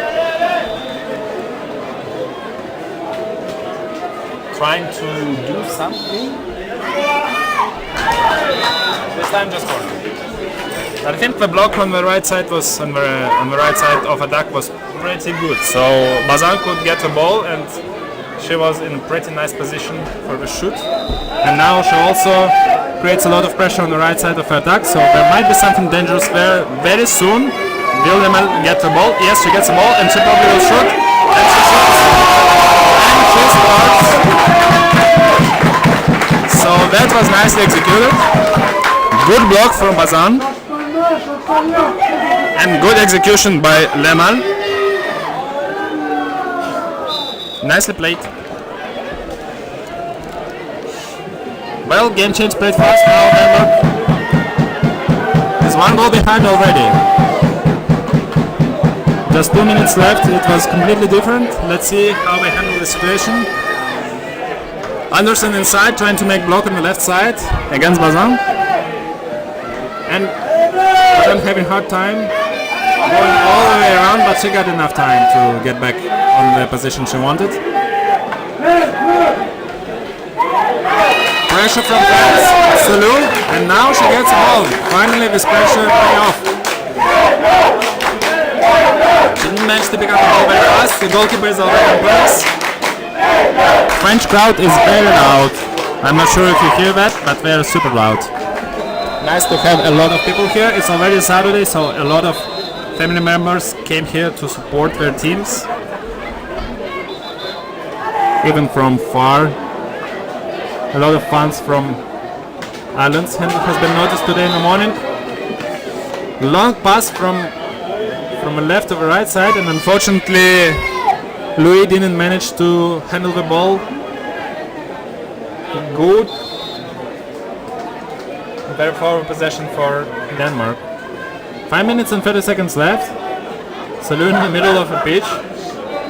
Staying the Weinreich because you probably consider her as a dangerous player. Or maybe it's just tactics to get the players that high.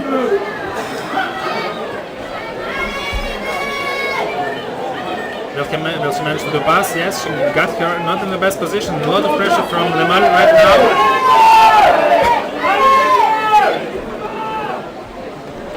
Secured the ball, but only 20 seconds left on the shot clock. Will they manage to shoot that?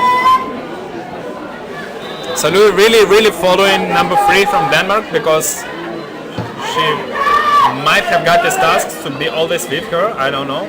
7 seconds, will there be a shot? Probably their shot should be right now. Another pass, she's pretty free, 1 second left, shoot! Too late, I guess.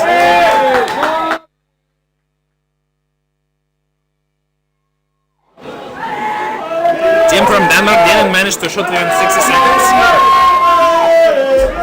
And now Team Denmark goes to 5 out. If you are unfamiliar with polo or see it probably one of first times in your life, 5 out is a defensive tactic where every player from now Team Denmark tries to put pressure on French players, just exactly like Lemal and Salou did entire game on team from Denmark. And let's see, nice block. And a paddle fall from Lemal. I think she might get yellow card at some point. Timeout has been shown. Timeout has been shown. And another card. Another card for number 7. I think it's yellow card. It's a green or yellow. Considering that it's not her first paddle fall, I'm not sure which card is that. Either way, it will be 2 minutes suspension for Lemal. Again, she already got the card in the first time, and it's the same fall.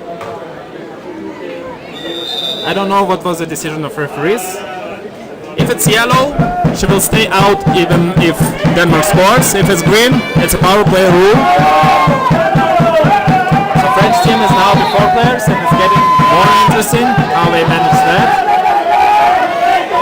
And how also Team Denmark manages that. A lot of supporters, they all try to support their teams, and it's very loud here.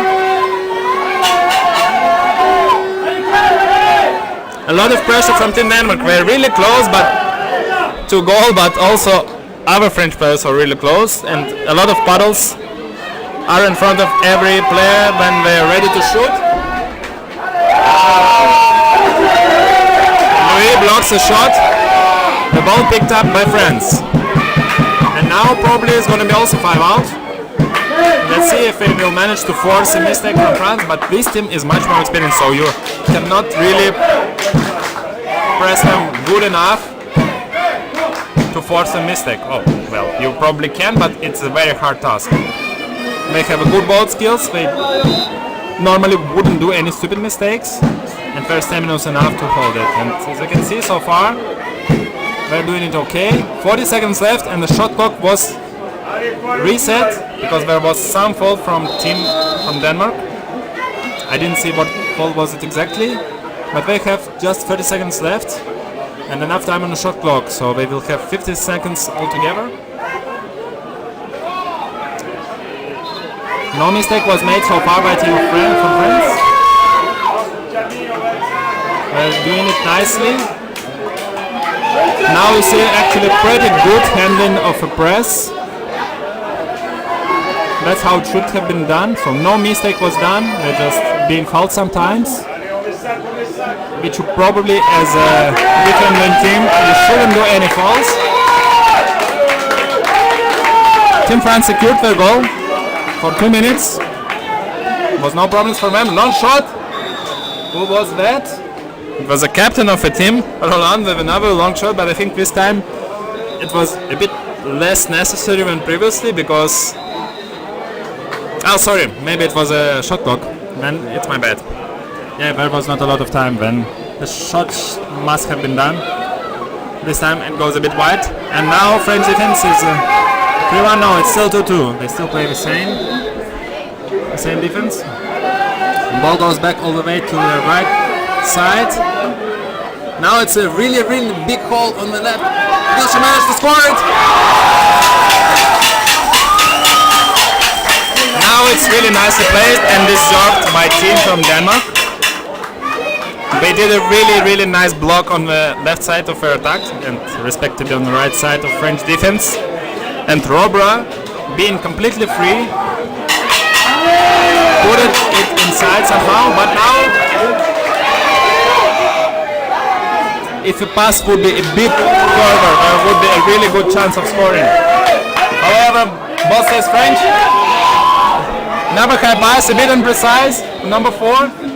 Will they shoot right now or will they wait till the end of a part? No, they probably would like to shoot because draws are allowed in this group stage, so they would need to make a shot.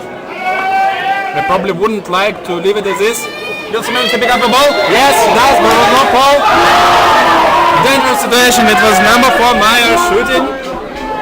Hitting the post. 10 seconds left. Sorry, 10 seconds left. So the last shot will go for Denmark. Just have enough time. 2 seconds for number 1 to go. Shoot! I think it was too late to shoot anyways. But in my opinion, it was a really exciting game. I remind you that it's top 6 bracket, so these teams are still capable of becoming champion this weekend, and it's a draw.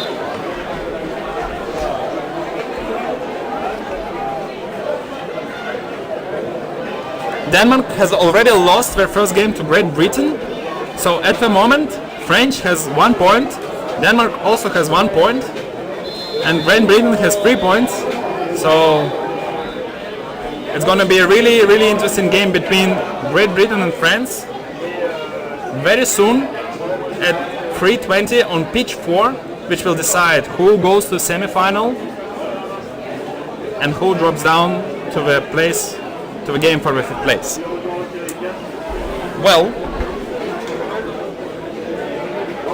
next game on pitch 2 is a game for the 5th place in men under 21 division. Unfortunately, I don't know exactly who plays, but I will try to check it for you right now. And maybe you would like to stay here and watch this game.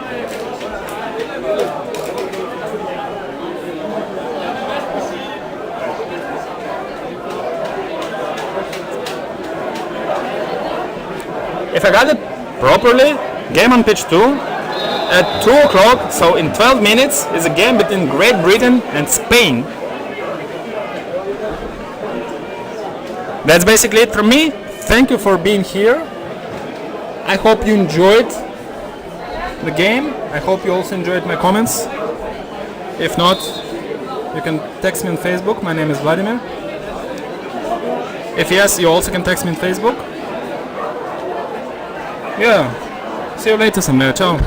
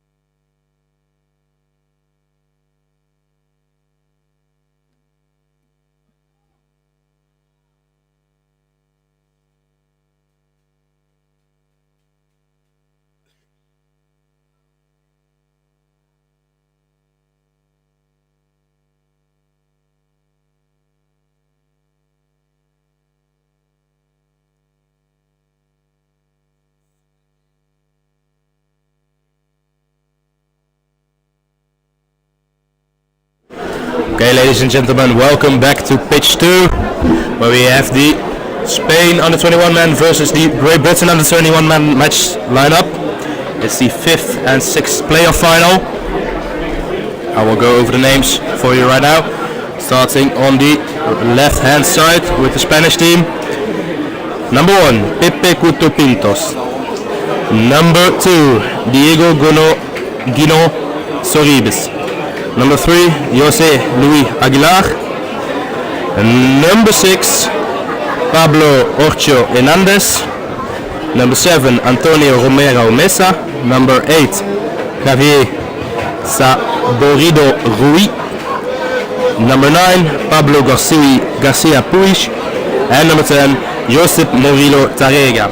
Now for the British team, we have number 2, Jake Searle. Number 3, Toby Marlowe. Number 4, Bertrand Noble. Number 5, Angus Boyle. Number 6, Flynn Hammond. Number 7, Derek McGonvey. And number 8, Santilman McCutcheon. Coaching the British under 21 women will be Andy Lothar. And for the Spanish team it will be Victor Mateos. So as you can see, players still warming up a bit. We are throwing the match ball to the ball release mechanism, which will be operated by the scorekeeper. So it takes away a lot of the pressure for a ref at the start of the game by throwing the ball into the middle.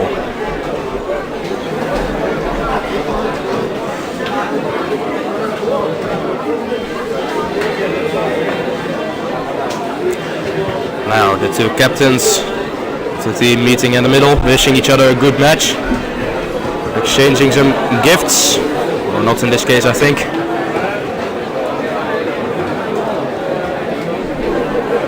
So both teams were looking for a first place or a medal. Very obviously both teams now not having achieved that goal, but I think we'll get a nice enthusiastic match by both teams because they still will want to get the highest place possible. Becoming 5th in the under 21 championship with 16 teams this year, it's not a small feat. So both players lining up for the charge start.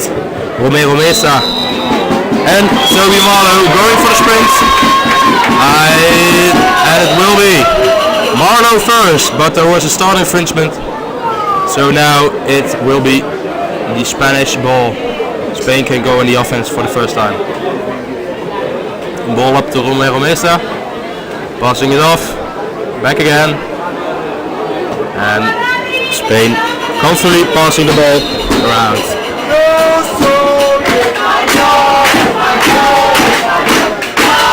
Spanish crowd really cheering for the team.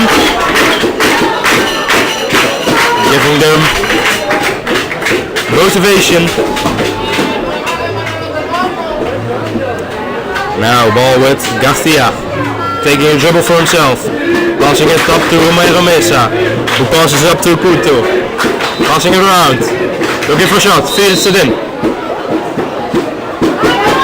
Oh, was a nice shot by Guino, but it was a foul call already, so now it's GB on the fast break.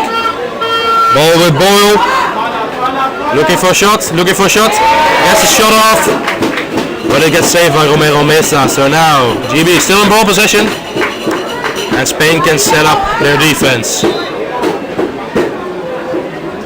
It will be number 5, Angus Boyle, going into the zone, trying to force a gap for his teammates to come into. Now ball with Marlowe, passing it back around, passing it to the captain, McCutcheon. Can take a dribble into the zone. Whoa! And a really nice shot from center now, McCutcheon. Really nice shot, high in the short corner. Really difficult for the keeper. So, GB with a 1-0 lead now. Oh, and Romero Mesa wanting to take a dribble immediately, but passing it too far. And nice work by McConvey, really diving for that ball, and now taking the sprint up to the pitch. And McCutcheon will choose for a attack in which they can have a nice setup. Now it will be burst from Noble and Angus Boyle going into the zone. Spain in a 1-3-1 defense. McCutcheon going in again. Having already scored 1 goal, so maybe looking for another. Now ball with McCutcheon to McConvey, left-handed shooter. Bit of confusion between the refs. Eventually it will go out as a corner. So Spanish keeper getting a slight touch to it. Will be Jake Shaw taking the corner, throwing it to his teammate McCutcheon, faking, passing it back.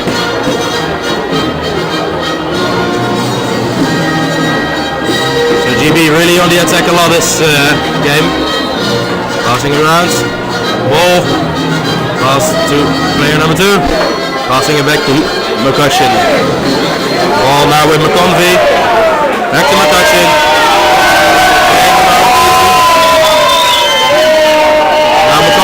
Passing in the zone to Noble. Faking, looking for some shots.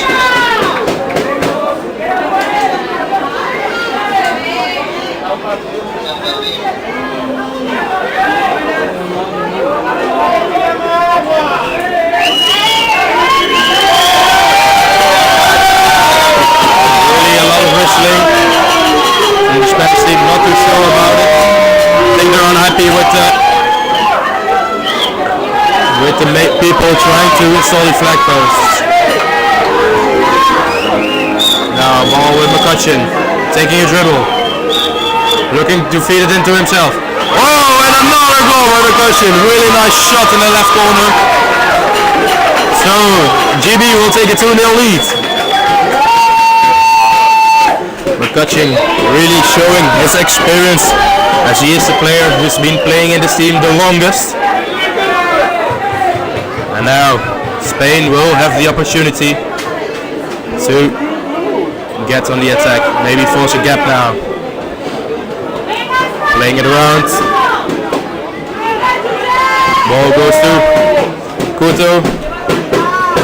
And then to Aguilar, passing it back to Romero Mesa. And now ball ends up at Aguilar again. Ball to Romero Mesa. Looking for a fake into the zone, nothing on it. Ball with Aguilar, nice catch. Feeds it in. To Romero Mesa. Oh, and he miscontrolled it on his pedal. So he'll still have the ball. Oh, nice pass.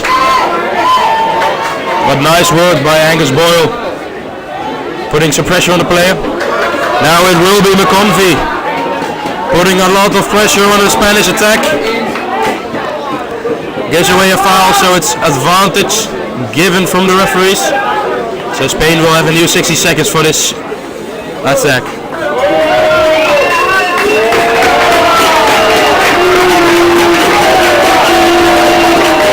Ball now, passing around. To Aguilar. Ooh, McCutcheon getting his pedal to it. Boyle goes racing up to the pitch. But nice pressure by the Spanish team makes sure that there aren't any fast breaks from the British team.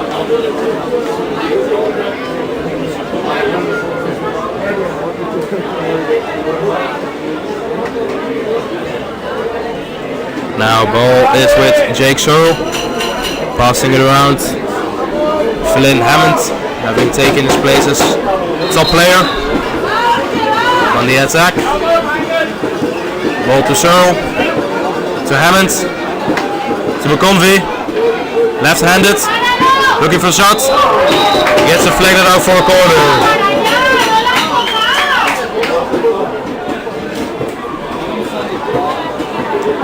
It is the referee talking with the linesman,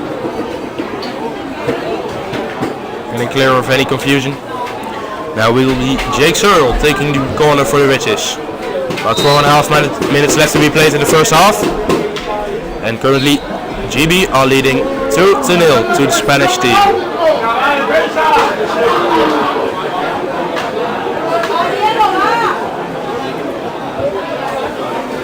Now ball to McConvey again. Looking for a shot, feeds it in to Boyle. And a really nice save from the British team. Handling error. And now Spain can go in the attack.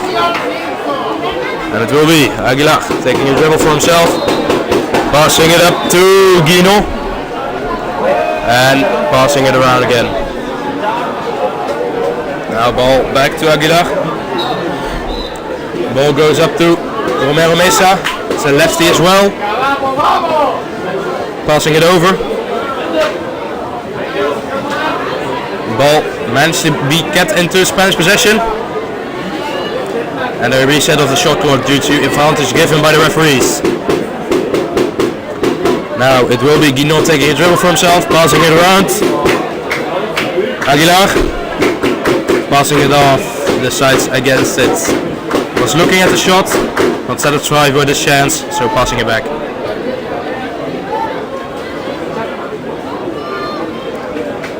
Spain going in with one man in the zone. MMB and Jose Hernandez. Aguilar feeding it in to Romero Mesa, the lefty. Takes a shot, gets saved by Jake Searle. So now the British can go in the attack again. They're all away with a lot of players now. It's McConvey racing up to the pitch. Noble Olgy joining him. And then it is McConvey siding against the rake.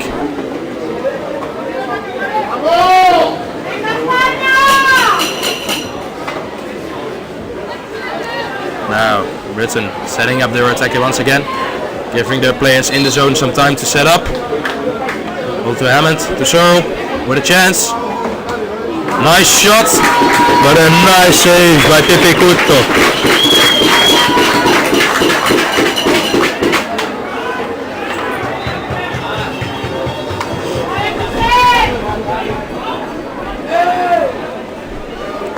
A lot of shouting from the substitution area. Instructions given by the teammates. Now, ball with McConvey to Hammond. Looking, feeding it in to Boyle. Faking. Oh, and a really nice finish of the top bar by Angus Boyle. And now GB are really running away with this game by taking a 3-0 lead over the Spanish. I think a lot of people might be expecting Spain to come on top on this game. They are the current world champions in the under-21 category. But GB really bringing the heat to the game. They get these 3 really nice goals. Now Spain passing the ball back around again.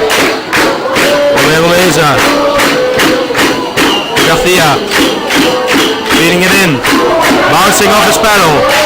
Garcia does manage to keep possession. Ball with Mesa again.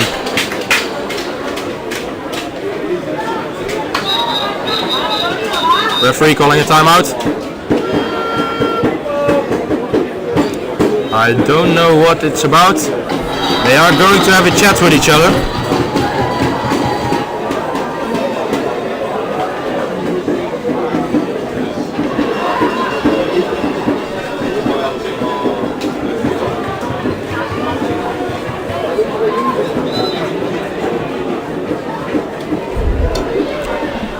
Referees have made a decision. Now they're going to walk back to the positions alongside the pitch. And we'll see what their decision will be.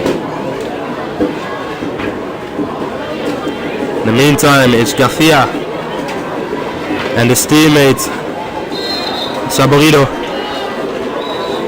working in the zone, trying to force a gap.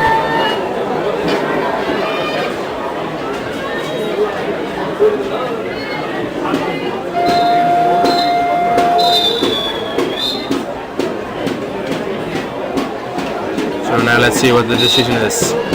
Game is being continued. Ball gets passed up to the corner. And a penalty foul by the Spanish team. So now, and the British pass straight into the hands of Romero Mesa. Catching it with a lot of ease. Now ball back up to Murillo. Passing it in. Oh, and a nice finish.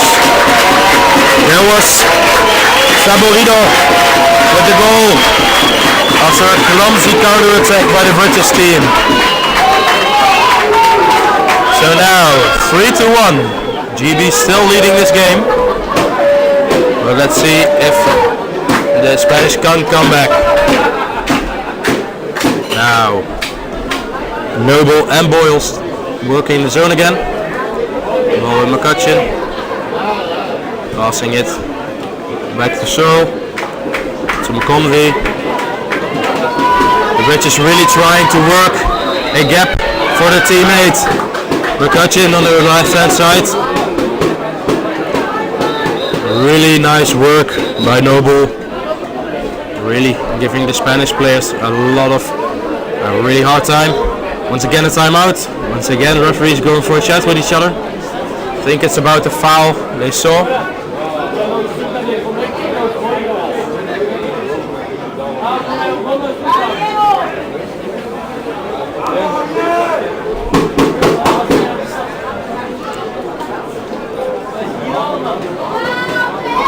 So let's see.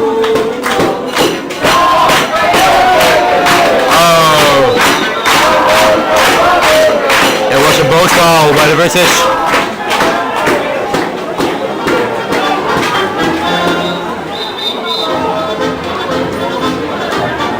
Now Spain on the fast break, trying to get a fast attack in.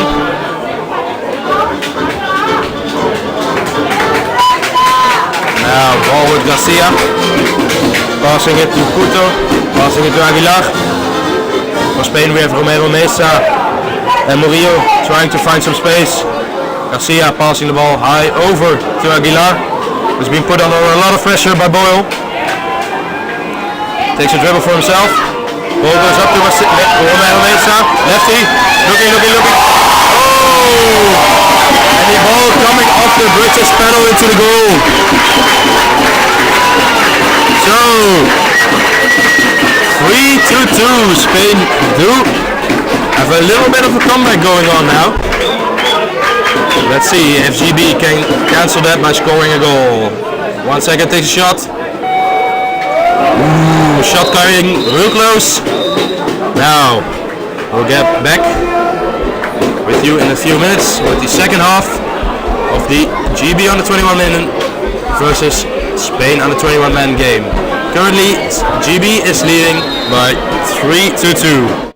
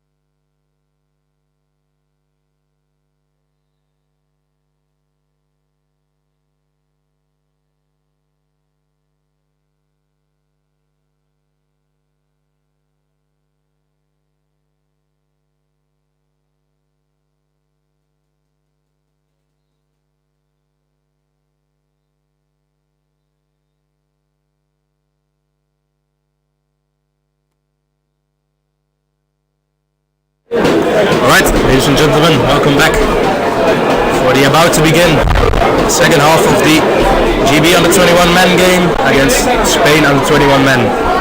Currently GB taking a 3-2 lead in the game, but Spain getting 2 goals. So they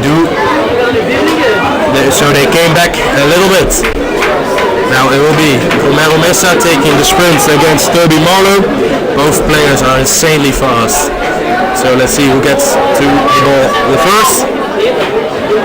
Both teams line up. And we're underway for the second half.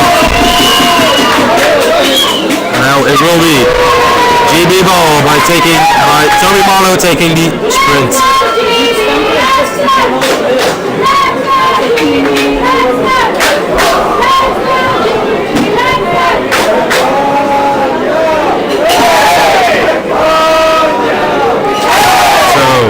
Angus Boyle going into the zone for the GB again. Ball to Noble will be following him. The British really having a set-up attack with those two guys going in, trying to force a gap. Ball goes back to Hammond. Hammond passing it back round to McCutcheon. He has scored 2 already. Tries feeding it into Boyle. And ball goes back to Noble. Marno, sorry. Now, shot taken by Hammond, waiting too long with it. Mesa with the ball, passing it off to Guino. And the ball goes to Aguilar. So now it is Spain on the attack. So let's see if they can get the equalizer now. Garcia with the ball. Passing it all the way to the others, to Couto. To Aguilar, looking for something. Ooh! Ball being hit out of his hands. I think it will be a card. Yeah.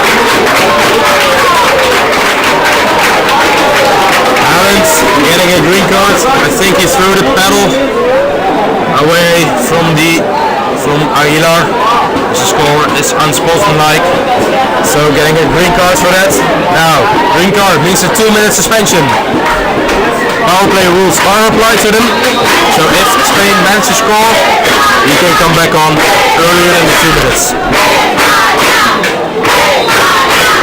Now this is a really good opportunity for Spain to score the 3rd goal.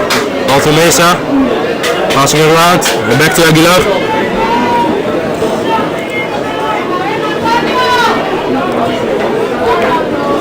Now the Spanish are really compressing the zone.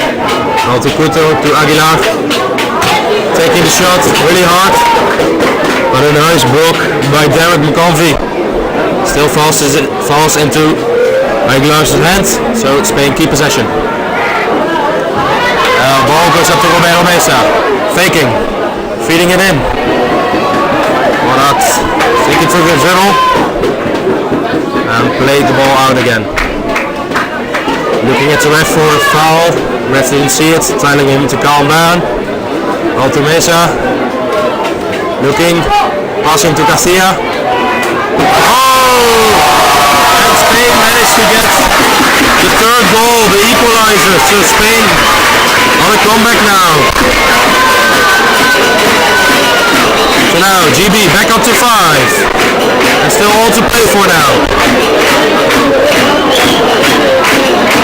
Now it will be Boyle and McCutcheon going in the zone.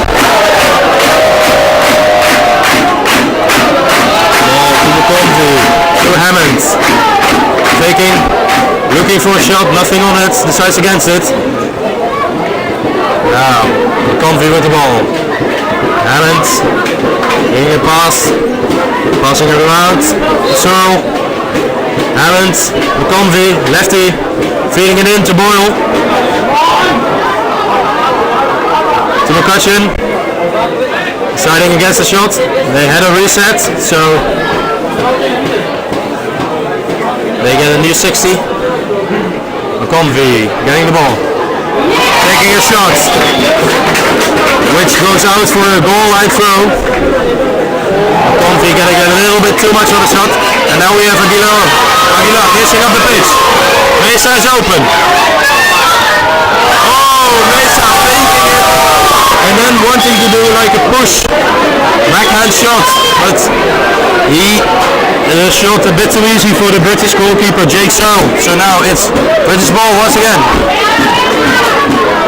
Here's McCutcheon calming his players down. Telling him to set up a proper attack. Now McConvey and Boyle going in again. McCutcheon and Boyle.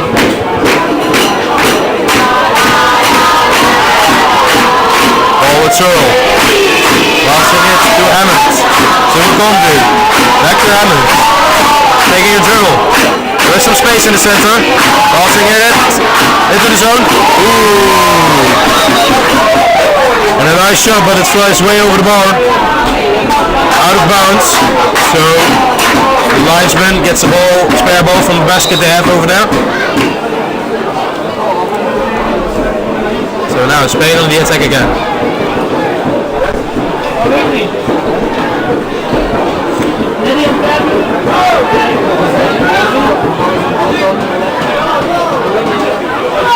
Now ball goes to Garcia. To Romero Mesa. To Couto. To Aguilar. And passing it back out to Garcia.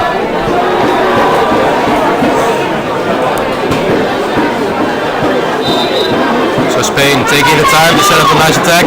Couto to Mesa. Will he take a shot? Taking a bunch of times, looking for a feeling.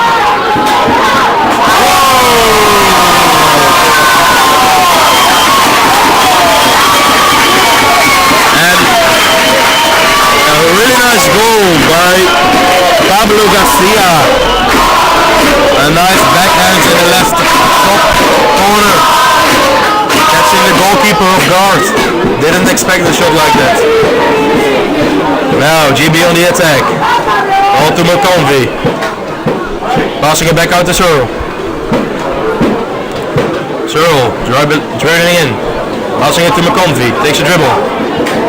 Playing around Aguilar. To McCutcheon. Takes a shot. Nice quickly release. But Couto keeping the Spanish alive for so far.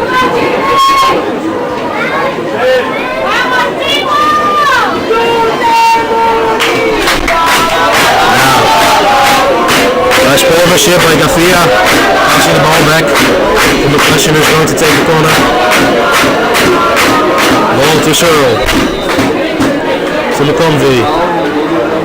Passing it back. McCutcheon going in. To Searle. Was looking at a pass to McConvey. A little too late. Now McConvey again. Oh, nice. Oh, and a nice shot, but a nice save by Couto. Taking a look at Searle, sending the Spanish player the other way, giving him the time to dribble in and take a shot. Oh, and then the pass by Noble, flying off the sideline. Really a pity there.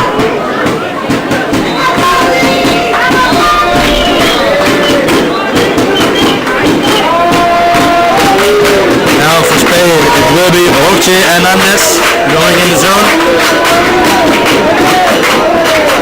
Trying to finish the gap. Spain don't need a goal. They just need one more in the opponent, which they now have. Ball to Mesa. Nice pressure by McConvey. GB team looking to put on some pressure. Now at Aguilar. To Couto. To Romero Mesa.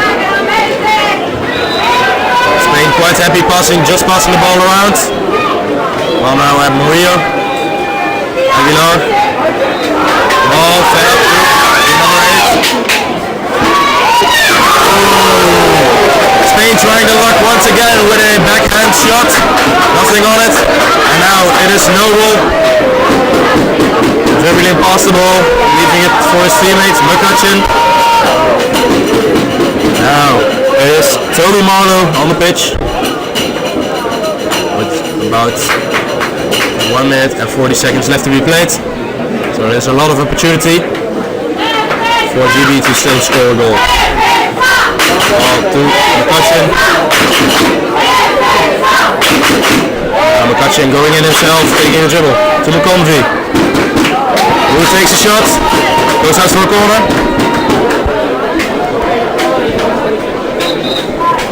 Now ref's calling for a timeout. Always an annoying location for the players to get it to.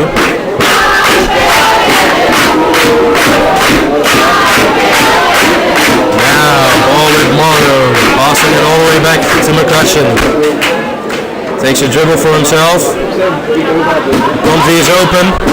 Convey to the center. Oh, nice control over McCutcheon. Oh, and a really nice goal by Santaman McCutcheon. Really nice control with his pedal and then shooting it in the top left corner. A nice quick release with a shot. So now we're tied up all again. 4-4 with a minute to be played. Curious what Spain will decide to do. I think they might go for one more chance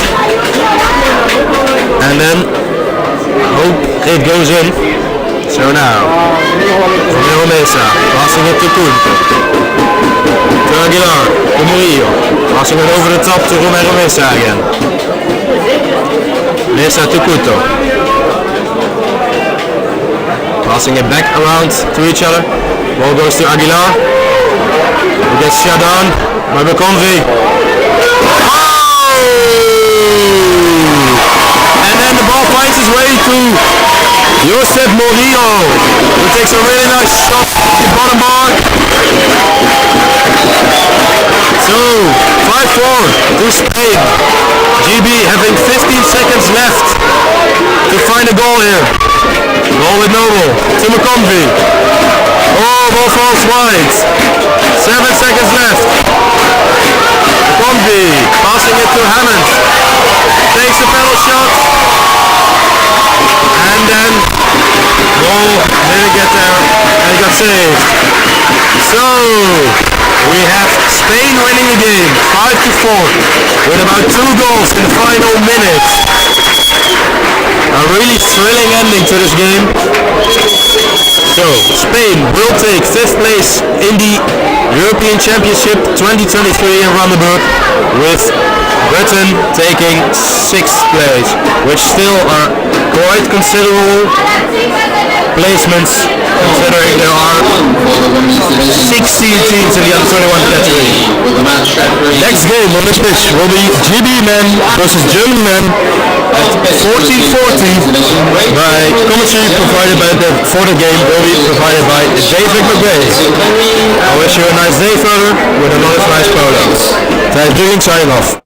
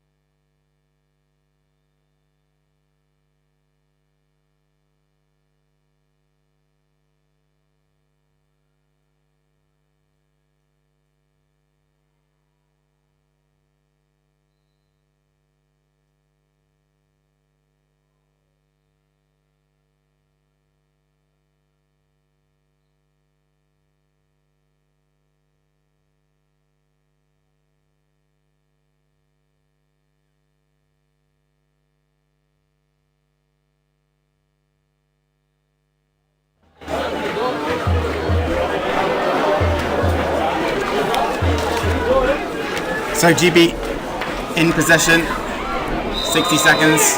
Shot clock reset there.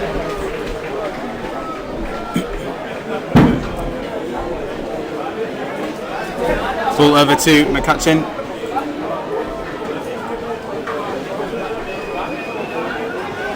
McCutcheon down the middle.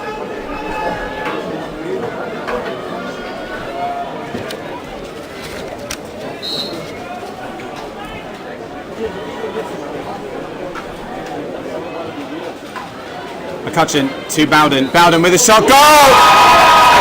The shot from distance by GB. And GB move into a 3-0 lead here against Germany. And coming into this game, Germany beat Spain by 3 goals and GB drew with Spain. The top 2 will go through this group. So at the moment, this result would see GB top the group and Germany go through in second place. A long way to go in this game though. Germany looking to get behind their team.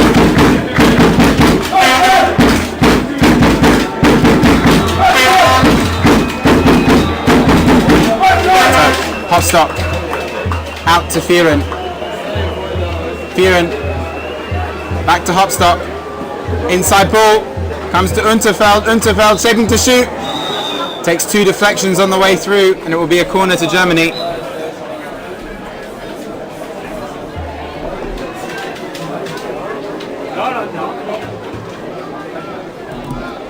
Fearon from the corner. Over the top, the ball comes to Hopstock.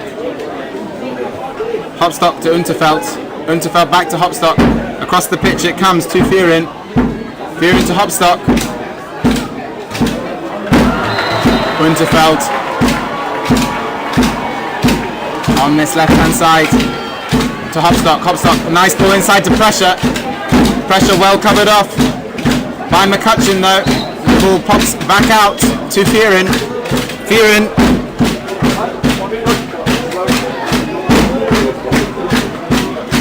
back to Unterfeld. Unterfeld to Fearon. Fearon back to Hofstock. Hofstock back to Unterfeld. Back to Hofstock. Building up here, Germany. 8 seconds on the clock. Shot comes. It's deflected. New shot clock period.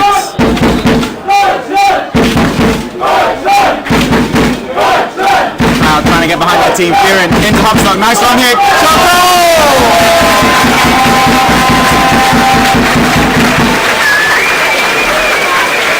That gap just opened up for Hopstock in between the right hand zoner and the middle man, and Germany get on the board in the game. So it's 3 goals to 1 with a minute to go in this first half.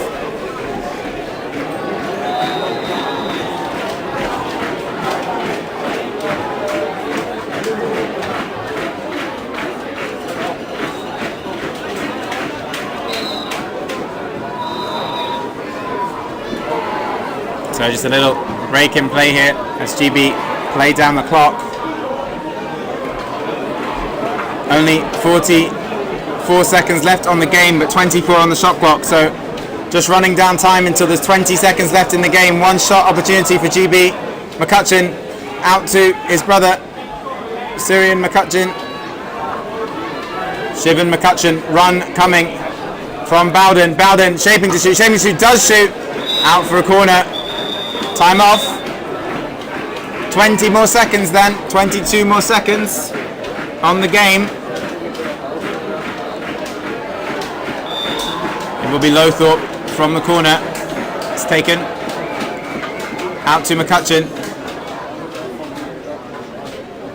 15 seconds on the clock. 14 seconds on the clock. Bowden. Bowden shaping to shoot. Doesn't take it. McCutcheon to his brother Shivan. Shivan to shoot over the top. 2 seconds to half time then. So at half time, GB shocked the crowd a little bit here. Strong applause coming though, and having taken a 3-goal lead in the game. They lead Germany by 3-1. Germany getting back into the picture though.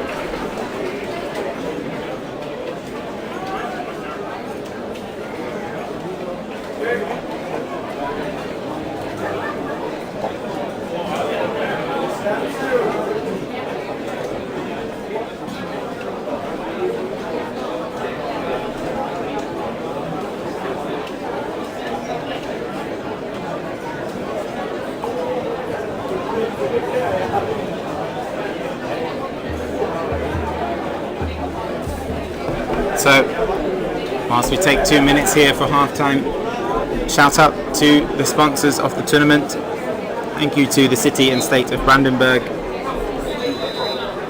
Gerüstbau, Baustrom, Wilmen Gebäudeservice, CPS Polo Equipment, Motorcar Reseller, Wilks Heizung and Sanitar, IMA Starlangen and Maschinenbau, Strohe Deutsche Stade Medien, Hellweg, Teppich Brome, Sun Farming and Alexander Holst.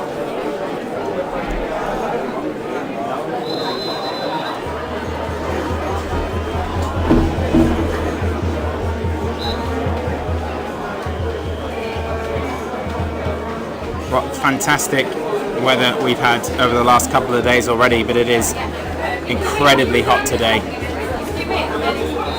Incredibly hot today.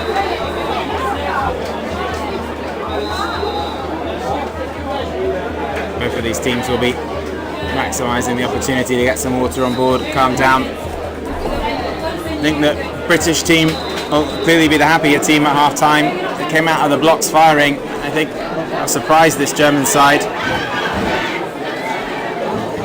GB will have come into the game knowing that anything less than 3 goals in goal difference, if Germany were to win by 2 for example, would see them also go through to the semi-finals. But what a position for them to be in at the half-time. 3-1. They can, if you think about it this way, afford to concede 4 goals. But what a statement it would be to the competition if Great Britain were to hold on here or push ahead against Germany. Germany have seen their way through almost every game so far, just the one draw with Spain earlier in the competition, but beat them on the replay. So let's see how Germany look to respond in this second half. I think we'll see them come out of the box firing. Unterfeld versus McCutcheon for the sprint. It's a dead heat. Unterfeld looked to commit earlier to the ball and he has won it. Full commitment from Unterfeld. He was falling as he was approaching the ball and he wins it then. So Germany with the first possession of the half. Can they cut this deficit down to 1 goal? Round to Hopstock. Hopstock with the immediate shot. Great save by McCutcheon in the net. What skill to gather the ball immediately and fire it from Hopstock.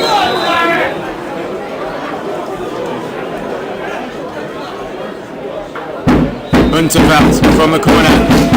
Germany trying to get the crowd going with the drums. Hopstock. Back to Kirchhoff. Kirchhoff over to Unterfeld, back to Kirchhoff. Hopstock's free again on the left. He's got the opportunity to shoot once again. Does goal!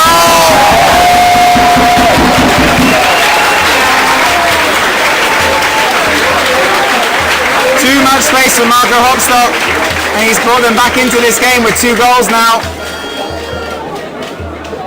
The GB defence on that right hand side getting too tight. Lothorpe getting constricted up against the keeper and not managing to get out to Hopstock. So it is 3-2. And how will Great Britain play this? Will they keep going for it with the same level of attack that they have so far? Lothorpe making a run on the right hand side to McCutcheon. McCutcheon to McCutcheon. Looks to lay it up on the inside. Shivan McCutcheon, the goalkeeper though, comes through the German zone and back out. 16 seconds now on the shot clock. McCutcheon will have to cover. Lothorpe slightly mishandles. Not entirely clear where the shot's going to have to come from here. It will come from Syrian McCutcheon. 6 seconds on the clock. It's going to have to come from Lothorpe now. He takes the shot, goes underneath. Did that take a touch on the way through? It didn't, so it was well low of the bar.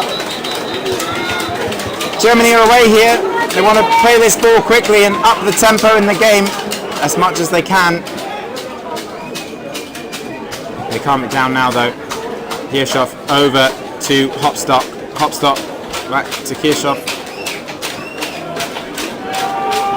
Unterfeld now on this right hand side, left hand side of the pitch from where the Germans are looking. Kirchhoff. Kirchhoff back to Unterfeld. Kirchhoff back out to Hopstock. Hopstock over. It comes to Kirchhoff. Kirchhoff driving now.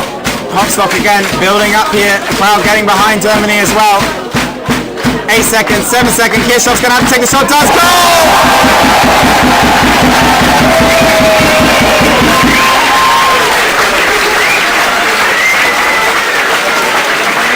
And Germany have arrived in this game. And GB's 3-goal lead is down to none, and we're at 3-3 in the game.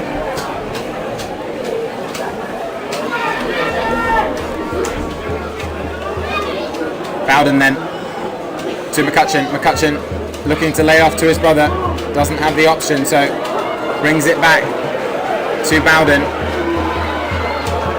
On the inside there, Winder and Spencer trying to make space for these runs. That's better. Bowden on the run with a big shot. Goes up. Is that going to stay on the pitch? Looks like it's going to roll out. No flag. So it will be Germany's ball, and there's a break on here. GB haven't responded well. Unterfeld floats it over the top. It's a bit of a loose pass though. Shot's going to have to come, I think, from Beckman. Oh, GB get very lucky there. Unterfeld's pass was poor. And Germany definitely had a 3-on-1 situation to try and capitalise on. So GB lucky. But Germany come again with 5 minutes 50 on the clock. GB need to see through one of these attacking phases. Start using their time in attack, you feel. Germany though. Unterfeld to Kieran, the captain, the longest serving player of this German men's side. Unterfeld down the middle, trying to go through McConvey and McCutcheon. Big shot from Kirchhoff at the angle.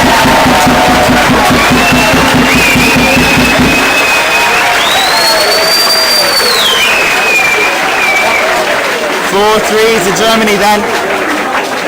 They've scored 3 unanswered goals in this half so far. And GB having gone 3 goals ahead.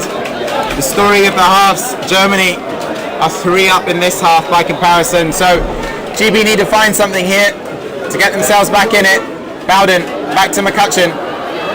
To McCutcheon. To Bowden. Foul on the inside here. New minute then for GB.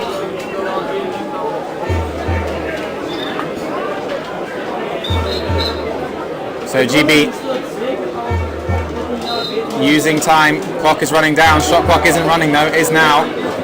We've still got 57 seconds here, GB. This is for them to determine how to play obviously, but to add that context back in from the other team in this group. So there are currently 2 groups of 3, the top 6 in the competition that are competing for semi-final places. Germany earlier beat Spain by 3 goals, sorry.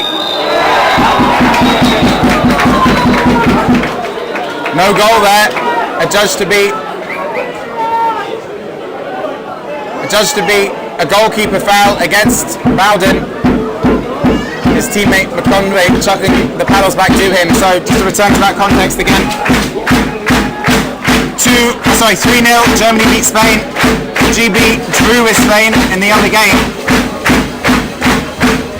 So that means the result, with the way it stands at the moment, Germany would top the group and GB would go through on points difference, goal difference.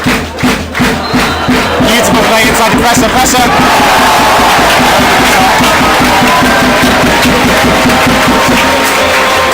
So the GB line lifted high there. It's 3.5 minutes now on the game.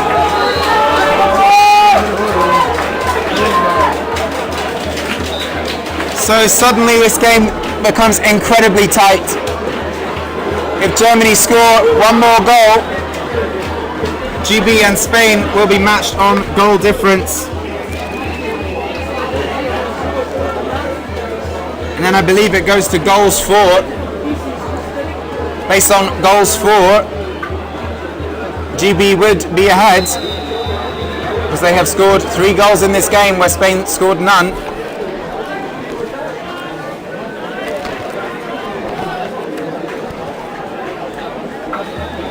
Can't confirm that in front of me at the moment, but I will find out for you. So McCutcheon to Lothar, out the back to McCutcheon to Bowden. Bowden doesn't need to shoot. He does. Will he regather that ball though? He does.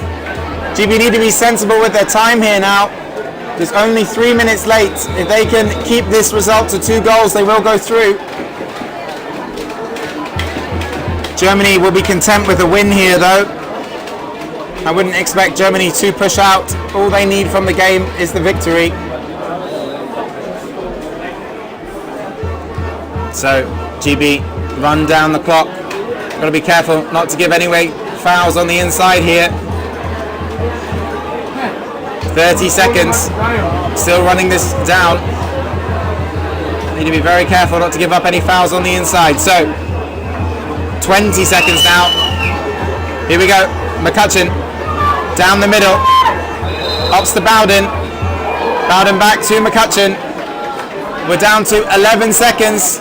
They need to determine how to shoot this. What they're going to do. Caleb Bowden making the run. 6 seconds.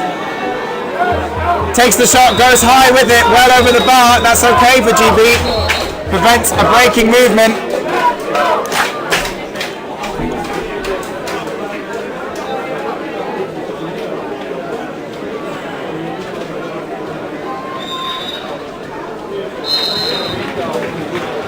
So, big defensive set here needed for the British side against Germany. 1.5 minutes left on the game. Germany, to see out the game, they don't need to use this time. So let's see how they look to use it. They will also know the context of the result. Fearing working his way through there and scores!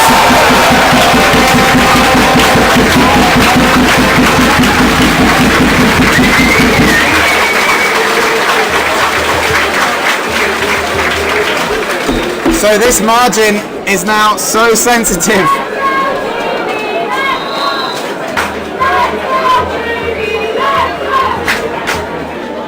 Three goals difference between the sides. GB then, they must know the context to be playing like this. It's not good for the crowd, it's not good for the spectators, but they know to make a semi-final position, all they need to do is let this result stand. 30 seconds left then on this shot clock period. They're going to need to get a decent shot away here though to prevent Germany getting possession for the last 30 seconds of the game, or 20 seconds, whatever it comes down to. If GB pull this off, it will be sheer relief, but they've been poor in the second half of this game compared to the first. McCutcheon to his brother, 7 seconds. They're going to have to shoot this. It's going to send it high, I imagine. Does take the shot. Does it take a touch? It goes for a corner. Oh, that's very lucky, but that's what they needed. 20 seconds on the game then. 20 seconds. They just need to take this down the pitch and use up the time. Germany then, what a fantastic comeback. Let's take nothing away from this German side here. 3 goals down in this game. 3 goals down. And they've scored 5 unanswered goals in this second half. 5 unanswered goals. But Great Britain have just done what they needed in this game. Shot comes over the bar.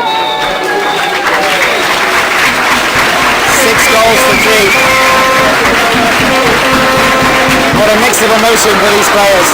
Well done to Germany. Well done to this German crowd who got behind them and definitely affected that result. GB through to a semi-final. But what an opportunity that was. 3-0 up.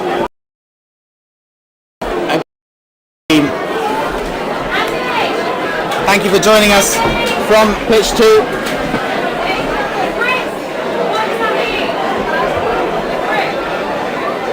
The next game here will be Netherlands versus Denmark. Netherlands versus Denmark, your next game on pitch 2.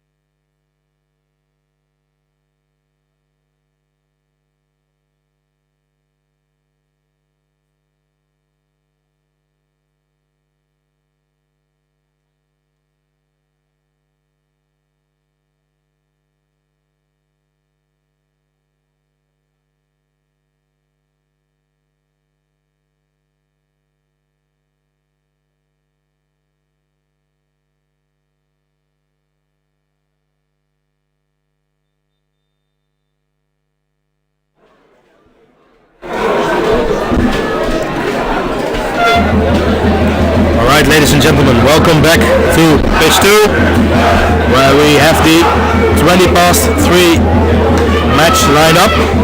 Denmark senior men versus Netherlands senior men. This is in the second group stage, which will decide the semi-finalists. I'll name check the players for you now, starting with the Danish team on the left. For Denmark, we have number 1 Niels Tobor, number 2 Matthias Jensen, number 3 Andreas Christensen, number 4 Martin Eibe, number 6 Frederik Konge, number 7 Christian Kleist, number 8 Emil Jakob Holm, number 9 Andreas Iversen, and number 10 Jakob Soya. Coaching the Denmark men team will be Jeppe Iversen. For the Netherlands, we have number 1 Wessel Vroon, number 2 Jor Pel, number 3 Stivo Heugelen, number 4 Dylan Tuff, number 5 Bryce Holman, number 6 Tjerk Pellers, number 7 Lucas Reinders, number 8 Reno van den Berg, and coaching the Dutch team is Jeroen Barning. We started the game already. The Danish had a foul on the charge start, so Dutch will take the first possession. Because the Dutch lost 6-0 earlier this day to Italy, they will be looking at a goal difference with 6 this game. So Dutch is needing to win by 6 or more. Now we have Holman going into the zone, trying to create a gap. Heugelen with the ball. Still Heugelen with the ball. To Webbers. Webbers looking for a chance. Nothing on it. Passing it to Tuff. Who takes a shot. Dutch players believing the ball came out of a Danish pedal. Ref saying it didn't, so it will be a goal line throw.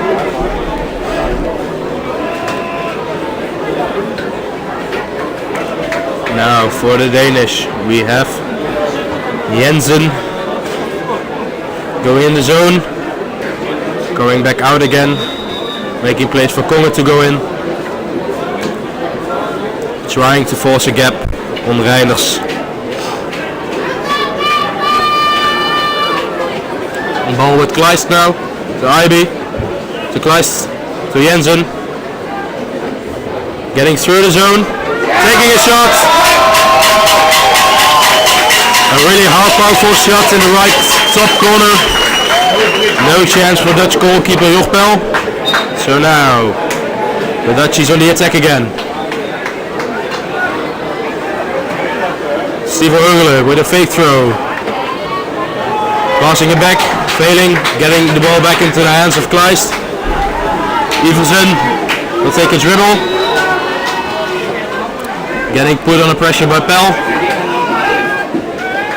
Pel tried to push Iversen, in doing so he made a holding foul, so now it's Danish ball. Advantage was given. So we have Christensen and Konge going into the zone. Ball's getting up, passed up to Kleist. And Denmark recycling the ball. 30 seconds left on the shot clock. Jensen passing it to Kleist. Kleist looking at goal, nothing on it. Jensen taking a dribble for himself. Getting in a tussle with Tuff. Passing into Kleist, who passed it to Christensen. Nice save by Jor Pel. Ball got out for a corner.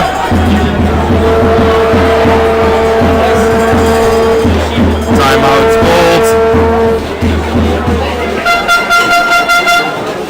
And now Denmark will be taking the corner. So the Dutch team will now need to get 7 goals against the Danish team if they want to move on to the semifinals. Now the ball is with Kleist, passing it to Jensen. We have Iversen on the on the right hand side, but a really nice interception by Hurler. Passing it to Pel. Passing it to Webbers, who controls it on his paddle. Iverson going over the boat with his own paddle. You can't do that. Now it's Pel going in. Ooh, and a really unexpected shot by Holman. Came off the bar, a bit unlucky there. Now Hurler and Pel in the zone. Holman passing it to Webbers. Too tough. Left-handed shooter. Shoot it. But the paddle of Kleis prevents a goal from forming. So Danish do manage to keep the ball.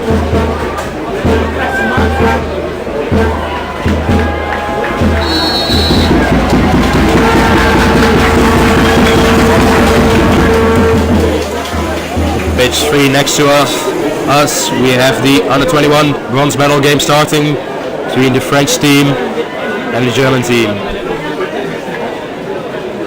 I'll give you some updates over the course of this match. Now Danish starting the wave. Jensen going in again. Oh, Jensen once again with a really powerful shot, burying it in the goal. I think the goal moving like a meter back from the pure impact of his insane shot. Now there appears to be an issue.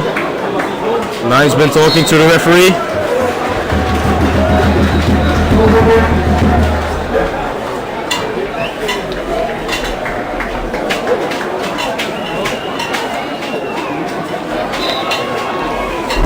There has been a timeout called, so both referees now are going to have a chat with each other.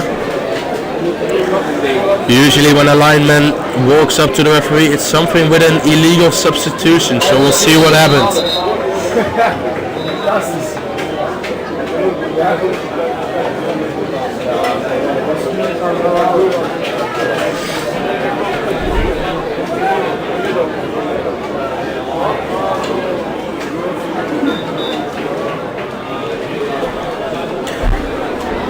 Today we have, in the afternoon, we'll have the under-21 finals, both on pitch 3. The women final will start at 4:15, with the men's under-21 final starting at 5. So be sure to tune in on pitch 3, the live stream. There's some really nice goals. Some really nice matches lined up. Women's final will be Dutch under-21 ladies against the German under-21 ladies. For the men's under-21 final, we'll have Italy against it will be Denmark. So apparently the goal has been disallowed.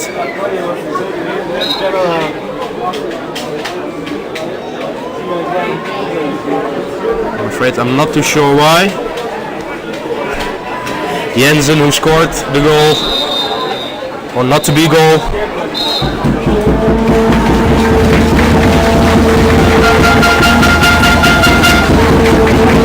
Can't believe it.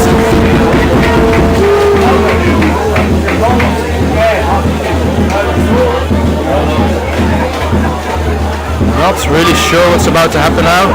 I think because it's unclear who got possession. They are doing a referee ball. Both players will be lined up next to each other. Referee tossing the ball between them. Only allow players to use their hands. Once the ball touches the water, they can both go for it. So it will be Vroon against Jensen. Well, Jensen getting a hold of that ball really easy, leaving Vroon with nothing, no chances. So, still 1-0. And we're on the way again.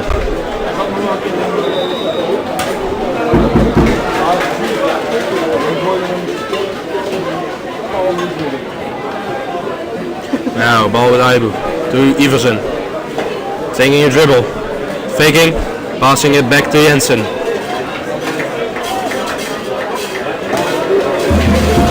Ball goes up to Iversen. He really is a specialist shooter. Passing it to Kleist. Passing the ball to Aibu. To Konge. Oh, and a really nice attack from the Danish players. Ball going to Kleist, to Aibu, to Konge, who finishes. It's really high into the goal. No chance for Jopel. So now back to 2-0 once again. So for the Netherlands we have Holman going into the zone trying to make a gap. Bell with the shot and a nice save by Jensen.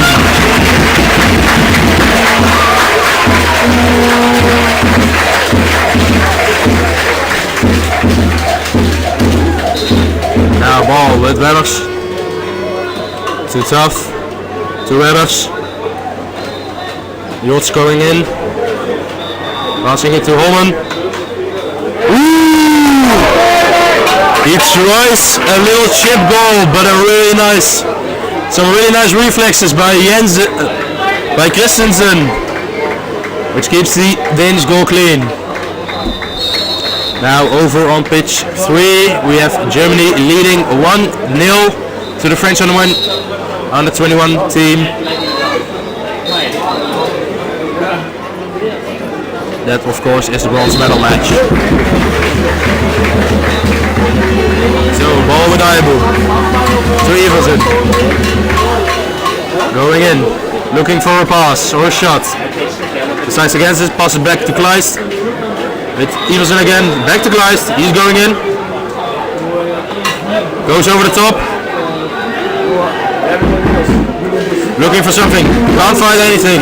So 15 seconds left on the shot clock. Denmark will be looking at a shot now. I think it will be Iversen taking the shot.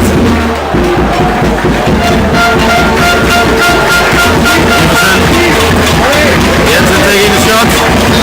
Going out.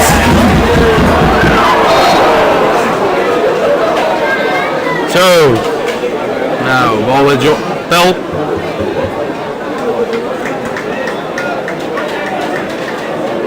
Passing it to Tough. We have Vroon going into the zone, trying to create a gap. Holman joining him. Now, ball with Pell, faking, looking a bunch. Tough. Ball to Holman, to Vroon. Whoa, and a nice goal! I think maybe he got a bit lucky there. It was Christensen getting a paddle blade to it, but it wasn't enough. So now, 2-1.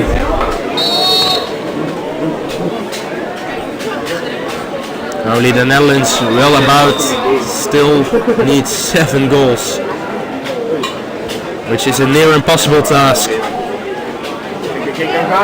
Now, Christensen going in, Kleist following up.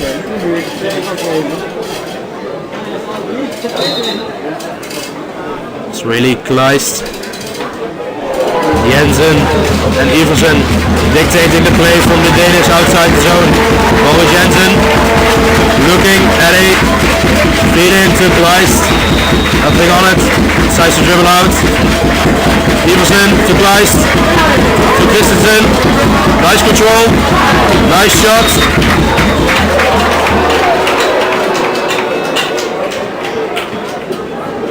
So will be Danish corner again. About 1 minute left to be played in the first half.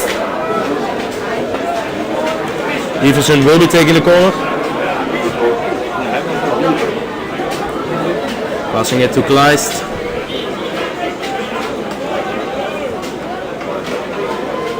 To Jensen, to Kleist.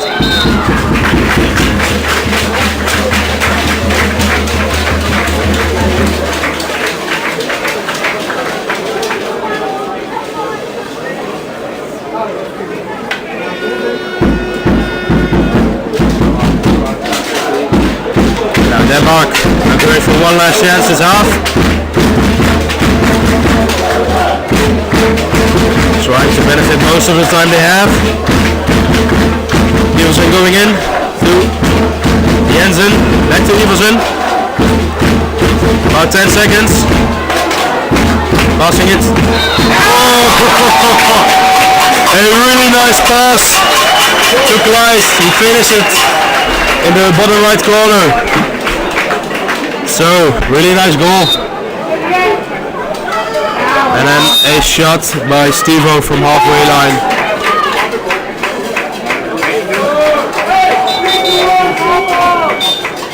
Hurle looking at the referee for something, not getting it. So now into halftime, we'll have a 3-1 lead for the Danish men team. Now it's halftime, so I'll get back to you in a few minutes.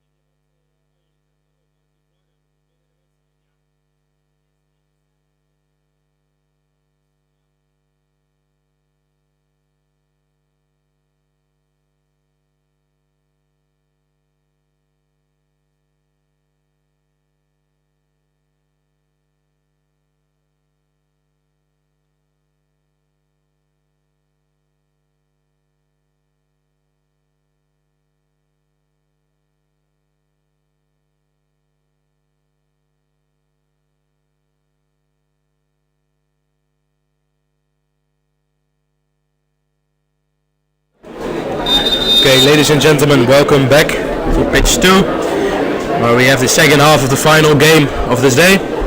Dutch men versus Denmark men.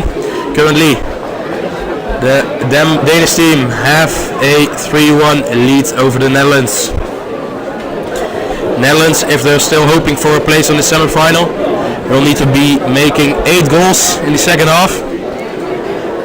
A basic impossible task, especially against this Danish team. They are really looking strong this year.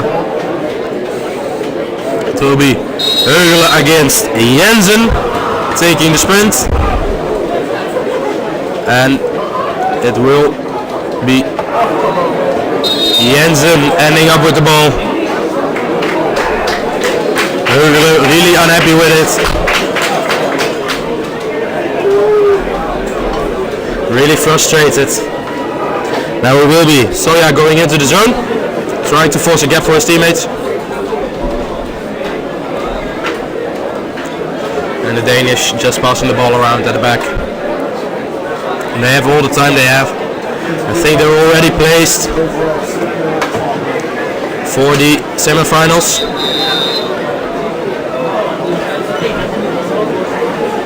So the Netherlands really need to be chasing this game, going for a 5-man press. Relay leaving, Kleist unmarked. Now, ball with Iversen, going for a shot, hits the bar. And then a paddle foul by Holman, which leads to the 4th Danish goal. That's a nice shot by Iversen coming off the bar. And Holman going over the boat of Jensen, which you can't do. He gave away the foul, which basically gave Jensen a free goal. Now it's Webbers with the ball, looking for something. Passing to Heugelen, back to Webbers. Heugelen looking to create something in the zone. Holman going in, passing it to Pell, takes a shot, gets saved. Really nice save by Christensen. Now the ball is with Iversen, passing it to Aibu, passing it back to Kleist. So the Danish will be really taking it easy now. They have got time, they don't need to chase this game. And they're already 3 goals ahead. So Kleist passing it to Iversen. To Jensen. Back to Iversen. Kleist going in. Over the top to Jensen. Controlling it with a paddle. Ball falls for Ayu. Being put under pressure by Tveros. Passing it up to Soya. Taking a shot from halfway. The shot clock was almost running over. Now will be Pell substituting with Vroon. Now the Netherlands on the offense again. Now Vroon going in, passing it to Stivo. Try passing it to Holman. Still Dutch ball. Webber shoots, hits the ball. Ball with Vroon, taking a shot. It's about 3 Danish paddles and then a holding foul by Van der Berg. So Danish do keep possession. Christensen passing it to Iversen, and Christensen will take a substitution with Christian Kleist.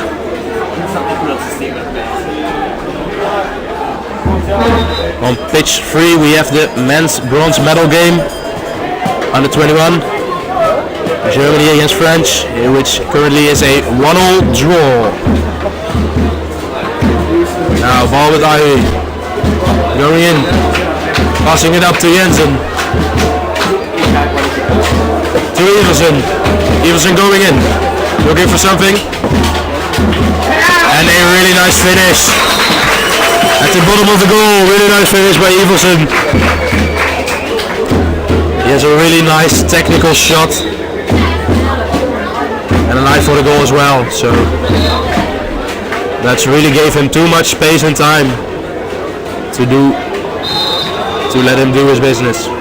Now, ball with Holman. Going in. Passing it to Vroon. A foul.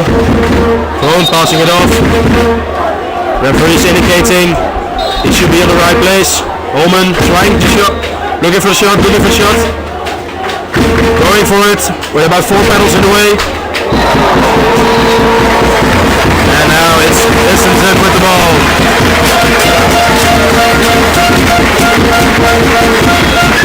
Holman. Oh, and a paddle foul. I think Christensen didn't get to the whistle. I think Germany just scored.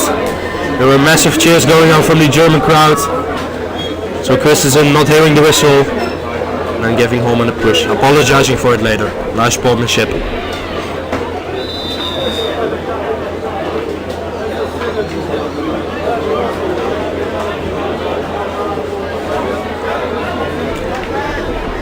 So Denmark on the attack again.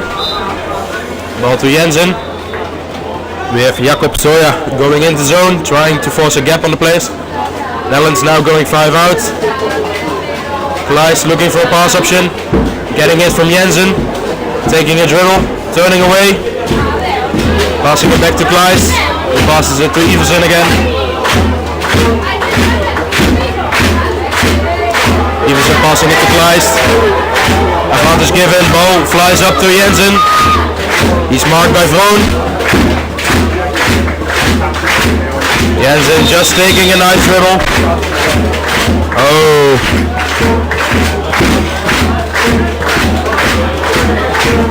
And a green card for Bryce Holman. That's he's really giving it away now.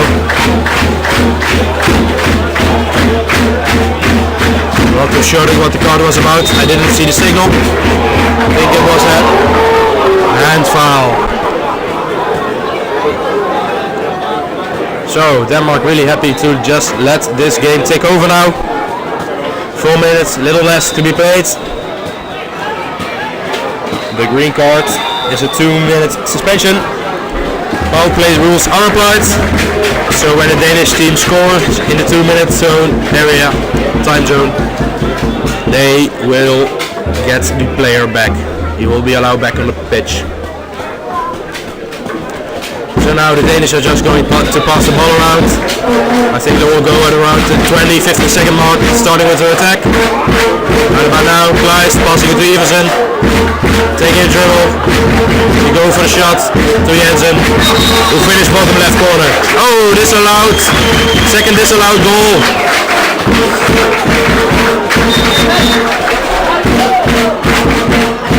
Bit of confusion. The Dutch player didn't really see the disallowed sign, passing the ball up to the middle, thinking it was a goal. But then again, ref indicating the ball needs to be taken where the foul was committed. So, ball now with Reinders. Looking to unload the ball to Webbers. Passing it up to Vandenberg. Vandenberg looking for something, passing it to Heugelen. Heugelen back to Vandenberg. Now Vandenberg has some time and space. Dribbling past. Looking for the shot, nothing on it. Passing it back to Reinders, who passes it to Heugelen. Who passes it to Vandenberg again. Now 15 seconds left on the shot clock. Heugelen with the ball, passing it to Vandenberg. Look to Webbers. To Reinders. It's tough. And a really weak shot by Reinders there. Now Dutch back up to 5.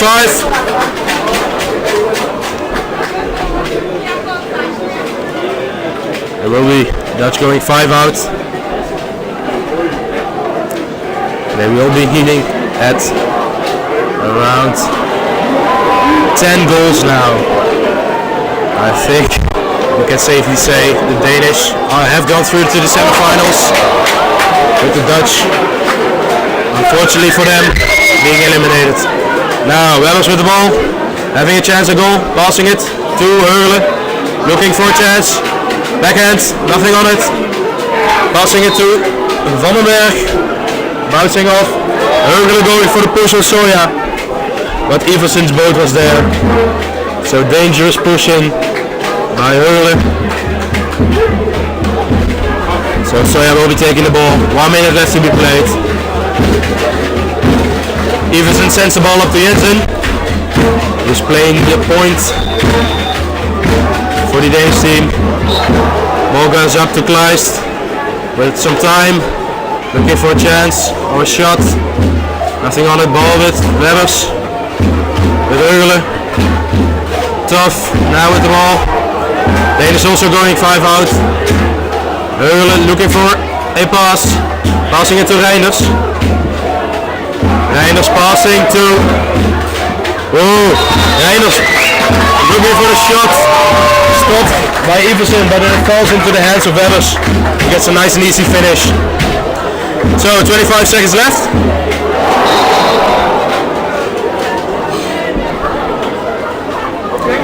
So Denmark going to take the ball out, and I think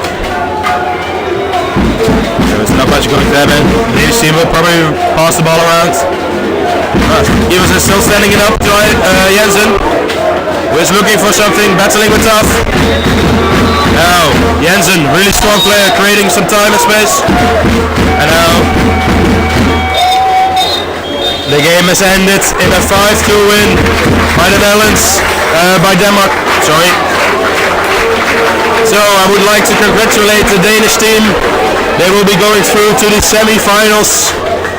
The Dutch team will play for 5th till 8th playoffs. So that was the final game at pitch 2. We have the finals lined up for you on pitch 3. But first, the golden goal at a time between the Germany and French game. 2-all. It's the bronze medal match for the under 21 category. So, later on this day, we will have the under 21 final for the women at pitch 3 at 4:15, and then the final for the men at 5 o'clock. I would suggest you tune in. Some nice games lined up. And I'm Josh Polo.